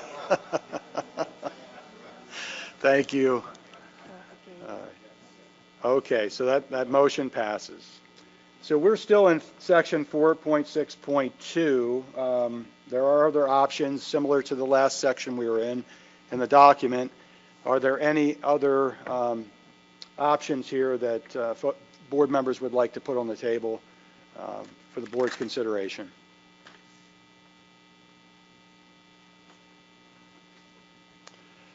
Dr. Armstrong.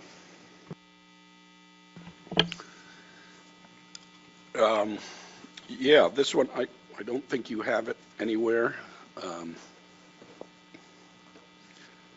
So I'll read it slowly. Move to approve option C2,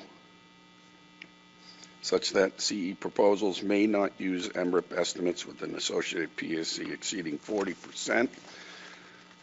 Further, approve D1, a 10% uncertainty buffer for CE proposals in quota, non-quota managed fisheries, except that option 2 D2, a 25% uncertainty buffer will apply when MRIP estimates used in the CE proposal exceed 30%. Mike, is that in an email right now? What's that? Is that in your email right now? No. Okay. Here, Tony, I can send it over to Maya in a second. That would be great, Emily.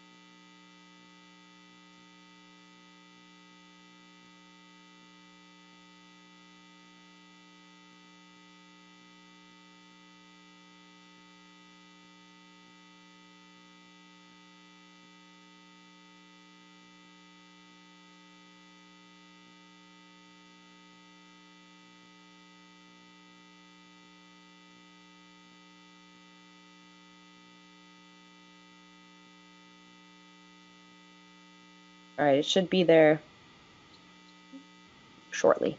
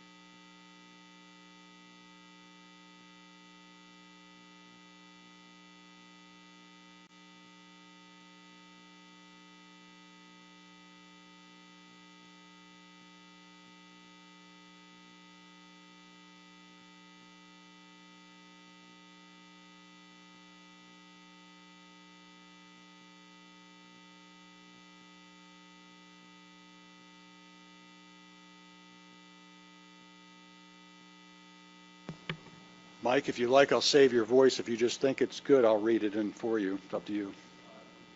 Oops, the only thing is missing is just before 30% at the end. I think it needs to have a PSE in there.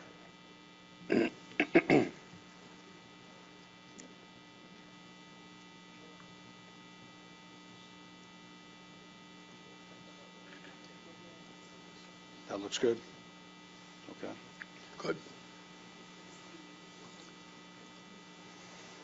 You all good? It's all good, Katie? Yeah, I think Mike's saying it's okay. Okay. All right, I'll go ahead and read this into the record, and Mike, correct me if it's wrong. Move to approve in section 4.6.2, option C2, CE proposals would not be able to use MRIP estimates associated with a PSE exceeding 40, and move to approve in section 4.6.2, option D1.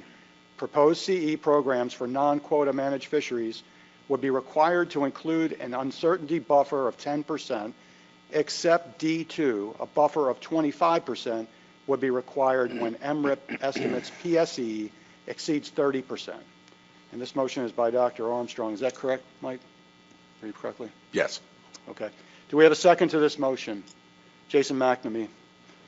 And Mike, do you want to speak to it? Yeah, I mean, I apologize for the relative complexity, but I've used MRIP data for a long time, and above 30%, it gets messy. But I also realize, to someone's point, there are states who are going to have to use data that's messier. I would normally vote to not go above 30%, but I'm voting to, I would like to go 40%, but you have to pay a little extra penalty and because of the really much greater uncertainty going from 30 to 40%. So that's my rationale. And Jason, would you want to add anything to that? Thank you, Mr. Chair. Just real quick, I think the proposal is clever. It sort of offers a scaling uncertainty buffer. So I like the concept. I'm interested in the discussion around it. Thanks. All right, so we'll go ahead and open this up. We have the motion on the floor now. Open this up to the board discussion, and I'm going to go ahead and use our alternating for and against. So we'll start with any board members that are opposed to this. Does anybody want to speak to this? John McMurray. Thank you, Mr. Chair. I'm not entirely sure I'm opposed yet, but I'm not really clear on the rationale for 40% when the draft amendment clearly states National Marine Fisheries Service recommendation that MRIP estimates should be viewed with increasing caution as PSEs increase beyond 30. If NEMS advises that the data with higher PSEs are not considered sufficiently reliable for most purposes, then it's pretty clear that that data should not be considered sufficiently reliable for calculating conservation equivalency. So 30% would appear to be the only option, at least from a science standpoint at this point. So I'm not really sure how that works with the later part of this motion. So maybe you could explain that to me. Thanks. Thank you, John. Mike, can you speak to John's concern? Sort of. I agree. Scientifically, it probably should be 30. I'm trying to add some flexibility for states to take on a little more uncertainty, but pay a penalty for going that route. So I can't argue strongly against 30%, but if you think we should have a little more flexibility, then that's a good motion. If not, then you vote against it and go with 30. All right, thank you, John, and thank you, Mike. Would somebody like to speak for this motion? Anyone else on the board? Anyone, Katie, online with their hands raised? Okay. Jason? This was a 4, Mr. Chair, correct? So, and this kind of gets back to John McMurray's question. So the way I think this works is, so as Mike offered, it allows the flexibility. There could be circumstances where someone wishes to use conservation equivalency and through no fault of their own, the data that they have to work with has a PSE of 40, which goes against that guidance, which I also agree with isn't a great idea. However, if you're starting to get up into those higher ranges, again, thinking about the state that doesn't have a choice, the PSE is what it is, which they find out after the fact, they have to apply this uncertainty buffer. So you kind of start to ratchet your way back towards that 30% anyways. So that's kind of the way it adds the flexibility of if you have high PSEs for the data you want to use, but then sort of lumps in an uncertainty buffer that pushes you back towards that 30% number. So just wanted to offer, I think that's how it works. All right, thanks, Jason. So we're back to any board members that would like to speak against this motion. Chris Bat-Savage.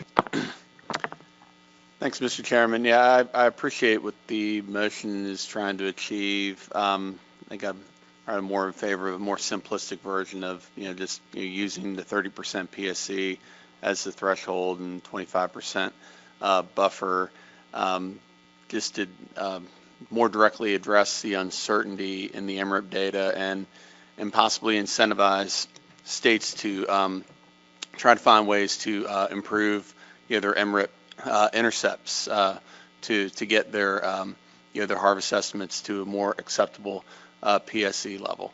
But I'm not sure if I'm going to make a substitute motion at this point, but just at least wanted to voice my concerns over the motion right now. Thanks. Thank you, Chris. Any other advocates and speak in favor at the board for the motion? Tom?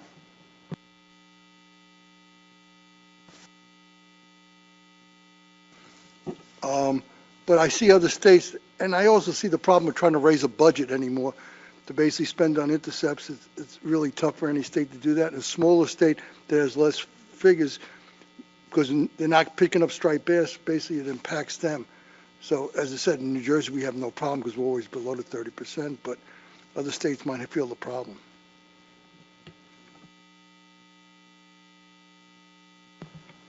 All right, thank you, Tom. So we've had a little bit of back and forth. I'm not sure we'll identify any other, is any other board members either way who haven't stated anything? Oh, we have Roy up. Thank you. Roy, go ahead. You're up.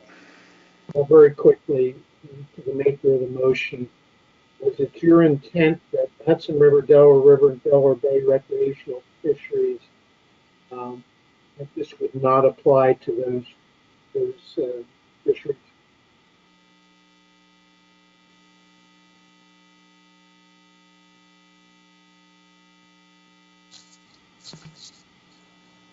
Emily, were you able to understand that? I couldn't quite get it. Yeah, so Roy was asking if the maker of the motion's intent was for these restrictions not to apply to the Hudson River, Delaware Bay, and Delaware River fisheries. And what I'll say is, Roy, in the draft amendment, that exception for the Hudson River, Delaware Bay, and Delaware River fisheries only applies to option B. So that stock status restrictions had that built-in exception, but none of the other options have that built-in exception for the Hudson, Delaware fisheries. All right, thank you for that clarification. All right, thank you, Roy. Thank you, Emily. I'll just go one more time. Is there any perspectives that haven't been shared yet before we call the question? Roy, is your hand back up a second time, or did you leave it up? Okay. Right. No worries. Is the board ready to call the question? All right. Tony, we're ready.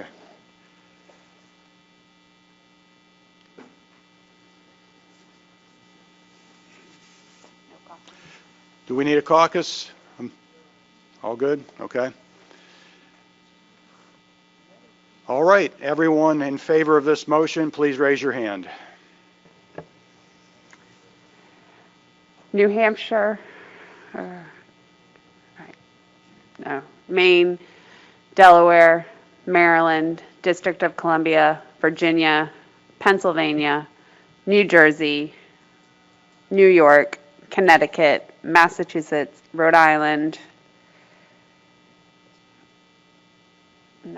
and PRC.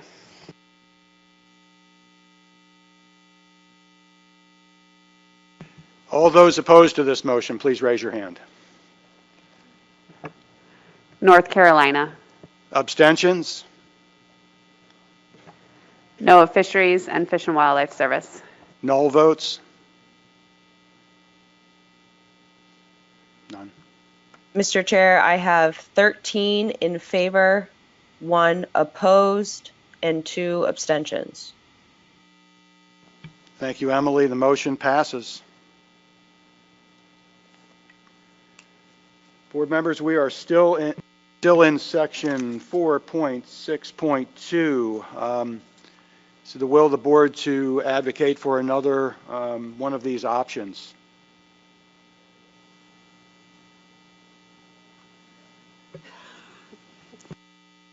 Mike?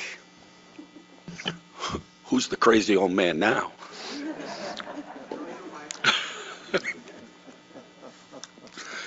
I've lost the motion, but it's very simple. Yeah. Motion to approve option E2, such that proposed CE programs must demonstrate equivalency to the percent reduction, liberalization projected for the FMP standard at the state-specific level.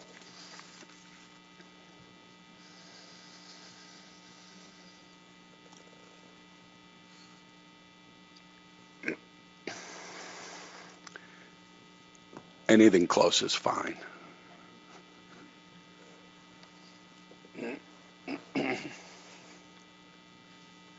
Does that read right, Mike? Got it. Maya, you could just add after such that CE proposals must demonstrate equivalency to, and you should be good. Thank you. Do we need to reread it in? Oh, good. Good. Okay. All right, thank you, Mike. So we have the motion up on the table. So, or do we have a second to this motion? Jim Gilmore. Go ahead, Mike. Did you want to go ahead and provide your rationale?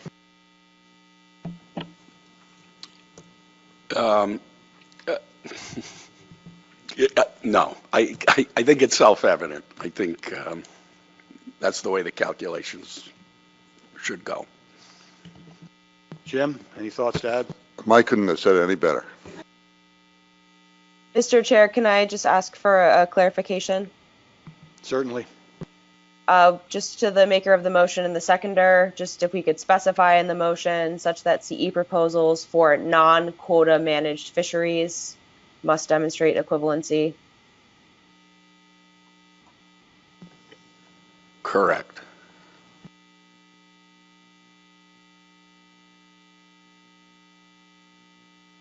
Thank you so much, and thank you, Maya. Thank you, Emily. Okay, so we have the motion, and it's out on the floor for discussion with the board. I'll take any discussion now from the board members. Jason. Thank you, Mr. Chair. So I like doing something here so that we kind of collapse to, one or the other. I'll offer that my preference was for E1, but let me ask a question if that's okay, Mr. Chair. And so this one, like in the example of the last action that we took where New Jersey would have had to take a really high reduction relative to these things aren't distributed equally along the coast. So New Jersey would have had a very high reduction relative to what the coast-wide measure would have done, and Maine would have had a very low reduction. So this E2 would hold them to those specific, they would have different numbers. New Jersey would have had to do that higher number. Maine would have been okay with a lower number. Am I understanding E2 correctly? Yes, that's correct. If a state wanted to implement CE, their CE proposal would have to demonstrate equivalency to whatever their state-specific projected reduction would be. Thank you. Thank you, Jason. Thank you, Emily. Other discussion among the board? We have John Clark and then Joe Cimino. Thank you, Mr. Chair. Mine's just more of a question. So the state-specific level is based on the same MRIP numbers we're just dinging in the previous options, correct? I mean, when we're calculating what a state-specific part of a coast-wide reduction would be, isn't that based on the same MRIP numbers? We're just saying above would be problematic in some of these cases. Thanks, John. I might turn to Katie as to how those state-specific projections are calculated. Yeah, I'll turn to Katie. So I think they would be based on state-specific regulation, state-specific estimates from MREP. So usually the state-specific length frequency, for example. And so in that case, if the PSEs were too high, then you could not use that for a conservation equivalency plan, and so it kind of wouldn't matter which one you had to match up against. But there's definitely states that at the state-specific level have adequate PSEs and thus could submit for conservation equivalency under what we just passed. So there's also, it depends on how detailed and how fine scale you want to diverge from the overall coastwide measures. But generally, for most of our species, for most states, going down to the state-specific, for example, length frequency would still have you within that 40% PSE that you could submit for.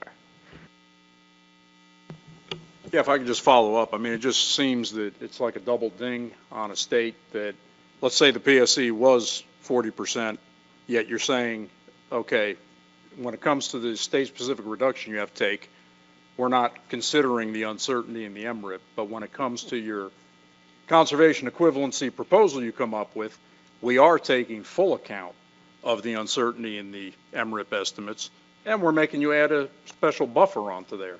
So, I mean, it just seems like it's like a double whammy on any state that was in that situation. Thanks, John. Joe? Thanks, Mr. Chair. Yeah, I mean, I think there could be some real unintended consequences. I think a lot of us realized last go around that Jay calls it choose your own adventure. You can't have this this type of process where states are going after their own targets. But in the last go around, at an 18% coastwide reduction, with New Jersey trying to take a 40% reduction, and a whole bunch of other states under 10%, there's an obvious motivation for them to just say, well, why don't we do 10 or 8 instead of 18?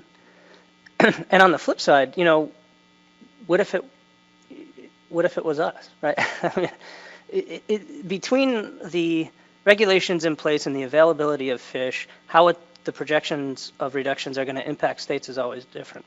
And so we could constantly be seeing states that have a real motivation to go with this smaller number that's coming at them. All right, thank you, Joe. Other discussion, John McMurray, and then we have Megan Ware. Thank you, Mr. Chairman. I want to point out that in the public comment materials was a letter by the Attorney Generals of Connecticut, Rhode Island, and Massachusetts.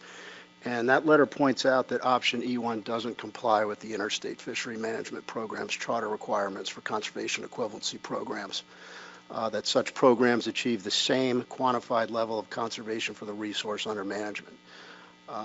E1 can and will undercut the success of management measures, and we saw that happen with Addendum 6. What we ended up with is a 42% chance of the measures achieving an 18% reduction instead of the general 50%, which is what most people consider acceptable.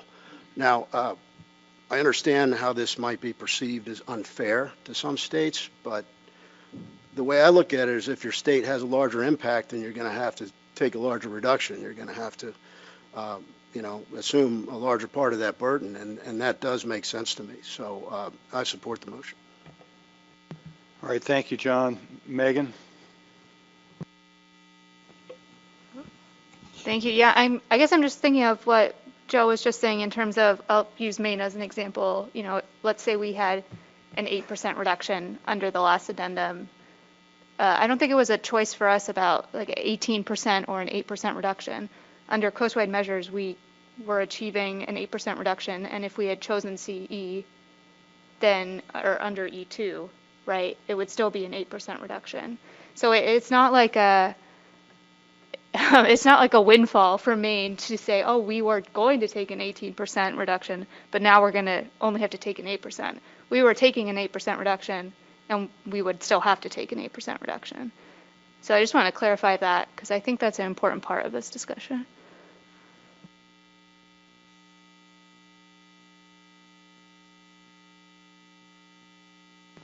Megan, you're looking for clarification from staff, not? No, I'm going to put that in the comment category. Oh, okay. Yeah, Sorry. thank you, though. Okay.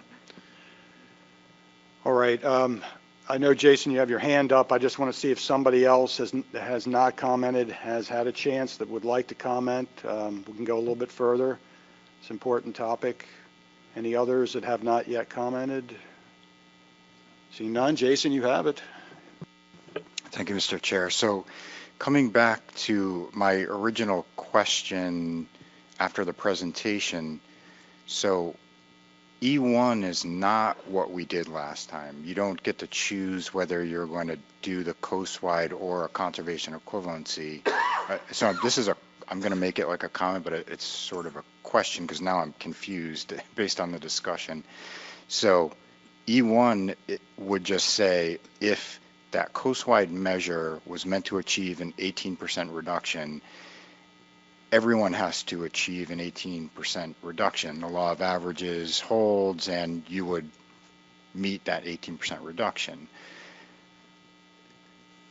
E2 is sort of the flip side of the equation, where if you break off and do CE, you have to meet your state-specific reduction for that same measure.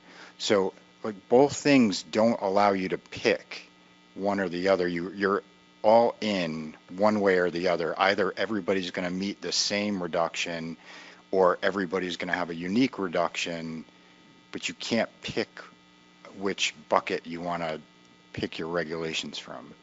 That's how I'm understanding the nuance between E1 and E2. So both of them are different from what we did last time, and they both should equally achieve the goal because they're being applied across the board. Jason, I'll just jump in since you noted it was sort of a question, just to clarify. So both options under E are, if you choose to do CE, what do you have to do? So both options specify, if you do CE, this is the direction you have to go. So for E1, if you do CE, then you would need to demonstrate equivalency with your proposal to whatever the coastwide measure is. So in the case of Addendum 6, if states did CE, they had to show an 18% reduction. E2 would be, if a state chooses to do conservation equivalency, they would have to show equivalency to their state-specific projected reduction. So both are in the category of, if you choose to pursue CE, then here's what you have to do. Follow, Jason? Yeah, no, so that's a completely different understanding than how I just tried to characterize it. So I'm now on board with the motion because the important word there is if. So it sounds like there's still an option to not choose CE and just go by the coastwide. So there is choose your own adventure in E1. I guess in either, but at least in the case of E2, that improves consistency because then you have to meet the original intent of that coastwide measure. So thanks for that. And to clarify, E1 is what we did last time, where the board had this specific discussion and chose what is now the option E1. But also to clarify, to your point, Jason, now I understand what you mean by choose your own adventure. States can still choose to take the adventure of the default coastwide measure, or they can choose to pursue CE, in which case option E would dictate what % reduction they had to show.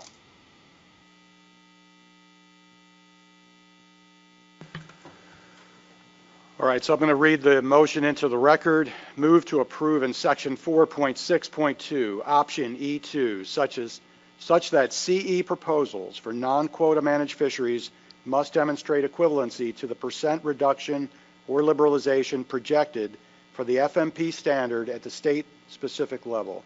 This motion is by Mr. Armstrong, seconded by Mr. Gilmore. You ready to call the question? Now you need a caucus. 2 minutes. Please, Maya.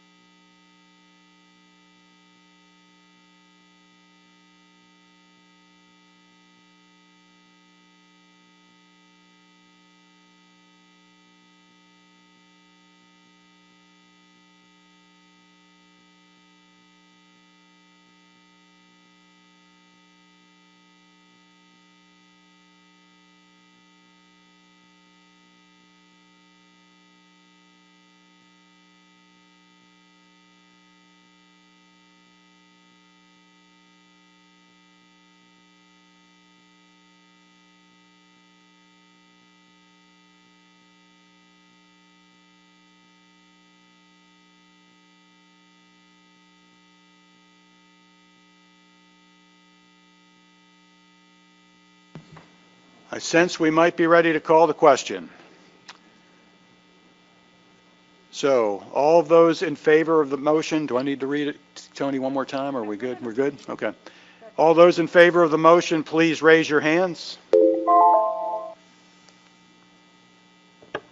Rhode Island, Massachusetts, Connecticut, New York, New Jersey, Pennsylvania, North Carolina, Virginia, District of Columbia, Maryland, Maine, New Hampshire, Potomac River Fisheries Commission. All those opposed to the motion? Delaware, Abstentions? Fish and Wildlife Service, and No. NOAA No. and NOAA Fisheries. Null votes? Okay. Mr. Chair, I have 13 in favor, 1 opposed, and 2 abstentions. Thank you, Emily. Motion passes. Would it be suffice to say that the board has completed its work in section 4.6.2 of this document? Yes, all the option categories have been discussed. I'm sorry, Emily? Yes. Okay. Yes. Thank you. Okay, so I think before we move forward in the agenda, is there additional work, Tony, we need to do to complete this process? We need a suggested implementation date, and then after that, recommend approval to the commission as modified today. And Tony, I was just going to ask if you could clarify if there needs to be discussion on the recommendation to the Secretary of Commerce.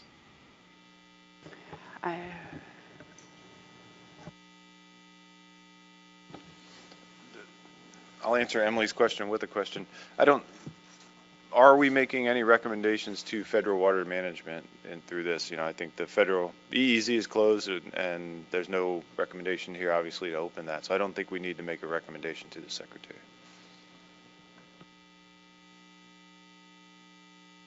Thank you. So Megan, are you ready to make that motion? No recommendation to the implementation. Yeah. Well, I could speak to that, and then if people agree, I'll make the motion. I think in thinking about what we've done, like management triggers, the rebuilding, and the CE, I think can all be immediate. I'm not sensing something that states have to do. The only thing I'm thinking that states may have to do is change gear restrictions under the recreational measures. So maybe have 2 implementation dates, one that's immediate for everything I just talked about, and then an implementation date for the gear restrictions. And my sense is people don't like to do that mid-year, so I'll throw out January 1, 2023, but I'm open to suggestions.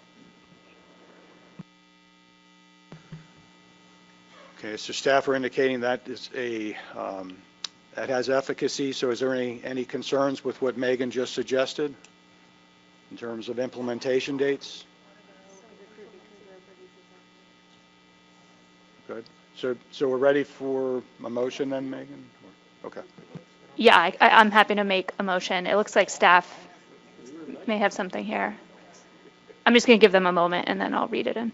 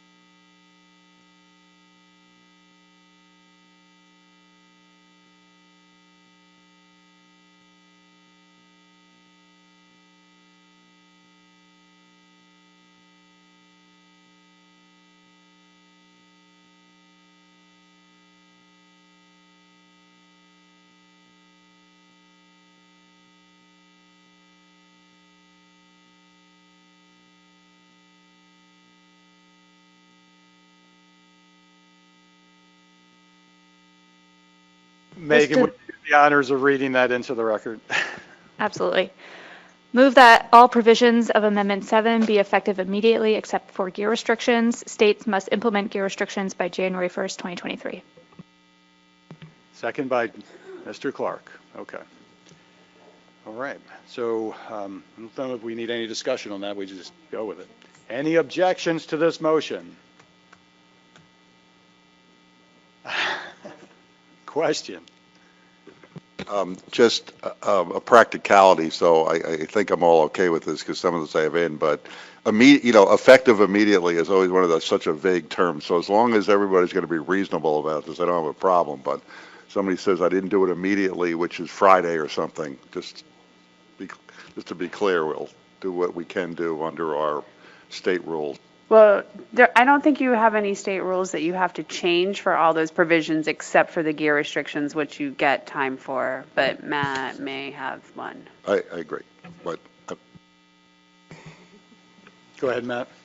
So does gear restrictions, that includes the striped bass caught on any unapproved methods have to be released? Is that part of the gear restrictions? Because that's one part that.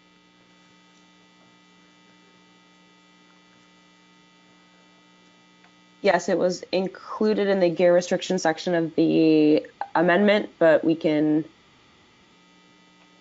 perhaps be more specific. We could add options C1 and C2 to the motion if that's helpful. I don't think we have to change the motion. It's on the record for the board. It's all the gear restriction section. You have until January 1.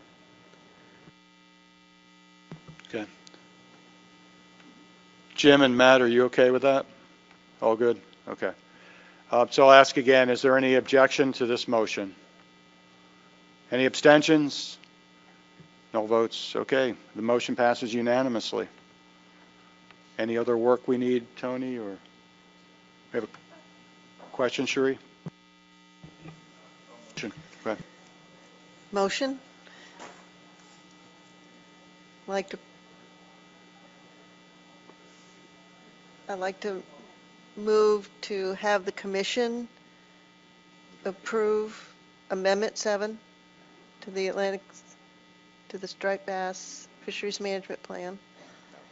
Oh, there we go. Move to recommend to the commission the approval of Amendment 7 to the striped bass interstate fishery management plan as amended today. Thank you, Cherie. Second to that motion, Dave Sikorsky. Is there anyone that is opposed to this motion? Any abstentions? The motion passes unanimously. Thank you, everybody. Okay, so we're ready to move in to the next part of the agenda item. It's number 5 in the agenda. This is the review of the 2022 stock assessment update projection scenarios. Katie's going to provide that for us. And noting that board guidance is going to be needed, Katie will indicate this. And if the board can't reach consensus, we may need a motion, but hopefully that won't be the case. But Katie, I'll turn it over to you. Great, thanks. Hopefully we can cruise through this pretty quickly. If you can go to the next slide. So basically, as you all know, the stock assessment update for striped bass is going to be conducted this summer, and the results will be presented to the board in October at annual meeting.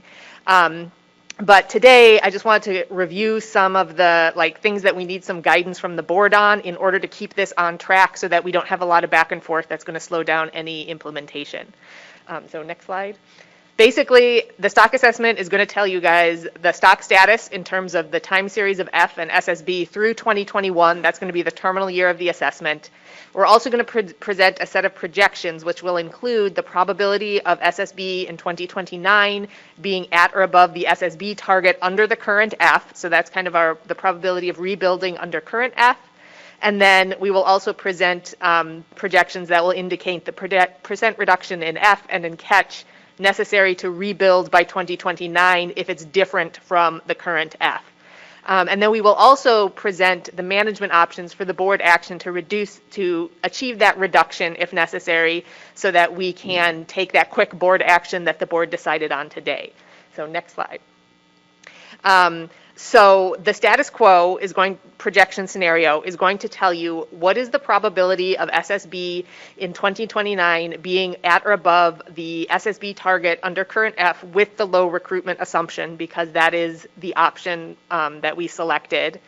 And so as you selected for Amendment 7, if the 2022 stock assessment results indicate that the Amendment 7 measures have less than a 50% probability of rebuilding the stock by 2029 as calculated using the recruitment assumptions that you have specified, then that's when you guys can take the board action. So next slide.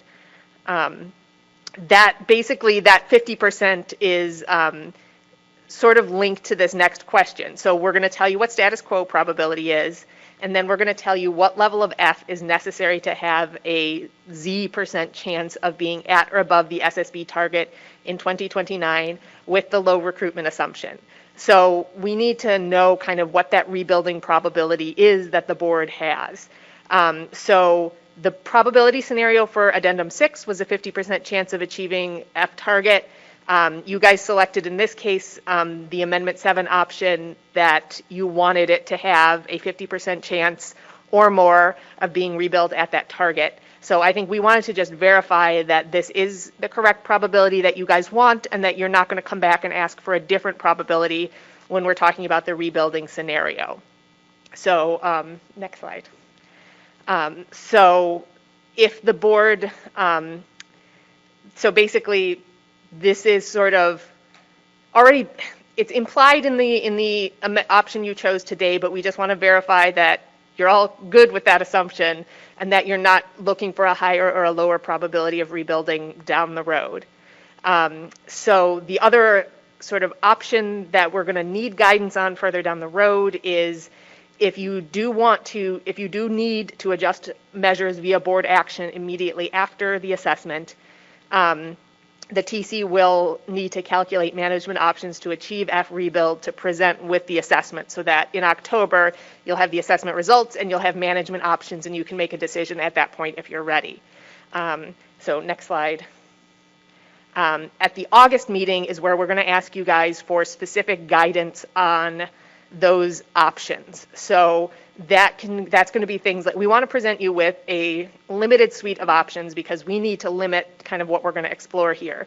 But that can be things like the sector reduction split. Do you want the commercial and the recreational fishery to take the reduction equally, or do you want to spread that differently across the sectors?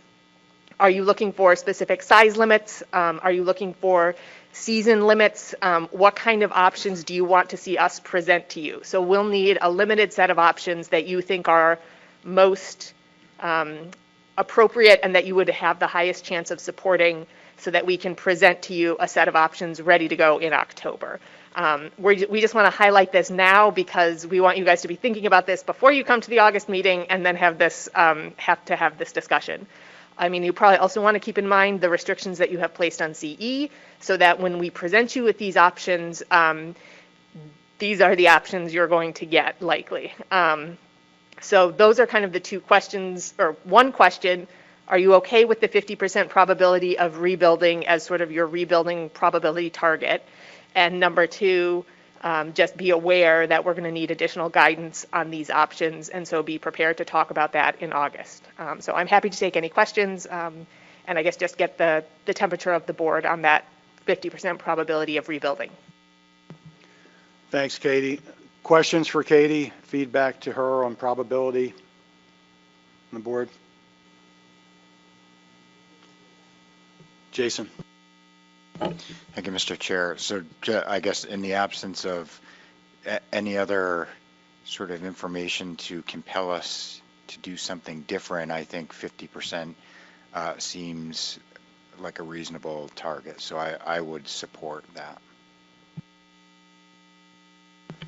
Thanks, Jason. Feedback from others? Looks like I'm getting nods and thumbs up.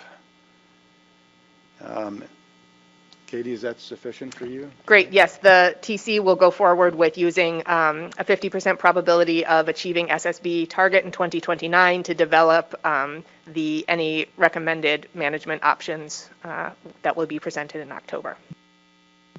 Excellent. Thank you, Katie. All right, that brings us to agenda item number 6. Consider next steps for draft addendum 7 to amendment 6, possible action. This is a motion from October 2021. That motion was moved to defer until May 2022 consideration by the Atlantic Striped Bass Board of draft addendum 7 to amendment 6 to allow further development and review of the transfer options. So Emily's going to present an overview of the draft addendum and the PDT's concerns, and it's possible that Delaware may have a motion and guidance for the PDT and the timing for the board's discussion on this addendum. Yep. Didn't mean to interrupt you, but I was asked if we might postpone this, and knowing that the commissioners need their nourishment, Delaware has acceded to the request to postpone until the next meeting, and we just hope the commissioners will remember fondly this gesture and when this comes back up in August. Thank you.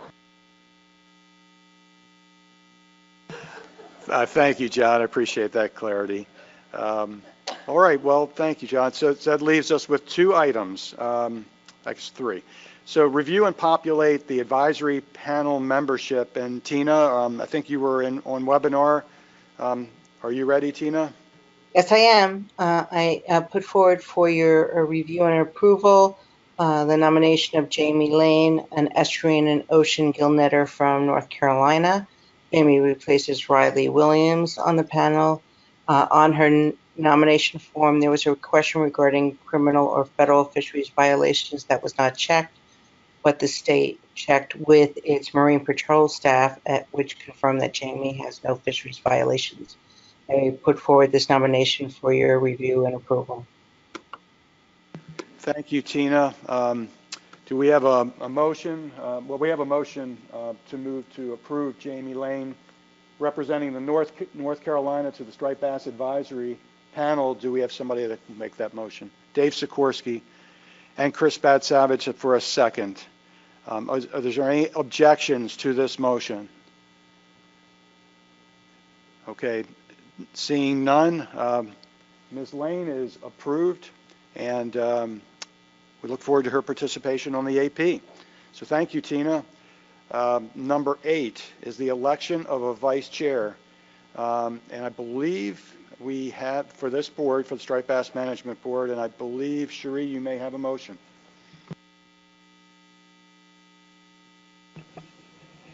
Yes. Do you have it, Maya? Oh, I'm sorry. Move to elect Megan Ware as Vice Chair of the Atlantic Striped Bass Management Board. Thank you, Cherie. And I think we've got Eric Reed as a second for that motion. And I'll ask the board again, is there any objection to this motion for Megan Ware to be appointed Vice Chair of the ASMFC Striped Bass Management Board? Any objection? Seeing none, congratulations, Megan.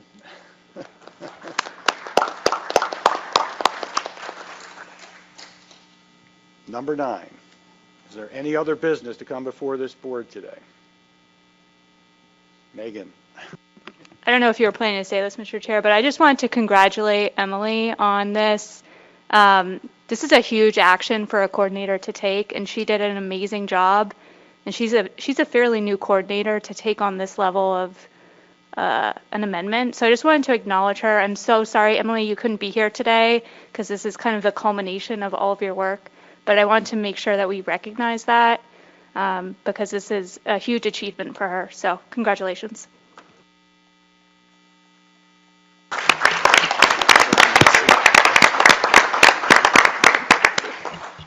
Yeah, thank you, Megan. And Emily, I know you're there listening to us. So, and I've been lucky enough with a couple of other Bay partners at the table to have the working experience with you going back several years ago with the Chesapeake Bay program. And I knew what the commission got when you came aboard, and nobody was happier than me in the seat that I'm sitting in. But Megan, great work with the accolades, and we just wish you were here in person, and we're looking forward to having you with us at the August meeting, and everybody will get to see you in person.